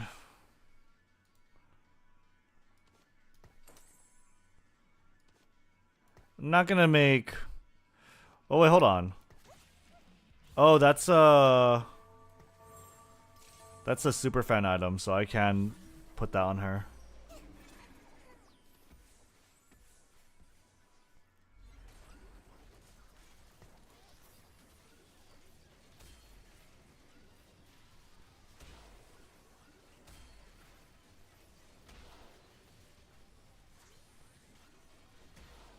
No, more damage, please. Gambler's Blade. No, not the stun. Fuck. He's R2D2 now. He totally is. That's his new name. The consistency is definitely not doing it. Well, let's try and lose. Let's get 2 losses.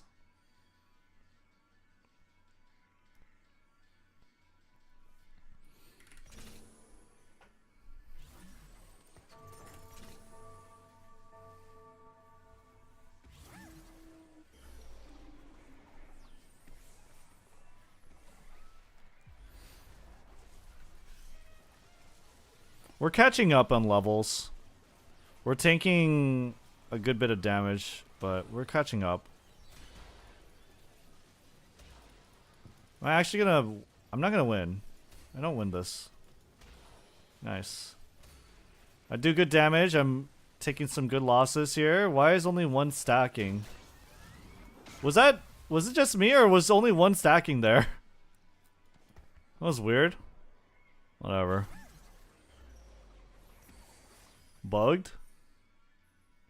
It's a visual bug? Okay.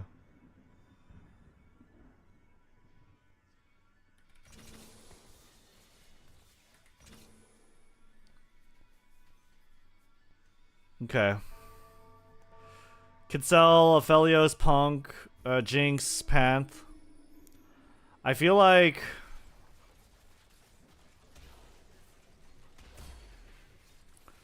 we want to live.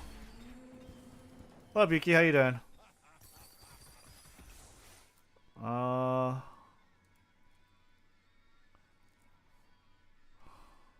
Should we start selling her? And find someone better?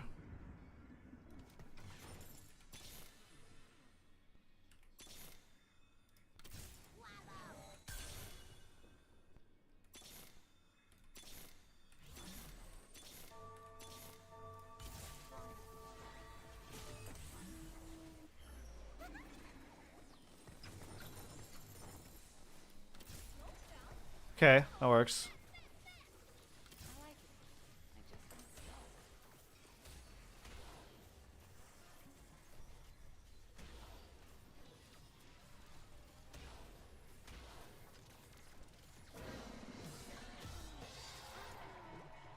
I don't have any damage items.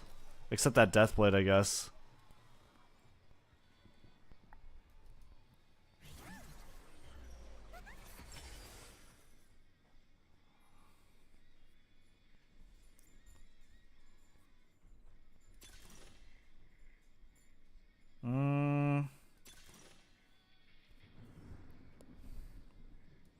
Let's do Inspiring Epitaph. Because my units are pretty weak, I would say, right?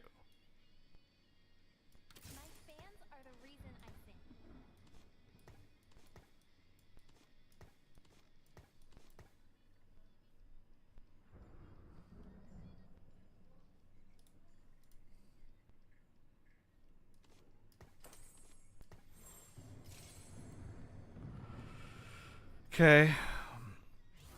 I think that's good.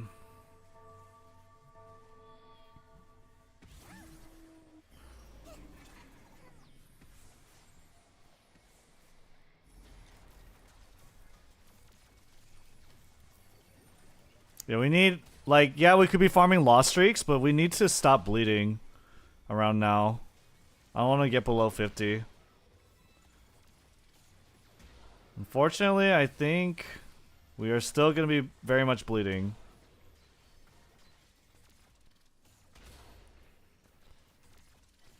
Yeah, it's going to be rough.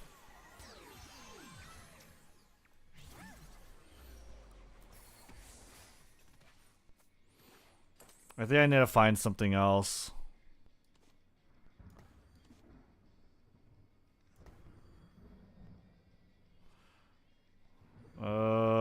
That's 18 gold.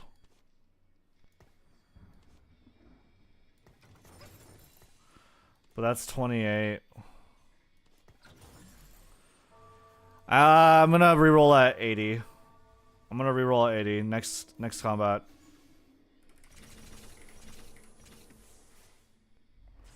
Yeah. I'm gonna level and reroll next combat. For a cost 4 headliner.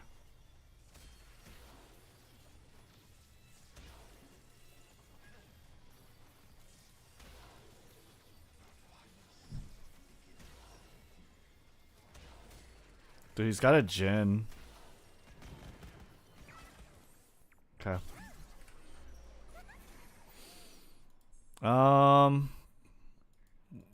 We have damage. We probably need damage though.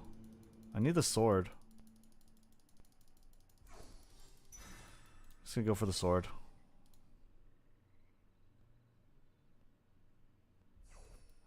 Yeah, we're gonna sell Kaisa and then look for some better damage dealers. And hopefully a better tank than Kennen.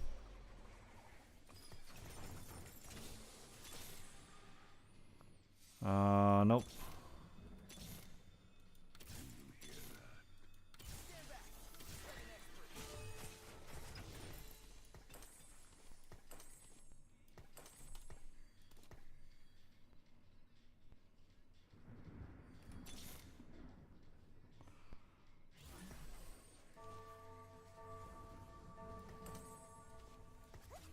Do I not have Superfan? Oh, I forgot to put him on the board, huh? Okay.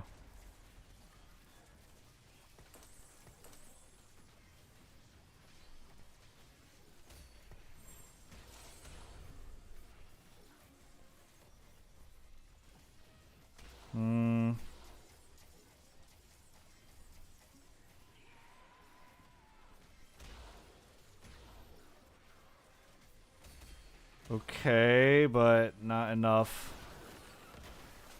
Bro, this is tough. Yeah, I need to replace that. There you go.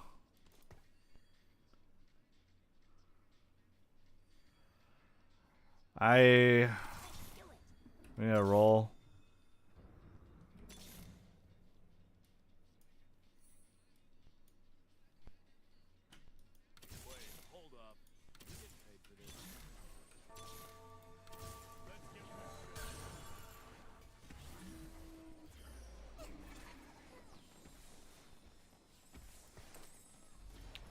Oh, these items suck on him. Please, dude. Give me a break.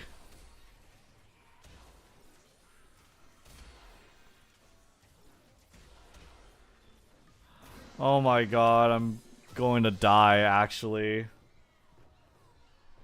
I need a 2-star that Lucian. Okay, next. After creeps. We can't level up. But...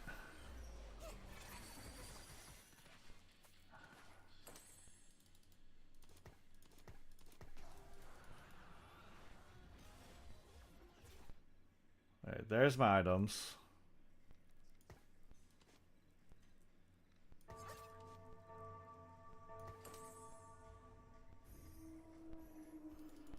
Let's see what we got.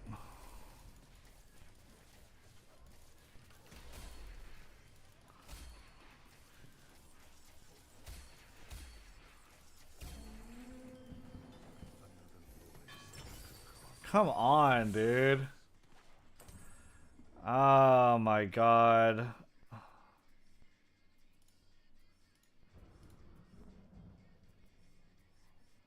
Okay, yeah.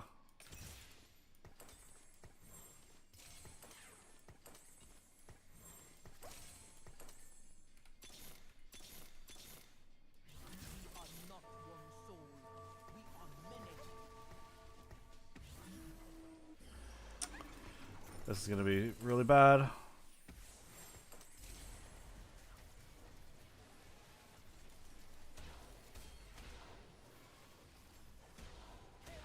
I didn't pick fast enough. My tanks suck. my backline or my damage isn't killing. Oh, wait. Oh my god, I live. Alright.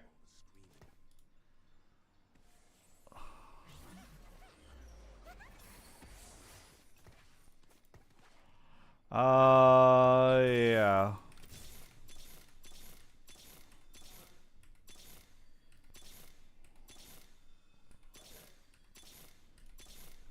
Dude, what the fuck? I just need to...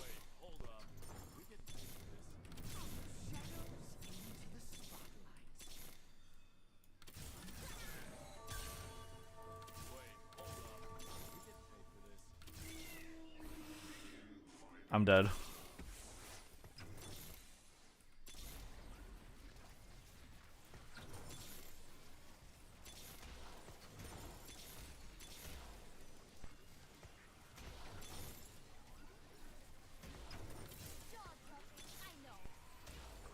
Yep.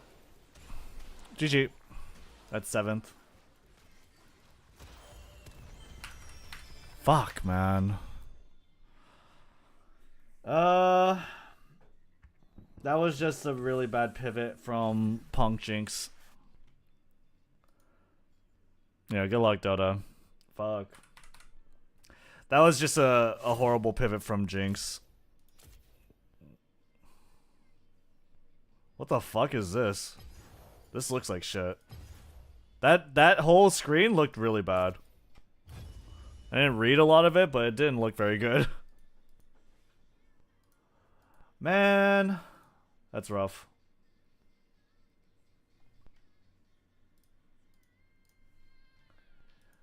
That is rough, dude.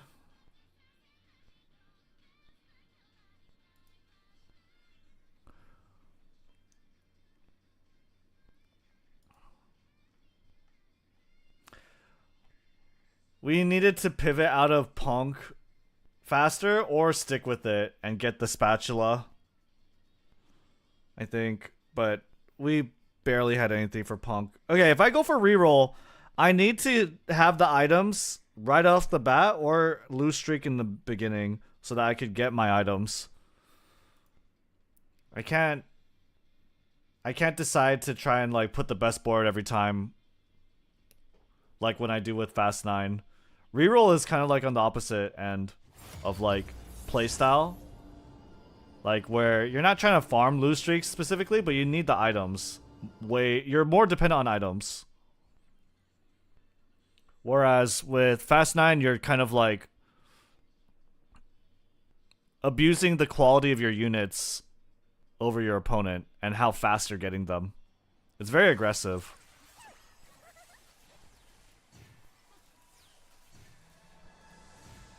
So we need to...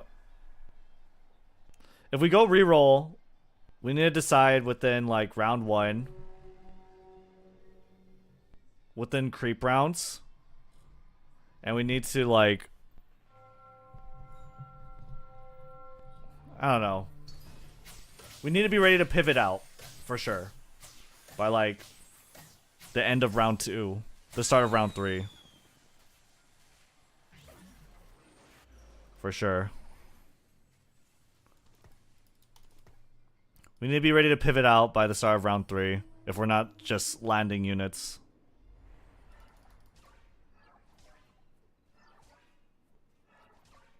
For like Jinx reroll, that is. Or Annie, let's say.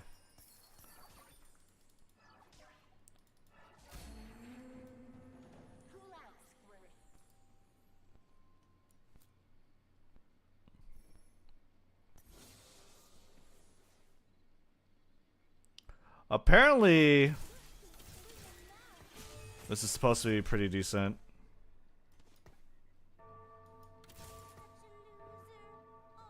Jinx is a really poor damage dealer.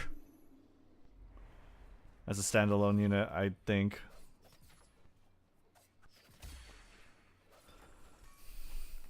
I wish I didn't have Reforger.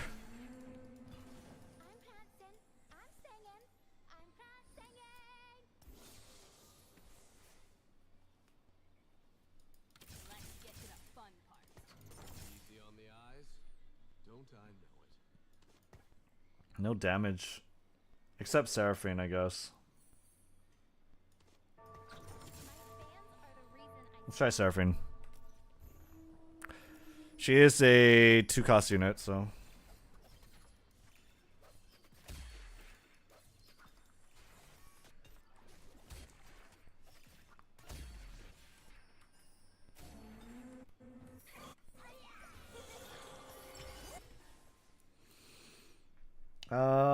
Metalheads are pretty good. But I don't really want to decide on that right now.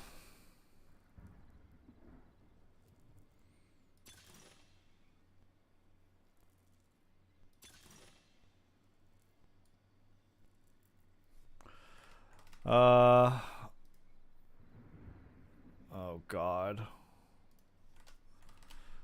I'm gonna get inspiring.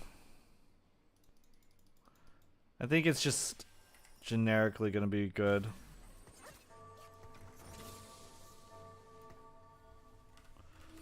Let's see, inspiring epitaph is 15%. That's pretty good.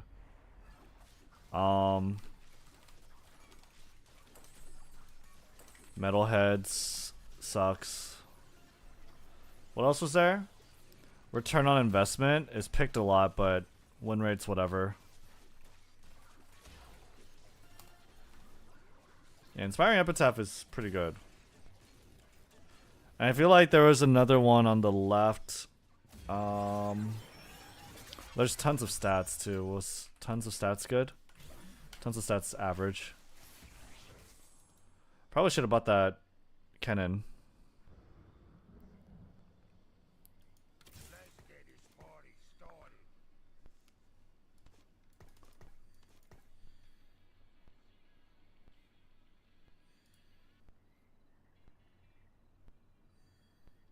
This is the new Bochi music.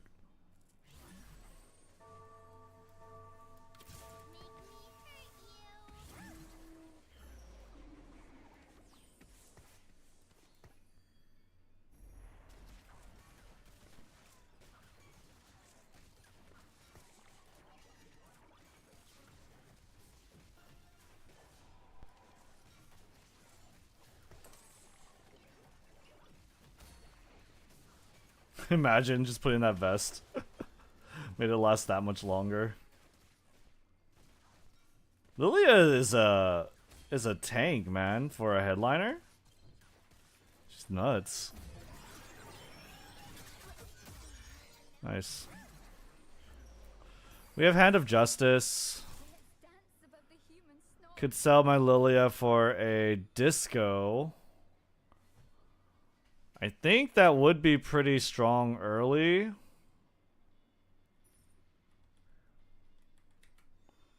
Disco Guardian Tarek.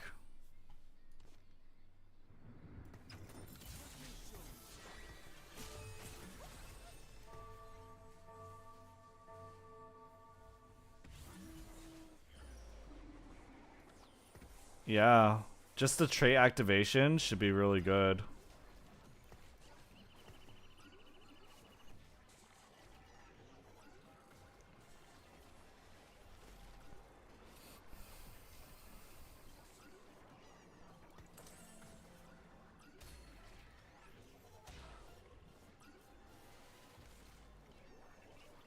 This is such a long round. Let's go. Yeah, disco's doing work.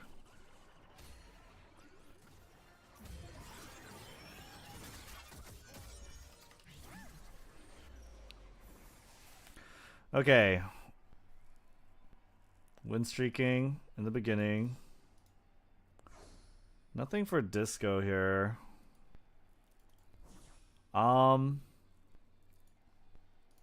We could go for sword. We could go for wand.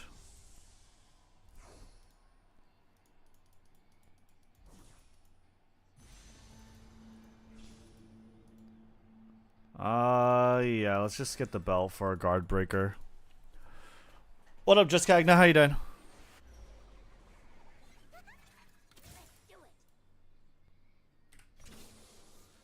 8-bit Sentinel. I could put a third Spellweaver instead. So that could buff some of my damage there.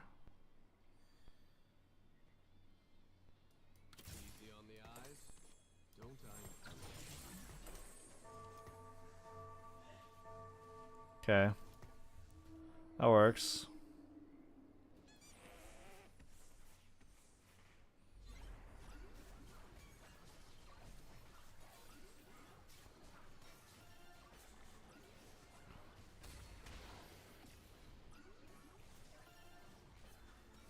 We got 4 gold here. Doing good, man. How about you? Doing well. We're climbing on TFT. I forgot to put my TFT overlay, actually. Oops. And then we finished just 1 game, right? Or 2 games. And then we got 2 games. Ain't third. Top 3. Position for Akali still lost. Yikes.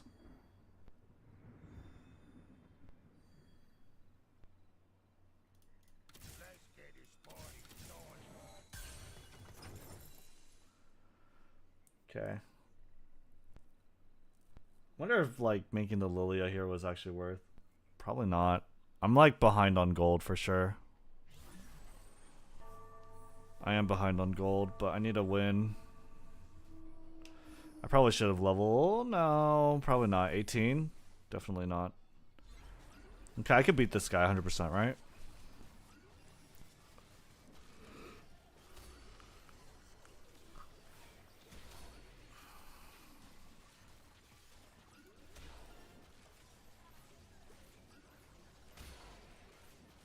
Or not. Fuck. Man, I couldn't carry a streak into Krugs. That sucks.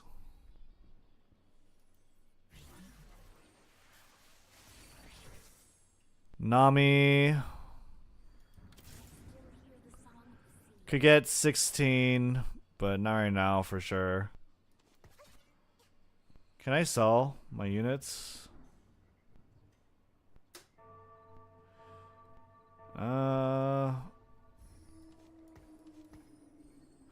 feel like I'm leaning too much into disco.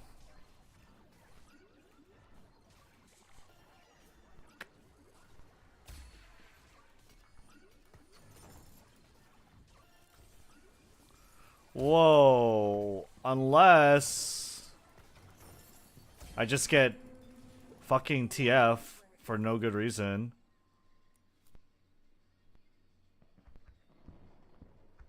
Then I think I'm fine. I'm gonna lean into disco, I guess. What the fuck?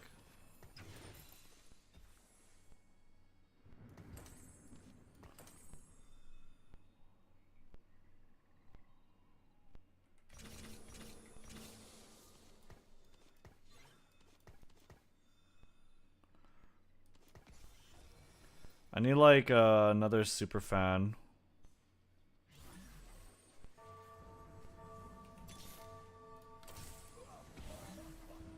Ideally.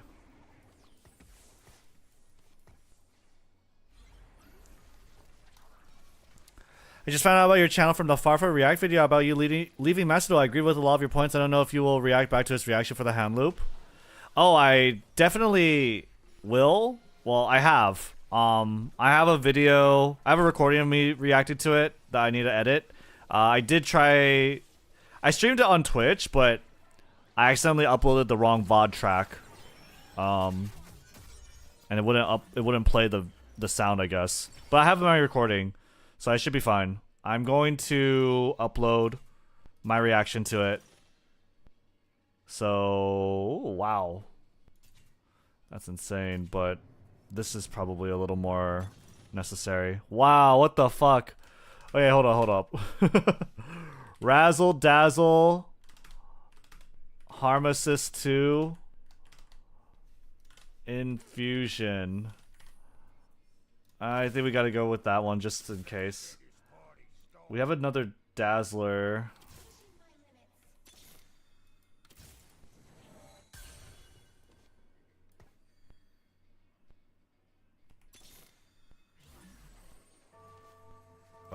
My god. This is crazy so far. Oh, we don't need Superfan. I just realized because TF isn't even my headliner. Yeah, we don't want Superfan. Okay, we'll be looking forward to it. Yeah, I'm sure people will like it because I try and respond to his takes. I also try to respond to chat a little bit. And we'll probably work on another video.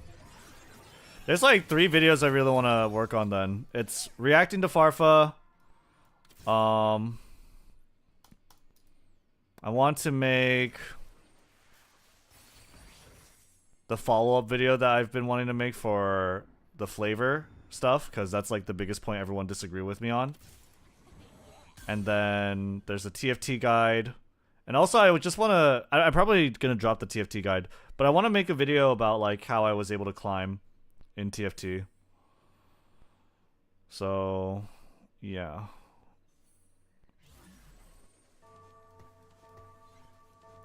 We need another Dazzler, ideally.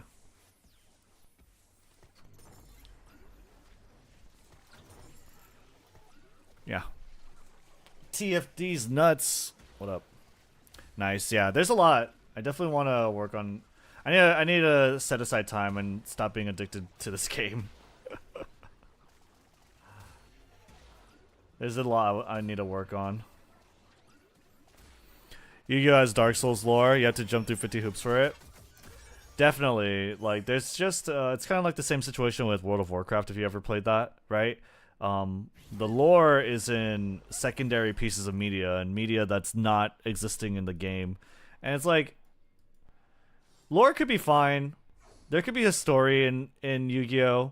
The biggest point that I was trying to convey with what I was talking about was, like, how the game...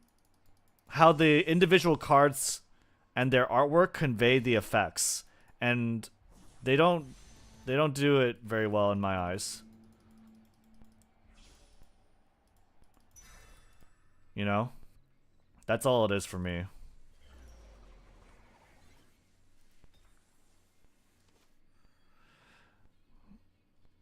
I'm just gonna give him blue buff. It can't be that bad, right? It can't be that bad.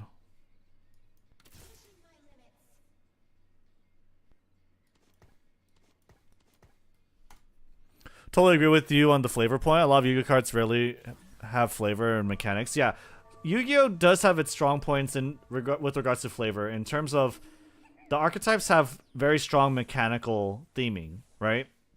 We talked about this in the beginning of this video and in the stream. And there's strong mechanical themes in Yu-Gi-Oh! For sure. And archetypes explore that mechanic and they make it very interesting and cool. For sure, that's like one of Yu-Gi-Oh's strongest points, I think, in terms of like flavor. But it's not what I was trying to talk about. What I was trying to talk about more was like, is there anything about like Kashtira Big Bang that tells you it does what it does with its effect, right? Does anything in the artwork tell you that? And for me, I don't see that. Other people do. You're free to disagree, of course, but that's not something I see regularly.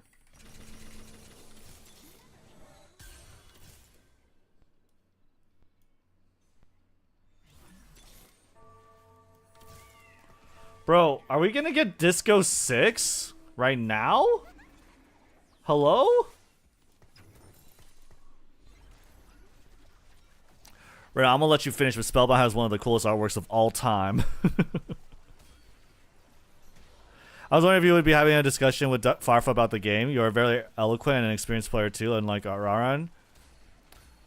I don't have anything planned. If he wants to talk to me, he could reach out. I don't know if he's interested though. He reacted to my video, and that's, it's good content.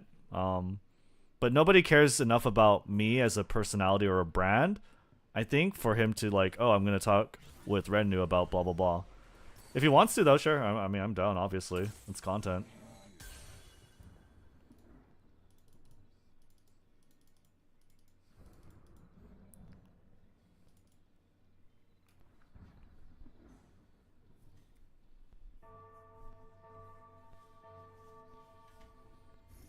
Would love to talk to Farfa, because, I mean, he's a career content creator, and that's, like, everything I want to be.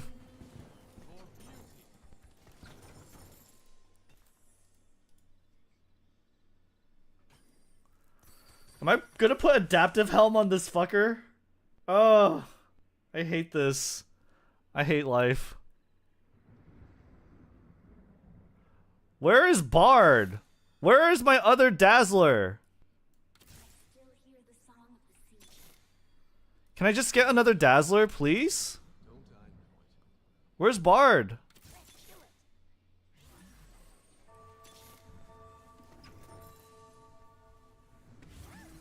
I'm so pissed. I'm so sad.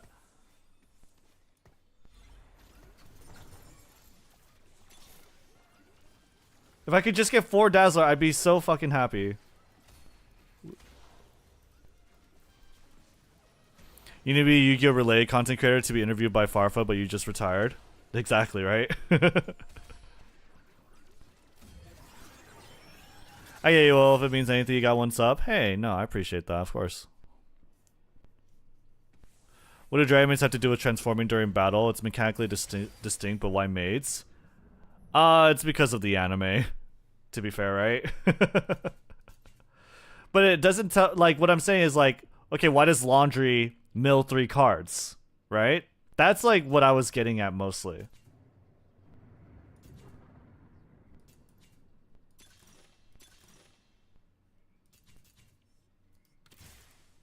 Right? That's the gist of what I'm talking about. It's like, it's not very strong to me. Okay, I need to, like, really find Bard. What other Dazzlers are there? You know what? Fuck it. We're not gonna force 4 Dazzler. We're gonna get Fast 9. We're gonna find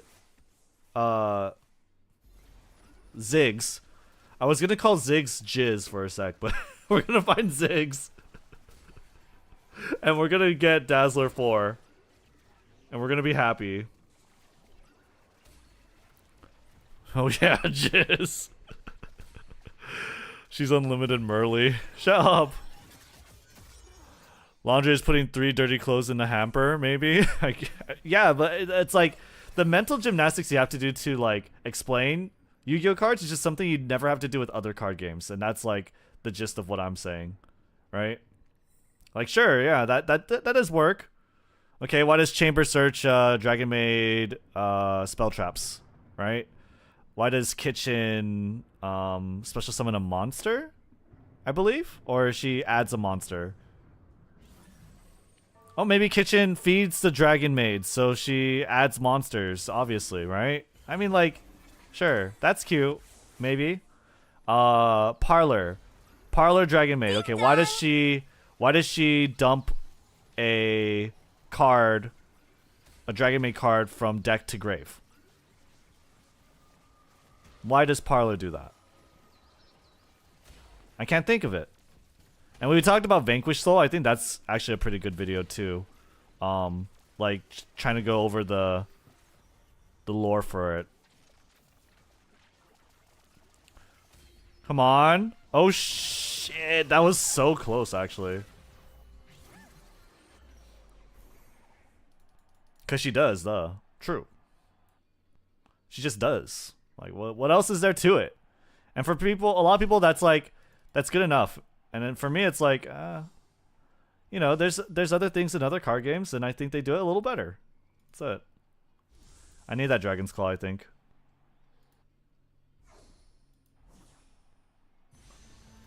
Of course, I'm not going to get anything that I want, though. Like, why would I get anything? Oh, God.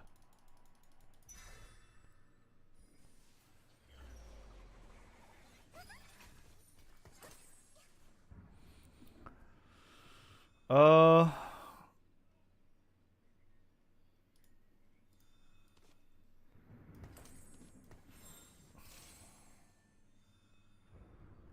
Yeah. Just gonna wait. We're gonna give Thieves' Gloves to, like... What's his face?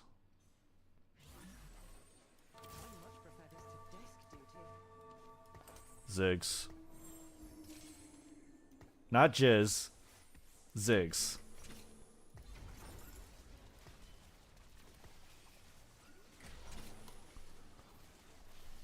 Vanquish Soul is FGC, and I think fighting games in Yu-Gi-Oh are so similar, especially now. For sure. Like... Yeah, we definitely talk about it a lot. Vanquish Soul is pretty cool. Like, they have combo... They basically...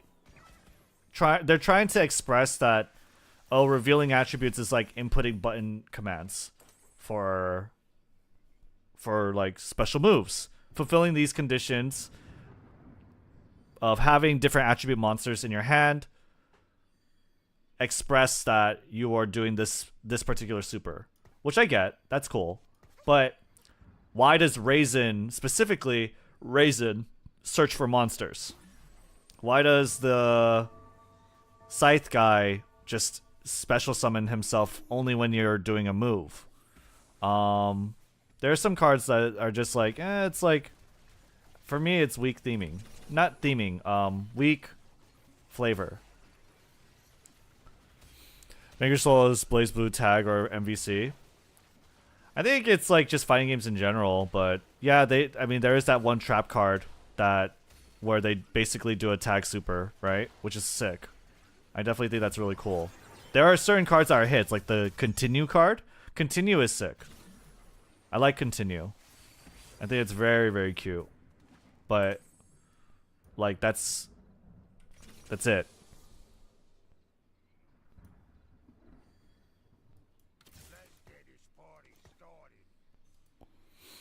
You have to reach, yeah. Stake Your Soul's round start. And, like, what would be cooler is, like, if Stake Your Soul kind of worked like Kaiju Awakening or Kaiju Slumber, whatever the card's called, right? Where you summon both, where you summon two monsters.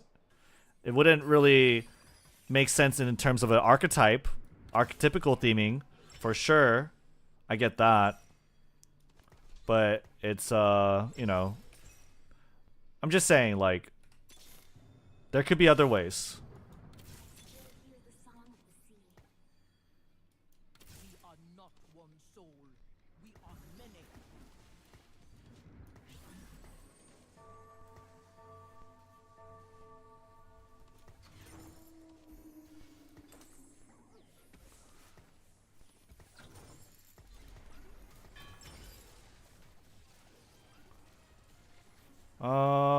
Fuck.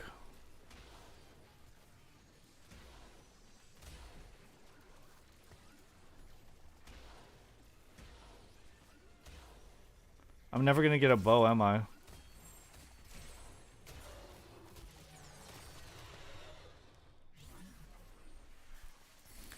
Maybe the guy that searches is supposed to be the Ryu or Ragna of the archetype, the one that teaches the basics and then learn another character. I don't know, this is confusing. Yeah, I mean, I could see that, for sure. I can see that, yeah. But it's like, it is what it is. We're gonna try and get 9.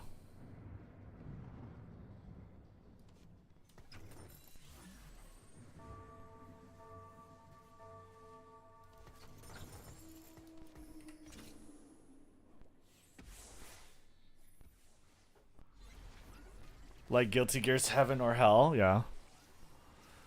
Look at the Magic the Gathering Street Fighter cards. Each card is focused on that specific character. Yeah, you could even look at that, yeah, for sure, right? Multi-kicker. Multi-kicker for Chun-Li. And it's like, oh, you do something cool for every kick you've done. Just emphasizing what her kick move is.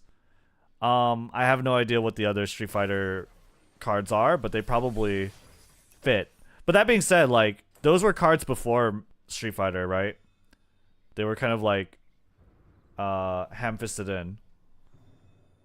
but it's still like, it's still very expressive. Like the Chun-Li multi-kicker.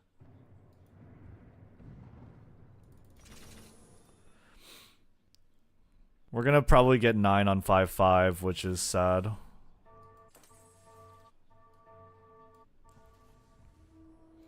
What level are you guys? 8, 8, 7. 7. Do you know only Hadoken was reskinned? Oh, really? Oh, Chun-Li was designed? Really? I thought Chun-Li was a reskin. Oh. I thought I saw her effect on a different card. Please! Let's go, TF!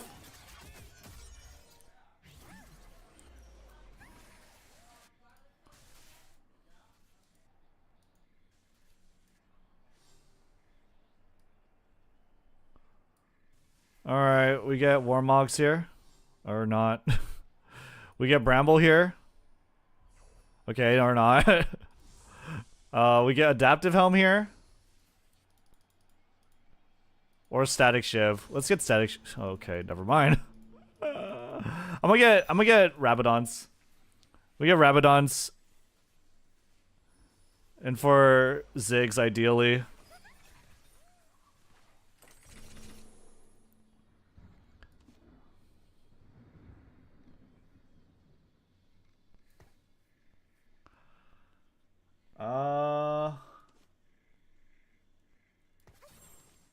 Reforge this. It's not bad.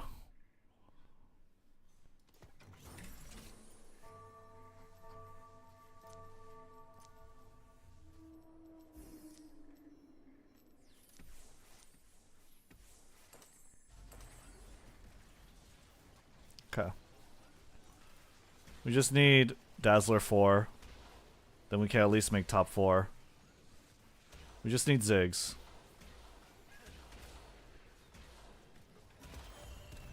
Yikes. Alright, I think we look for it next round.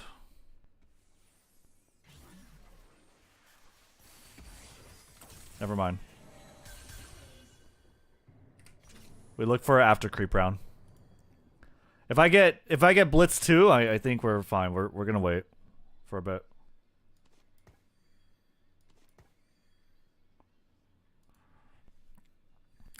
Yugioh's an air dasher, and Magic the Gathering, from what it looks like, is Street Fighter. Street Fighter is slow and methodical and interaction based.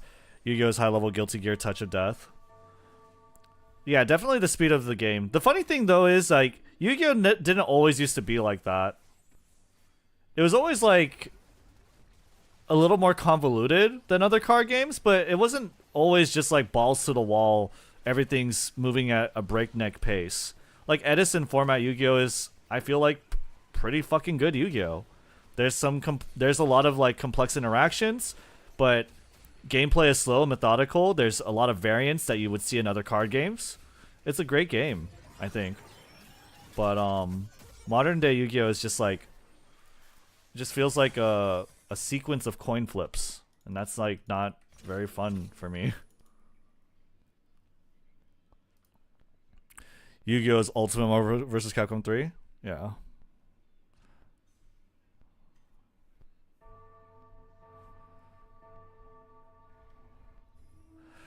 Renegading out the Forbidden Dance with 9 Disco.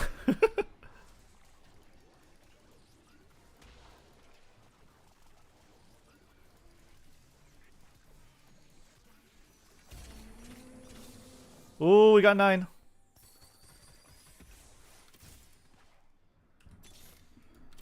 Oh shit, I need Twisted Fate. God damn it. Oh my god. I thought there was like no way I could fuck that up, but I did.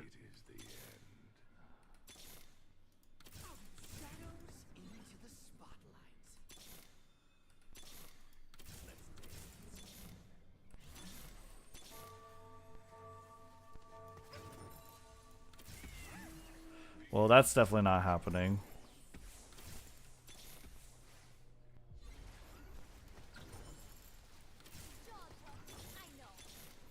Okay, that's Ziggs. Yeah, we're good there. How likely is it? Let's fucking go, Morellanomicon.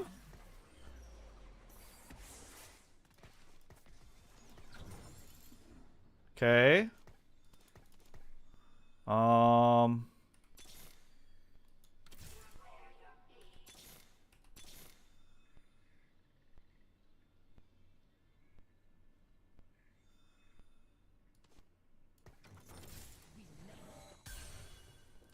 Fuck, I need like the item taker. The item that takes other items off this fucker. So I can put it on him, but whatever. It's fine. Blitzcrank is really good.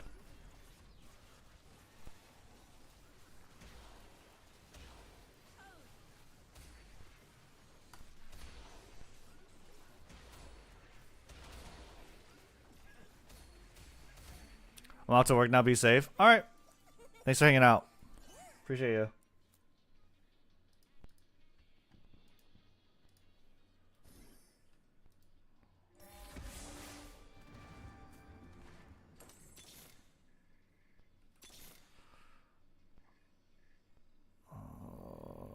I don't think I ever get TF 2-star. Or 3-star. We are not one soul. We are many.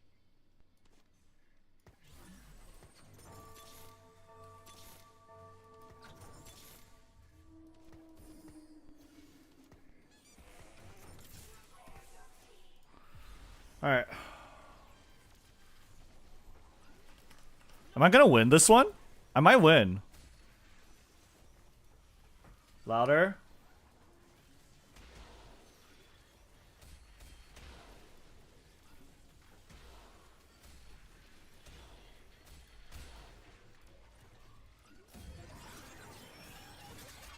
This is the only Idol song I'll listen to. Let's go! Woo! Got him. Disco 6. That was fucking nuts. Let's fucking go. Easy clap. Easy dubs. Oh, baby. I love that. I love to see that. GG. Thank you, thank you, thank you. Oh, we finally got a win. It's been a while.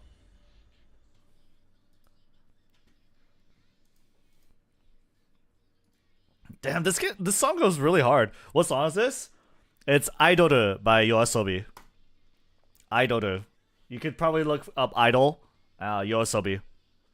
It's the opening for it's the opening for that one anime that was the manga was super hyped. Oshinoko, yeah. Is that a Plat S1 icon? Yes. You're right, yeah, that is a Plat Season 1 icon for League of Legends. For League of Legends. I'm fucking ancient, dude.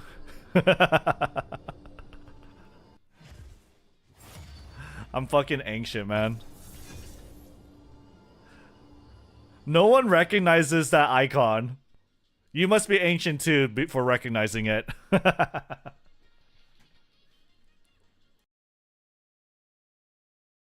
Rednu boomer, true. Unfortunately, I played with 300 ping at the time. Yeah. No chance. It was a different game. I feel like, yeah. For sure. I recognize I have the season 2 icon. Oh, really? Dang, we're all a bunch of boomers, huh? We're replaying the song. It's gonna be on repeat. One repeat.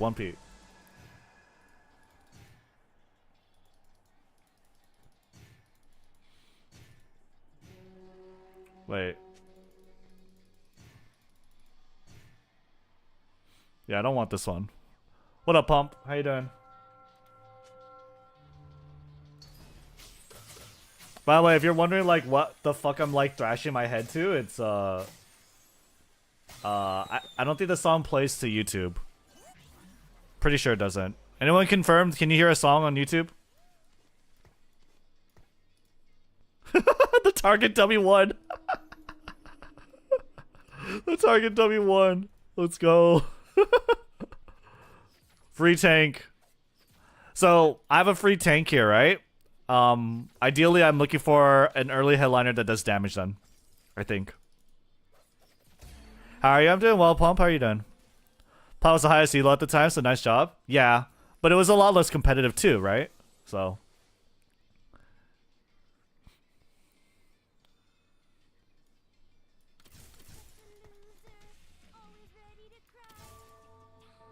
No song? Okay, cool. That's intentional because I don't want to get copyright struck and copyright claimed and then my stream gets taken down. Because that's happened before.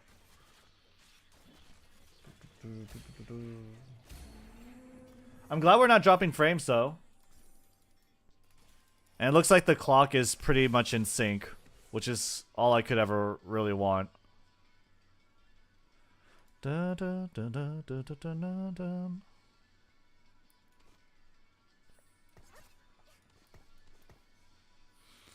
We're not getting very good units.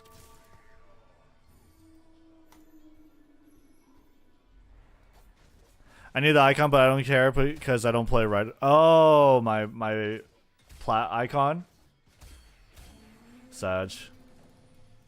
People do recognize it, but they just don't care.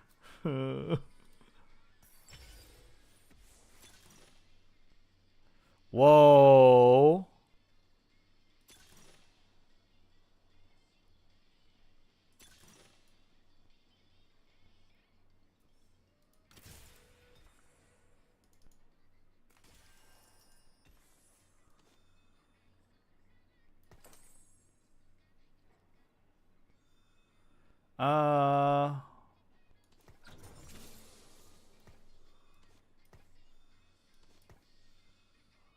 There you go.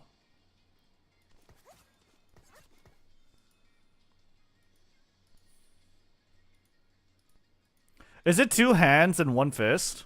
Chat?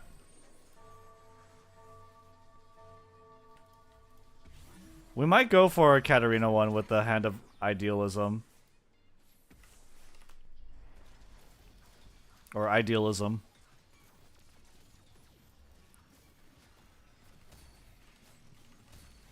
Check DMs.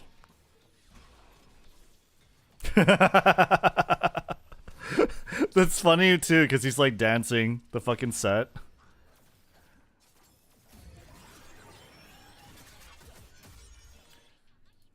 Okay, my bad. I thought I would only ever play once, but last time. I don't feel like stopping it.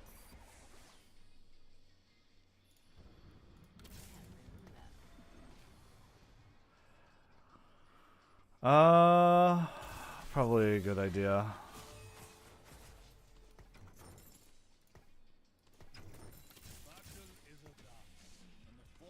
Yeah. There you go.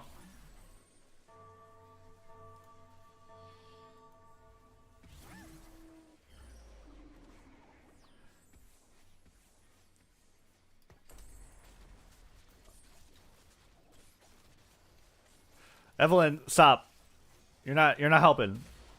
You're not doing the right one.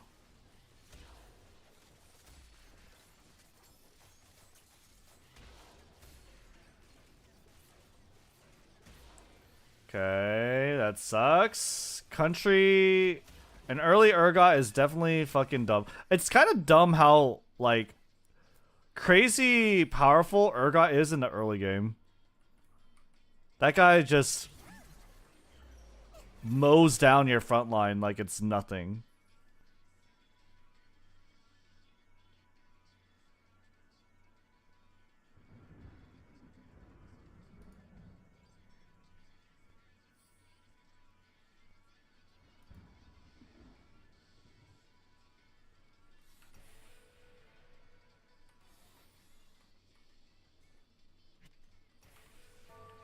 Okay, it's not looking like we're getting a bunch of them, so I think we're okay.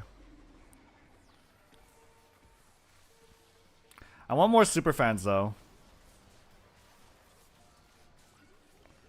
Is this guy level 5? Why? You really want that win streak, huh? Damn.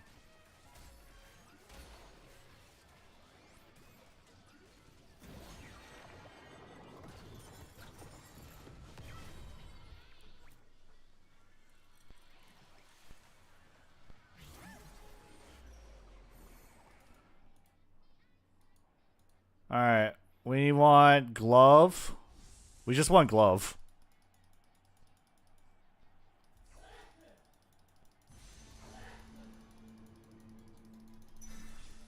Let's go.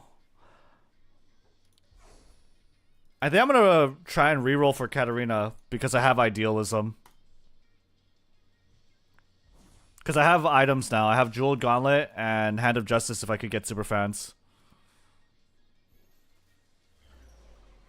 So once we level up, we will roll.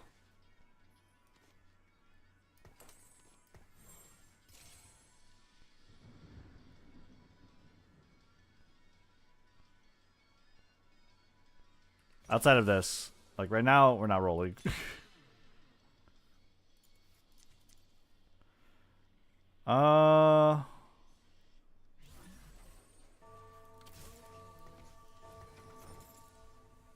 Like that?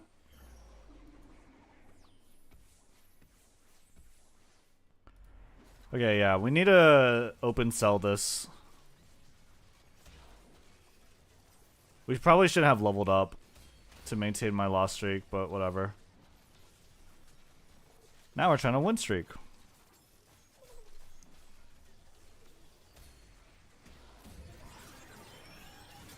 That was actually really bad. We need to lose more. Again, my inclination to like win every round is not gonna work out.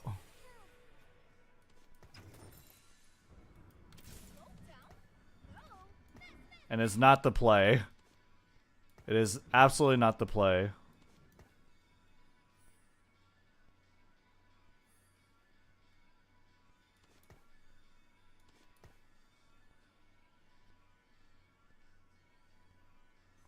What are you looking at my board for? Are you trying for it too?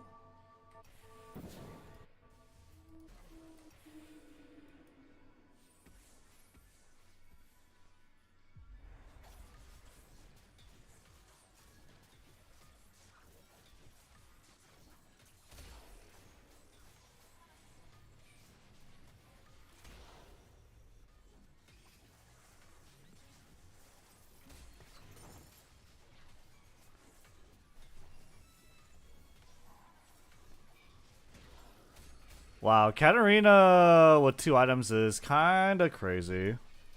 Why is so many people watching my match? There's a lot of scouting going on.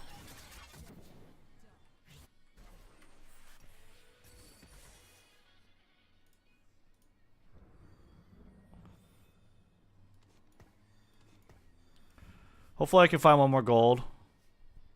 Wait.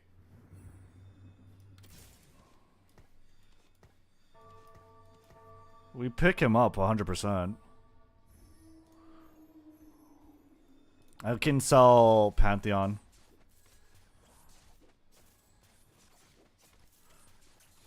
Don't sell him ever. Ever, ever, ever.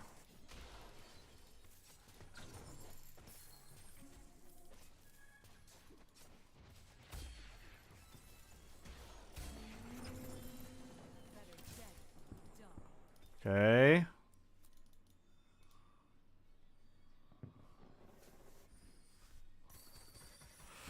Oh, fuck, dude.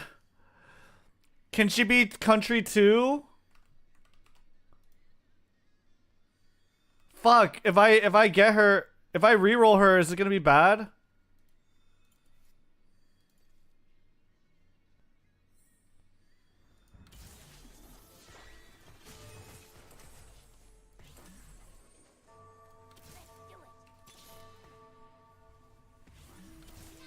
Fuck it.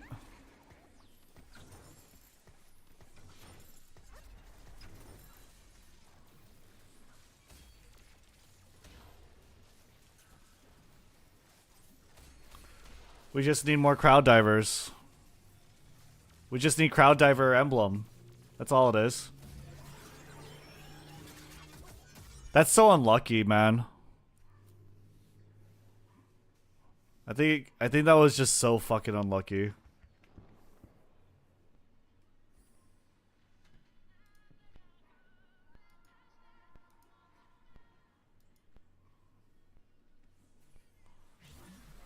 Damn.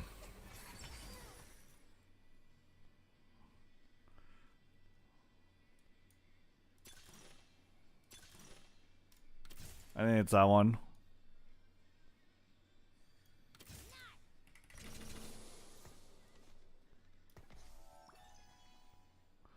There you go. All right. We have adaptive helm.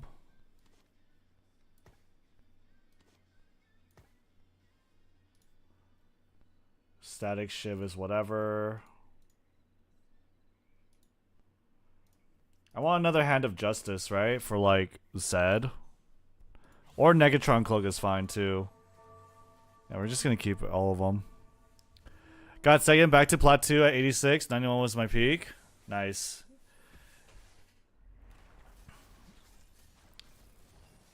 You're gonna get it, Dota. I believe. Are we re-rolling at 7 or do we re-roll at 6 for Cat, you think? It is 40%.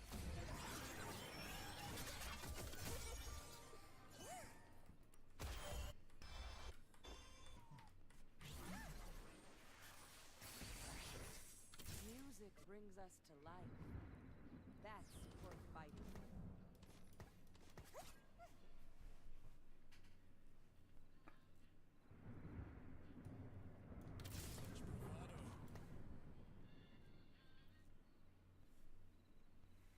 It's so sucky that she has country too.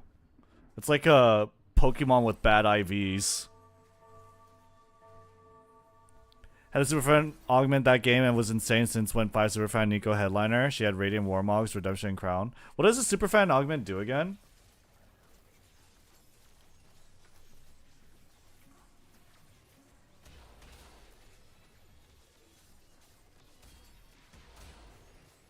Headliner heals Superfan units. Oh, that's kind of nutty. And you had 5 Superfan. Damn. Does she heal herself too? No, are you serious? Damn.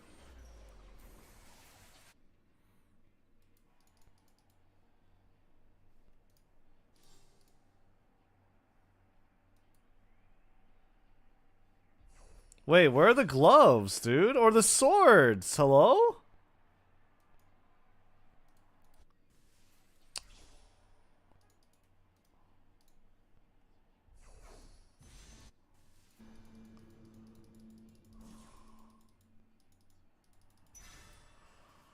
Oh boy.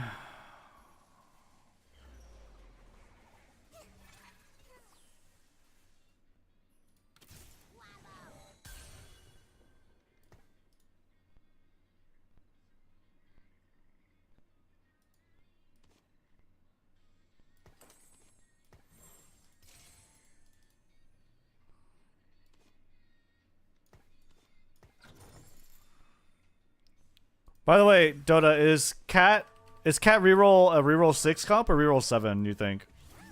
Because reroll 6 I have 40% chance of getting 2 stars. Or level 2s. 2 costs, rather. But I might need that level 7 just to survive.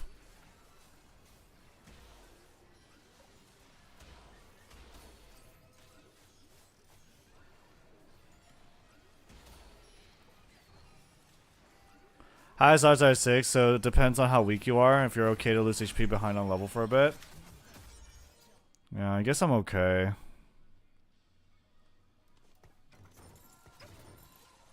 Alright, we gotta roll.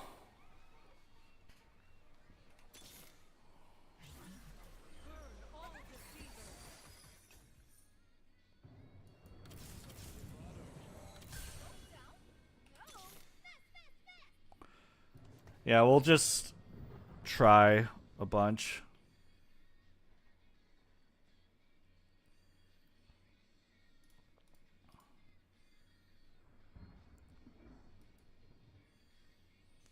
Yeah, we're just gonna have to do that.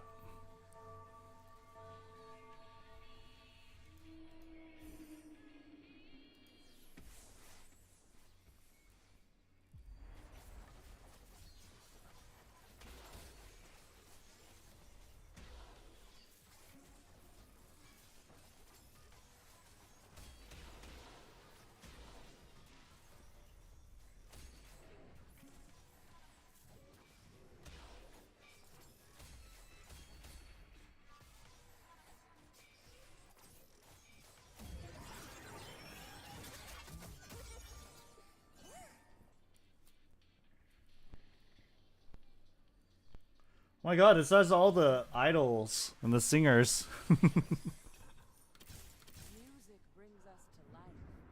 Except Muna is not technically a Hololive singer, but she practically she is, right?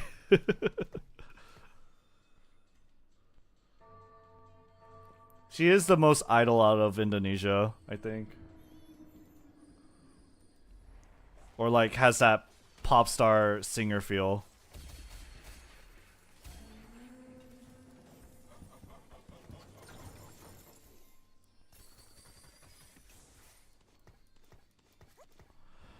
Alright. Roll.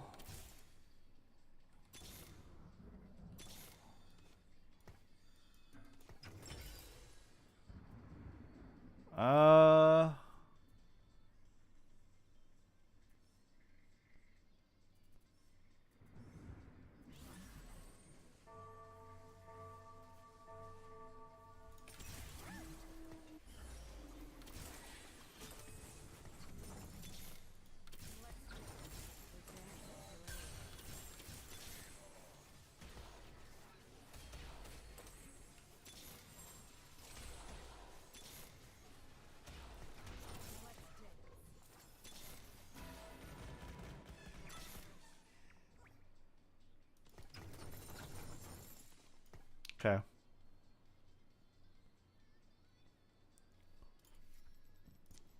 I need to reserve these crowd divers though.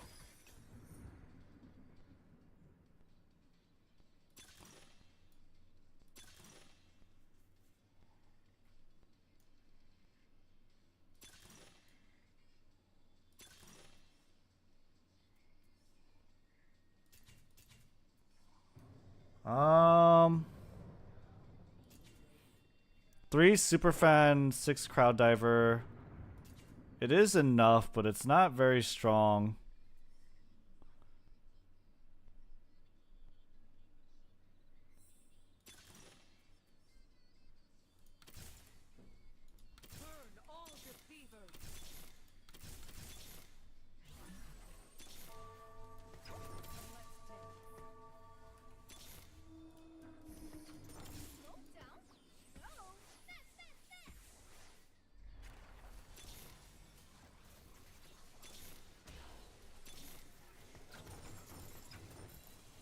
Okay, it's fine.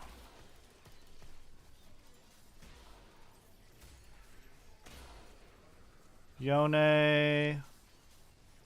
Crowd divers. Who is a crowd diver? That's 4. And then Kiana, obviously. Okay. As far as tanks go, tanky items.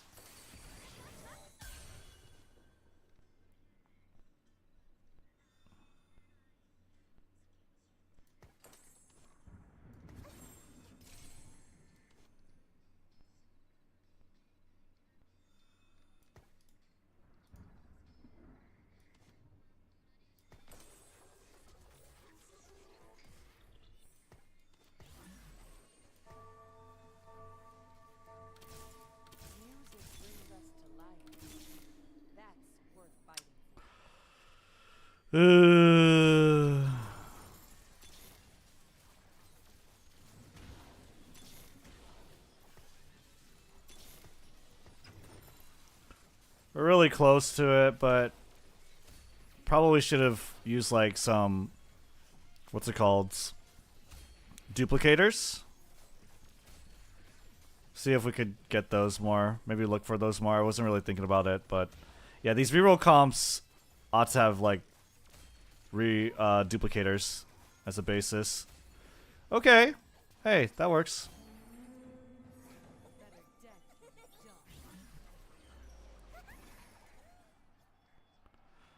No cat. I could use a vest here. If I could get a vest here, that would be good. Because then I could get Titan's Resolve. For Zed.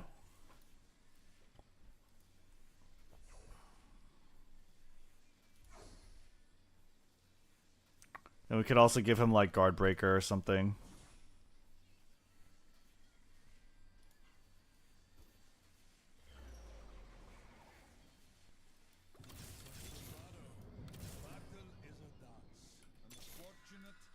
There we go.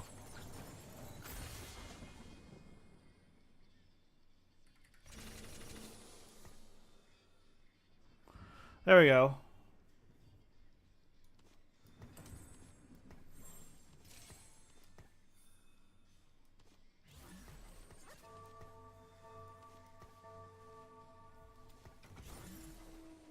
All right. Now we leveled to 9.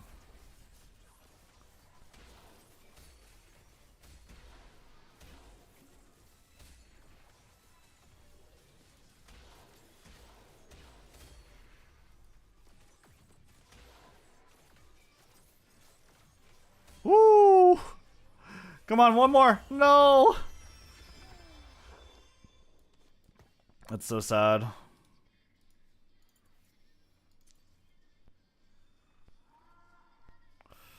If I could get another Crowd Diver emblem, that would be so sick.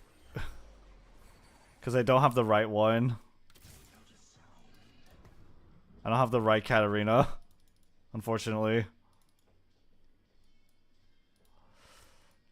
I could give him Guard Breaker already, but I don't know if that's going to be that great.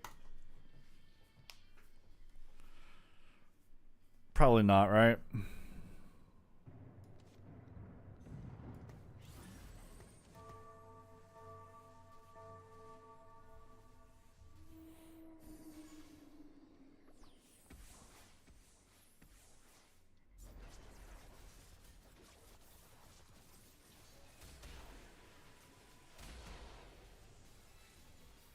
One thing that should be nice is that I should be immune to, like, Akali.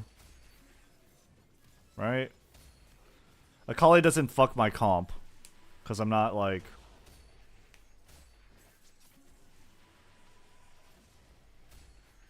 backline dependent. Yeah, there we go. If I win this, I think it would be kind of crazy because I really forced this. And I only really forced it because I had idealism. So I don't think I should win this, but I should... I hope that I could get top 4. It was definitely a good experiment, you know, just to figure out. I don't think I deserve to win though, because I forced this pretty hard.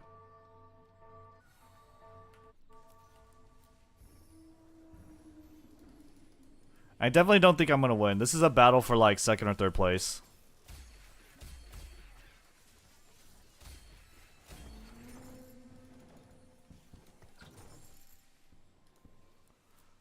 Warmogs, Thieves' Gloves.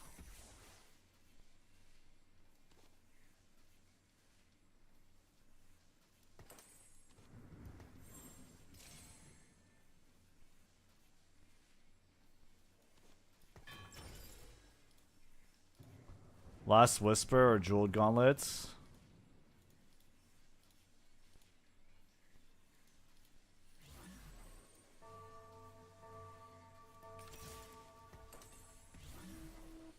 Let's try that.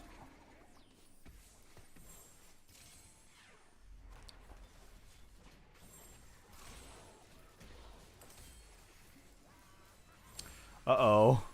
These things are really tanky. Wait, but Zed's doing work? Taking down the tank? Oh my god, 1610 damage. We should also like make more ideal like Hand of Justice actually, thinking about it. Just thought about it, but yeah, we need more increased damage.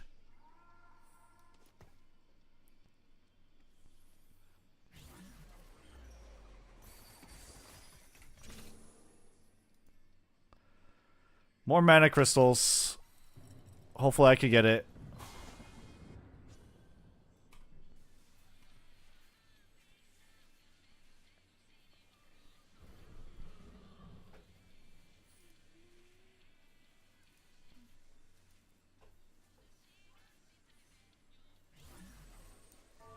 Oh, I forgot I need to turn on the light, I think.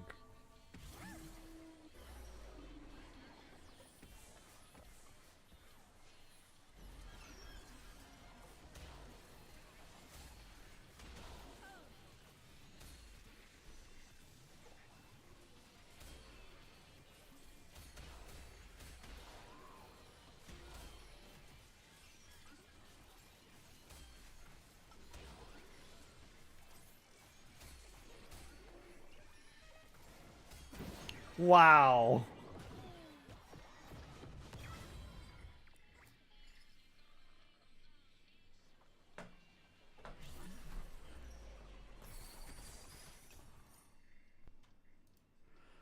Okay.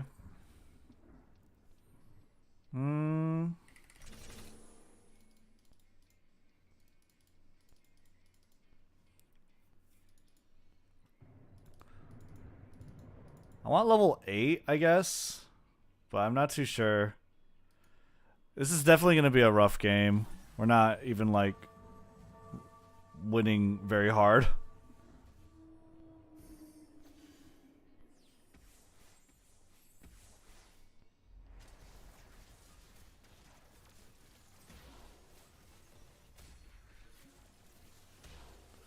Yeah, he definitely needs, like, Hand of Justice, actually, thinking about it. Instead of that true damage emblem. That thing is actually worthless. I'm probably not gonna... I would be happy to get 4th. I would be happy to get 4th here. In this scenario. I think... I get...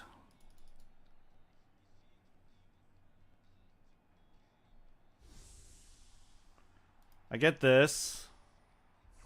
Never mind.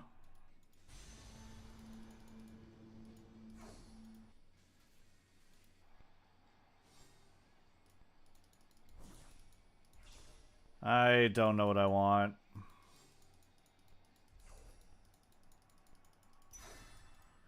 It's not very good. Nothing is very good here.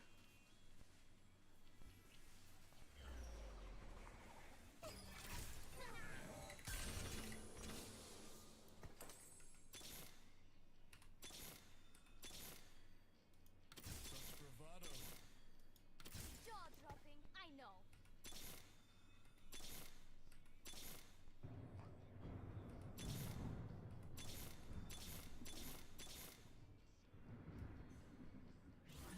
We are not one soul.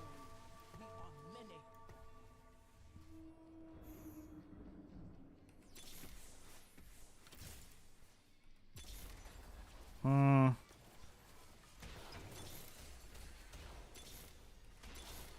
I wanted Zed, but it's not gonna work out.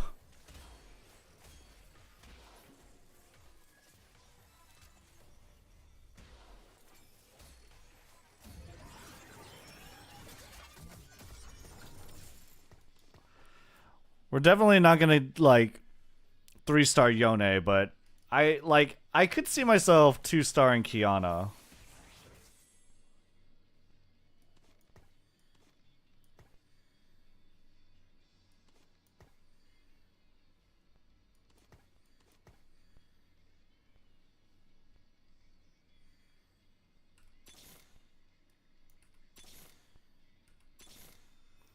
Okay.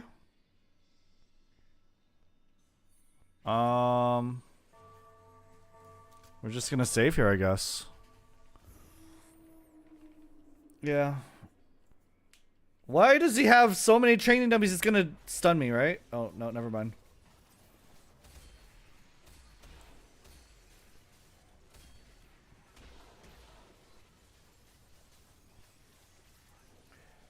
If I could get like Rascal's gloves or another crit glove, that would be good. Oh my god, she's just giving items. Kiana's nuts. Wish I had like a crowd diver emblem, but I don't think I'm gonna do it. I might get fourth. I'll be happy to get fourth. Okay. Not 6. Yeah, but alright. Oh.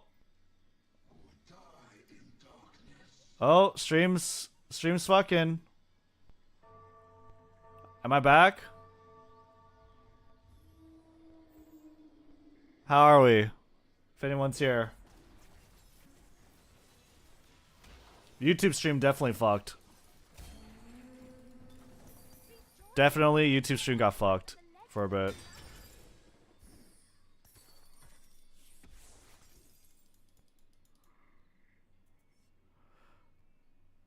I hate this. I hate all of this.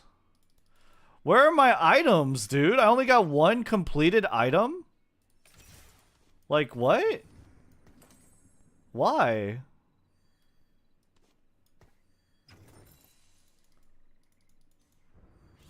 I'm still lagging.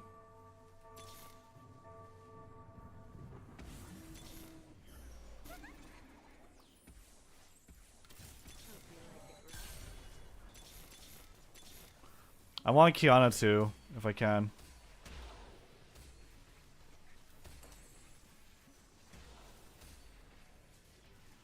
If I could somehow get Kiana too, I'd win. Not win, but I'll make top 4 for sure.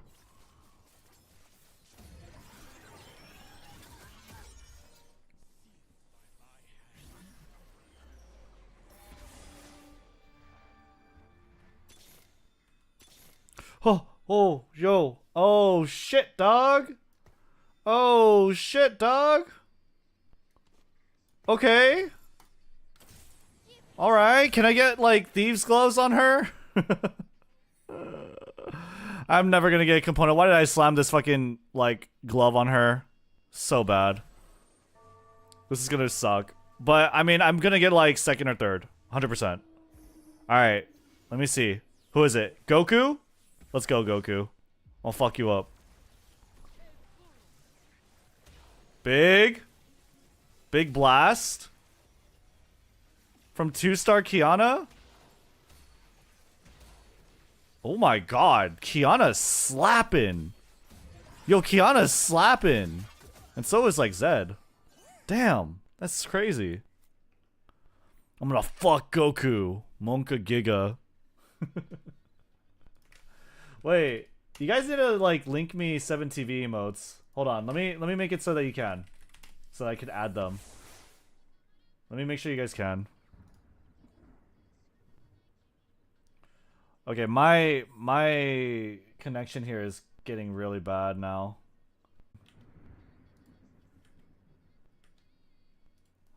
Where's a millisecond?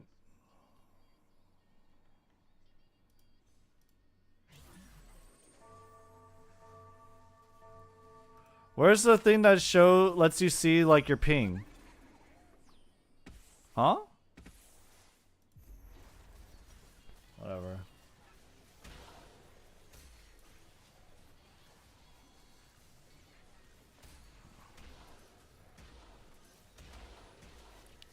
Uh-oh. Yeah, we're definitely not getting first.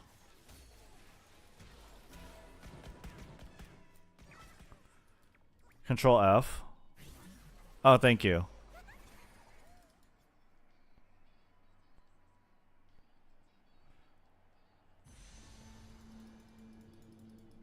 Oh my god, did you see that?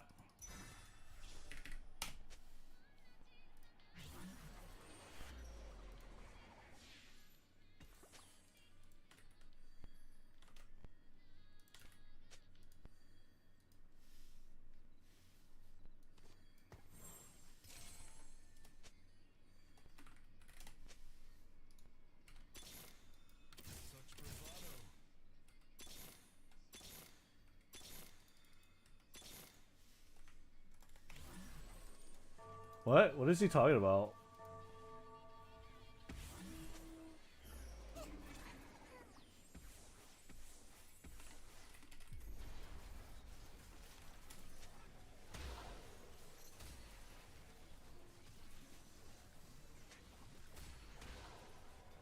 I don't have a collie.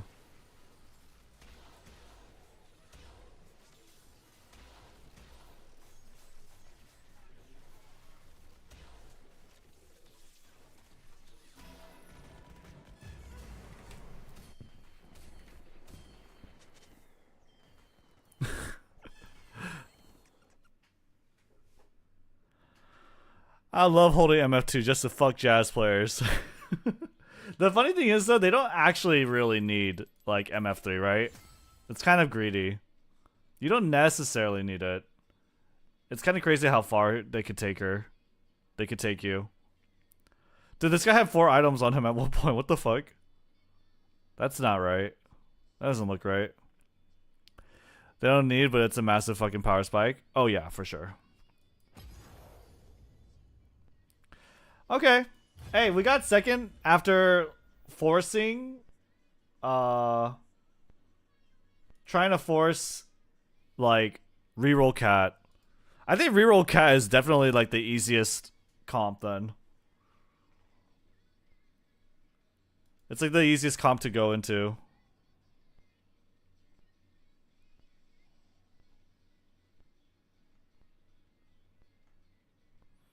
I only forced it because I had idealism, which didn't even matter.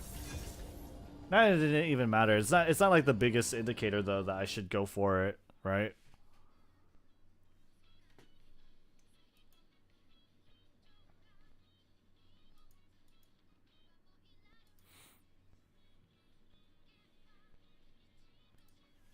Okay, can someone try linking a 7TV emote?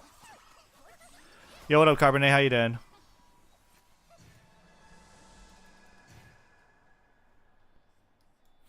I'm actually gonna do this one. I want super fans.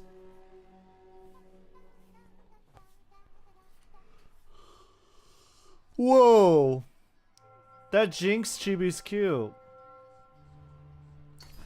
5 hours of TFT. Damn, did you reach Challenger yet? No, I'm not that good. You need to put a lot more hours than 5, though. Even the best players are just Grandmaster. I'm pretty sure, right? Let me see, actually.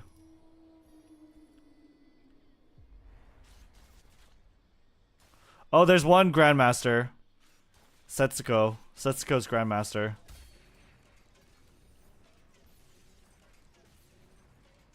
Oh, Challenger, sorry. Yeah, Setsuko's Challenger. May I do a song request?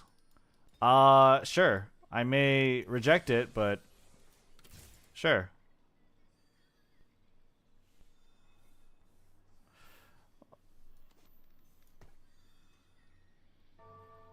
Okay, we're good.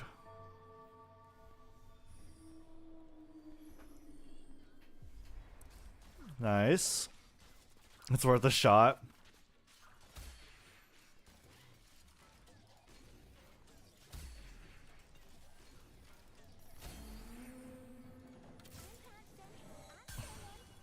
If it's gonna be there, then...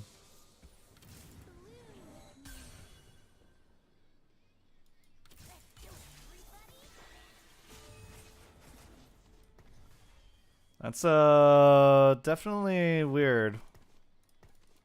How well did you do with, Jinx reroll, Dota? When you had rapid fire Jinx?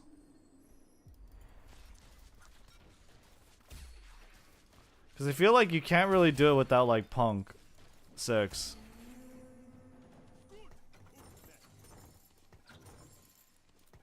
Well, you can't win. You can get, like, 2. I prefer almost always top 4.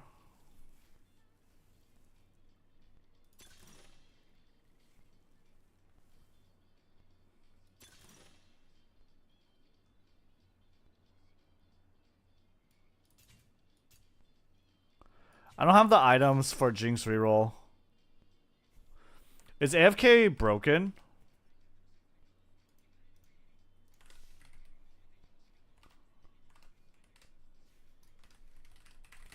I think AFK is broken, from what I've heard. I can't do anything. Yep, AFK should be broken. It's really weak not having rapid fire early game.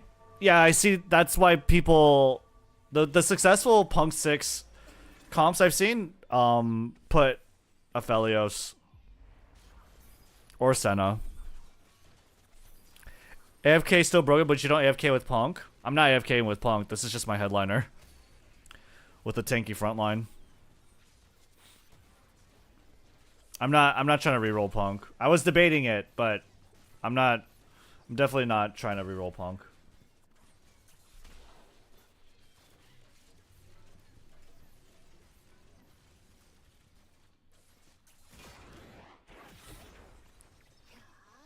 Jinx reroll is not that good if you don't have Caitlyn. I usually don't see Caitlyn. I feel like if I see Jinx reroll, the ones that win are doing Punk 6 and not Rapid Fire 6. Probably because you can't force Rapid Fire 6. Yeah, you need the unique emblem. Or the elusive emblem, rather.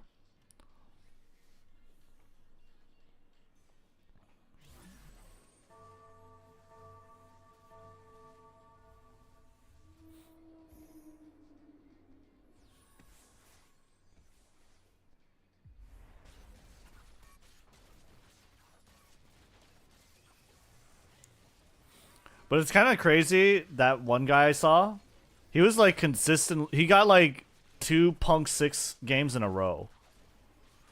Jinx rerolls are the ones who get spats early, so you can go 6 Punk. Yeah, for sure.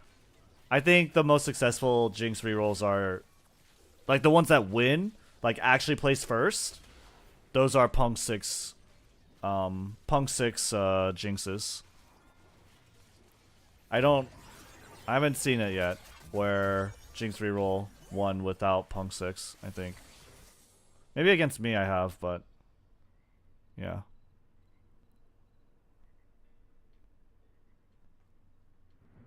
Hey, the Peggies.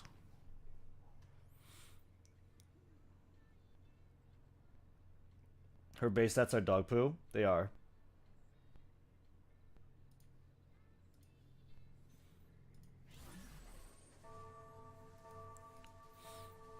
She really needs to be built up. She is really like a carry in that way. I think AFK, the fact that I had AFK with these two is kind of crazy. Yo, what up, cats? What's that emote? Star Rail, it's bonking time. Dude, oh my god, I haven't logged on Star Rail for a while. Wait. What's the cap for the Trailblaze power that like is in reserves? What's the cap for it? 3K. Double bow or bow? Anything with the bow, I'd be happy.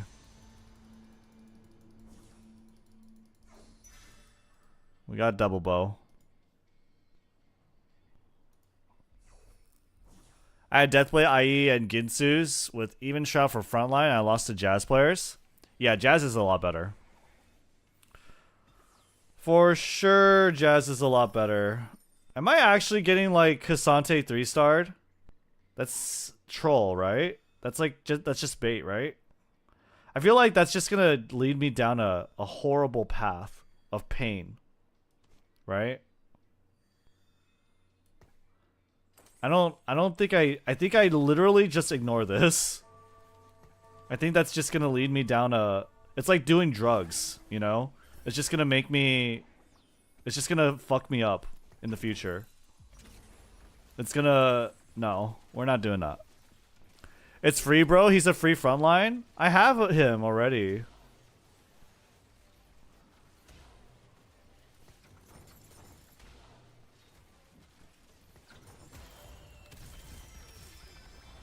Like another one? Like a duplicate? Yeah, it is free, you're right. He sells back for full value.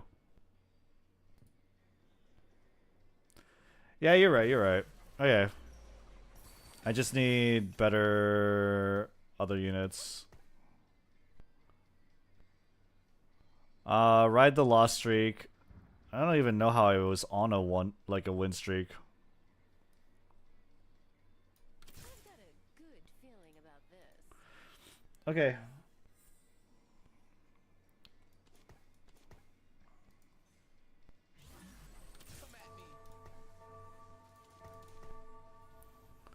Wait it out.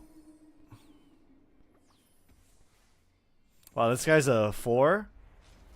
Can I actually lose against him? Uh-oh. Wait, maybe I can. He doesn't have the jazz augment. Dude, his thing is pumping. But I think I actually... This is so questionable. Oh, I lose. Nice. Jinx is ass. Jinx is ass, dude. Plat 1, baby. Nice, Dota. Got there with Annie reroll. IDKY couldn't fight Ares. Unfortunate. Dude, yeah, dude, like... that guy was pumping damage, man. That was actually insane.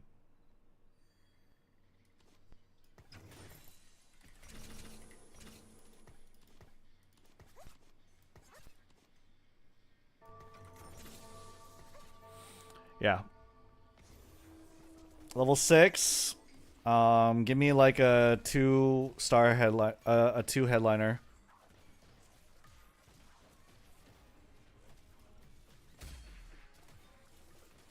A 2 cost, 3. Give me a 3 cost headliner.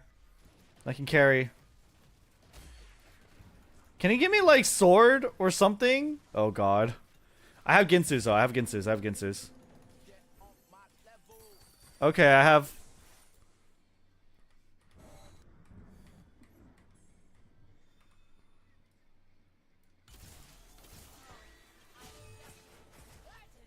what's the superfan item?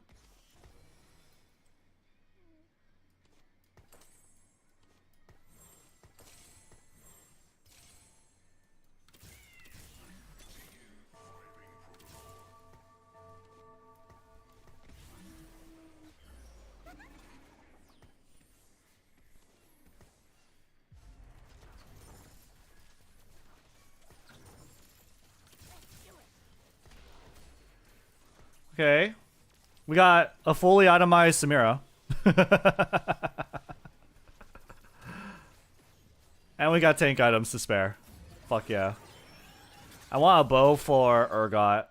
We're gonna go country.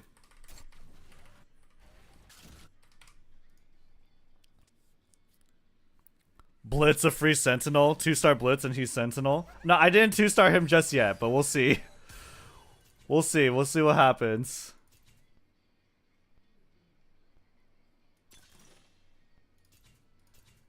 Is it vampirism or harm assist? I think it's vampirism. I think vampirism's like naturally OP.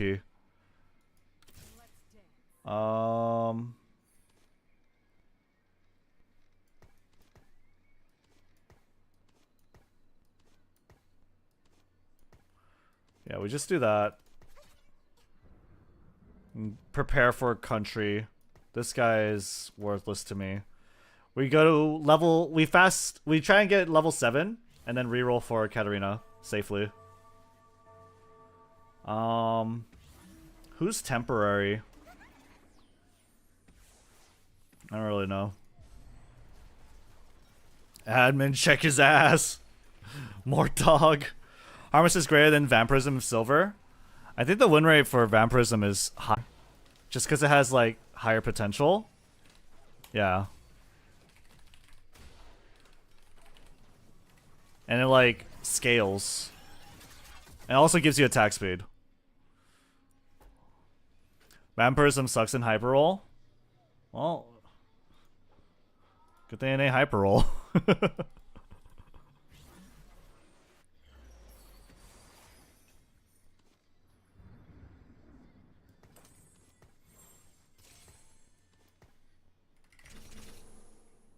Alright.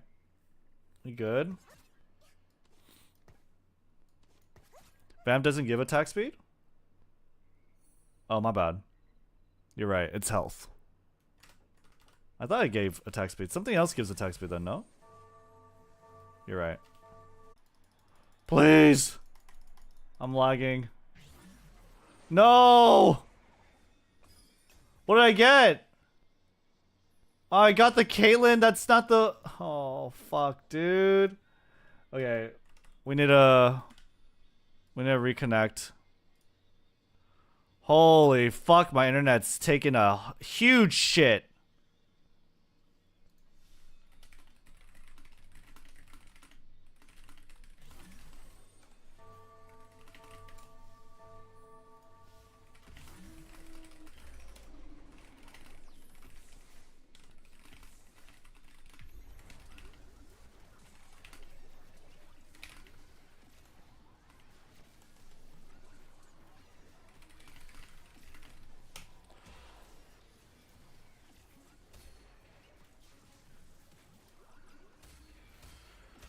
Give me a sec, guys. We're gonna stabilize it. Don't worry. We're gonna stop YouTube and come back.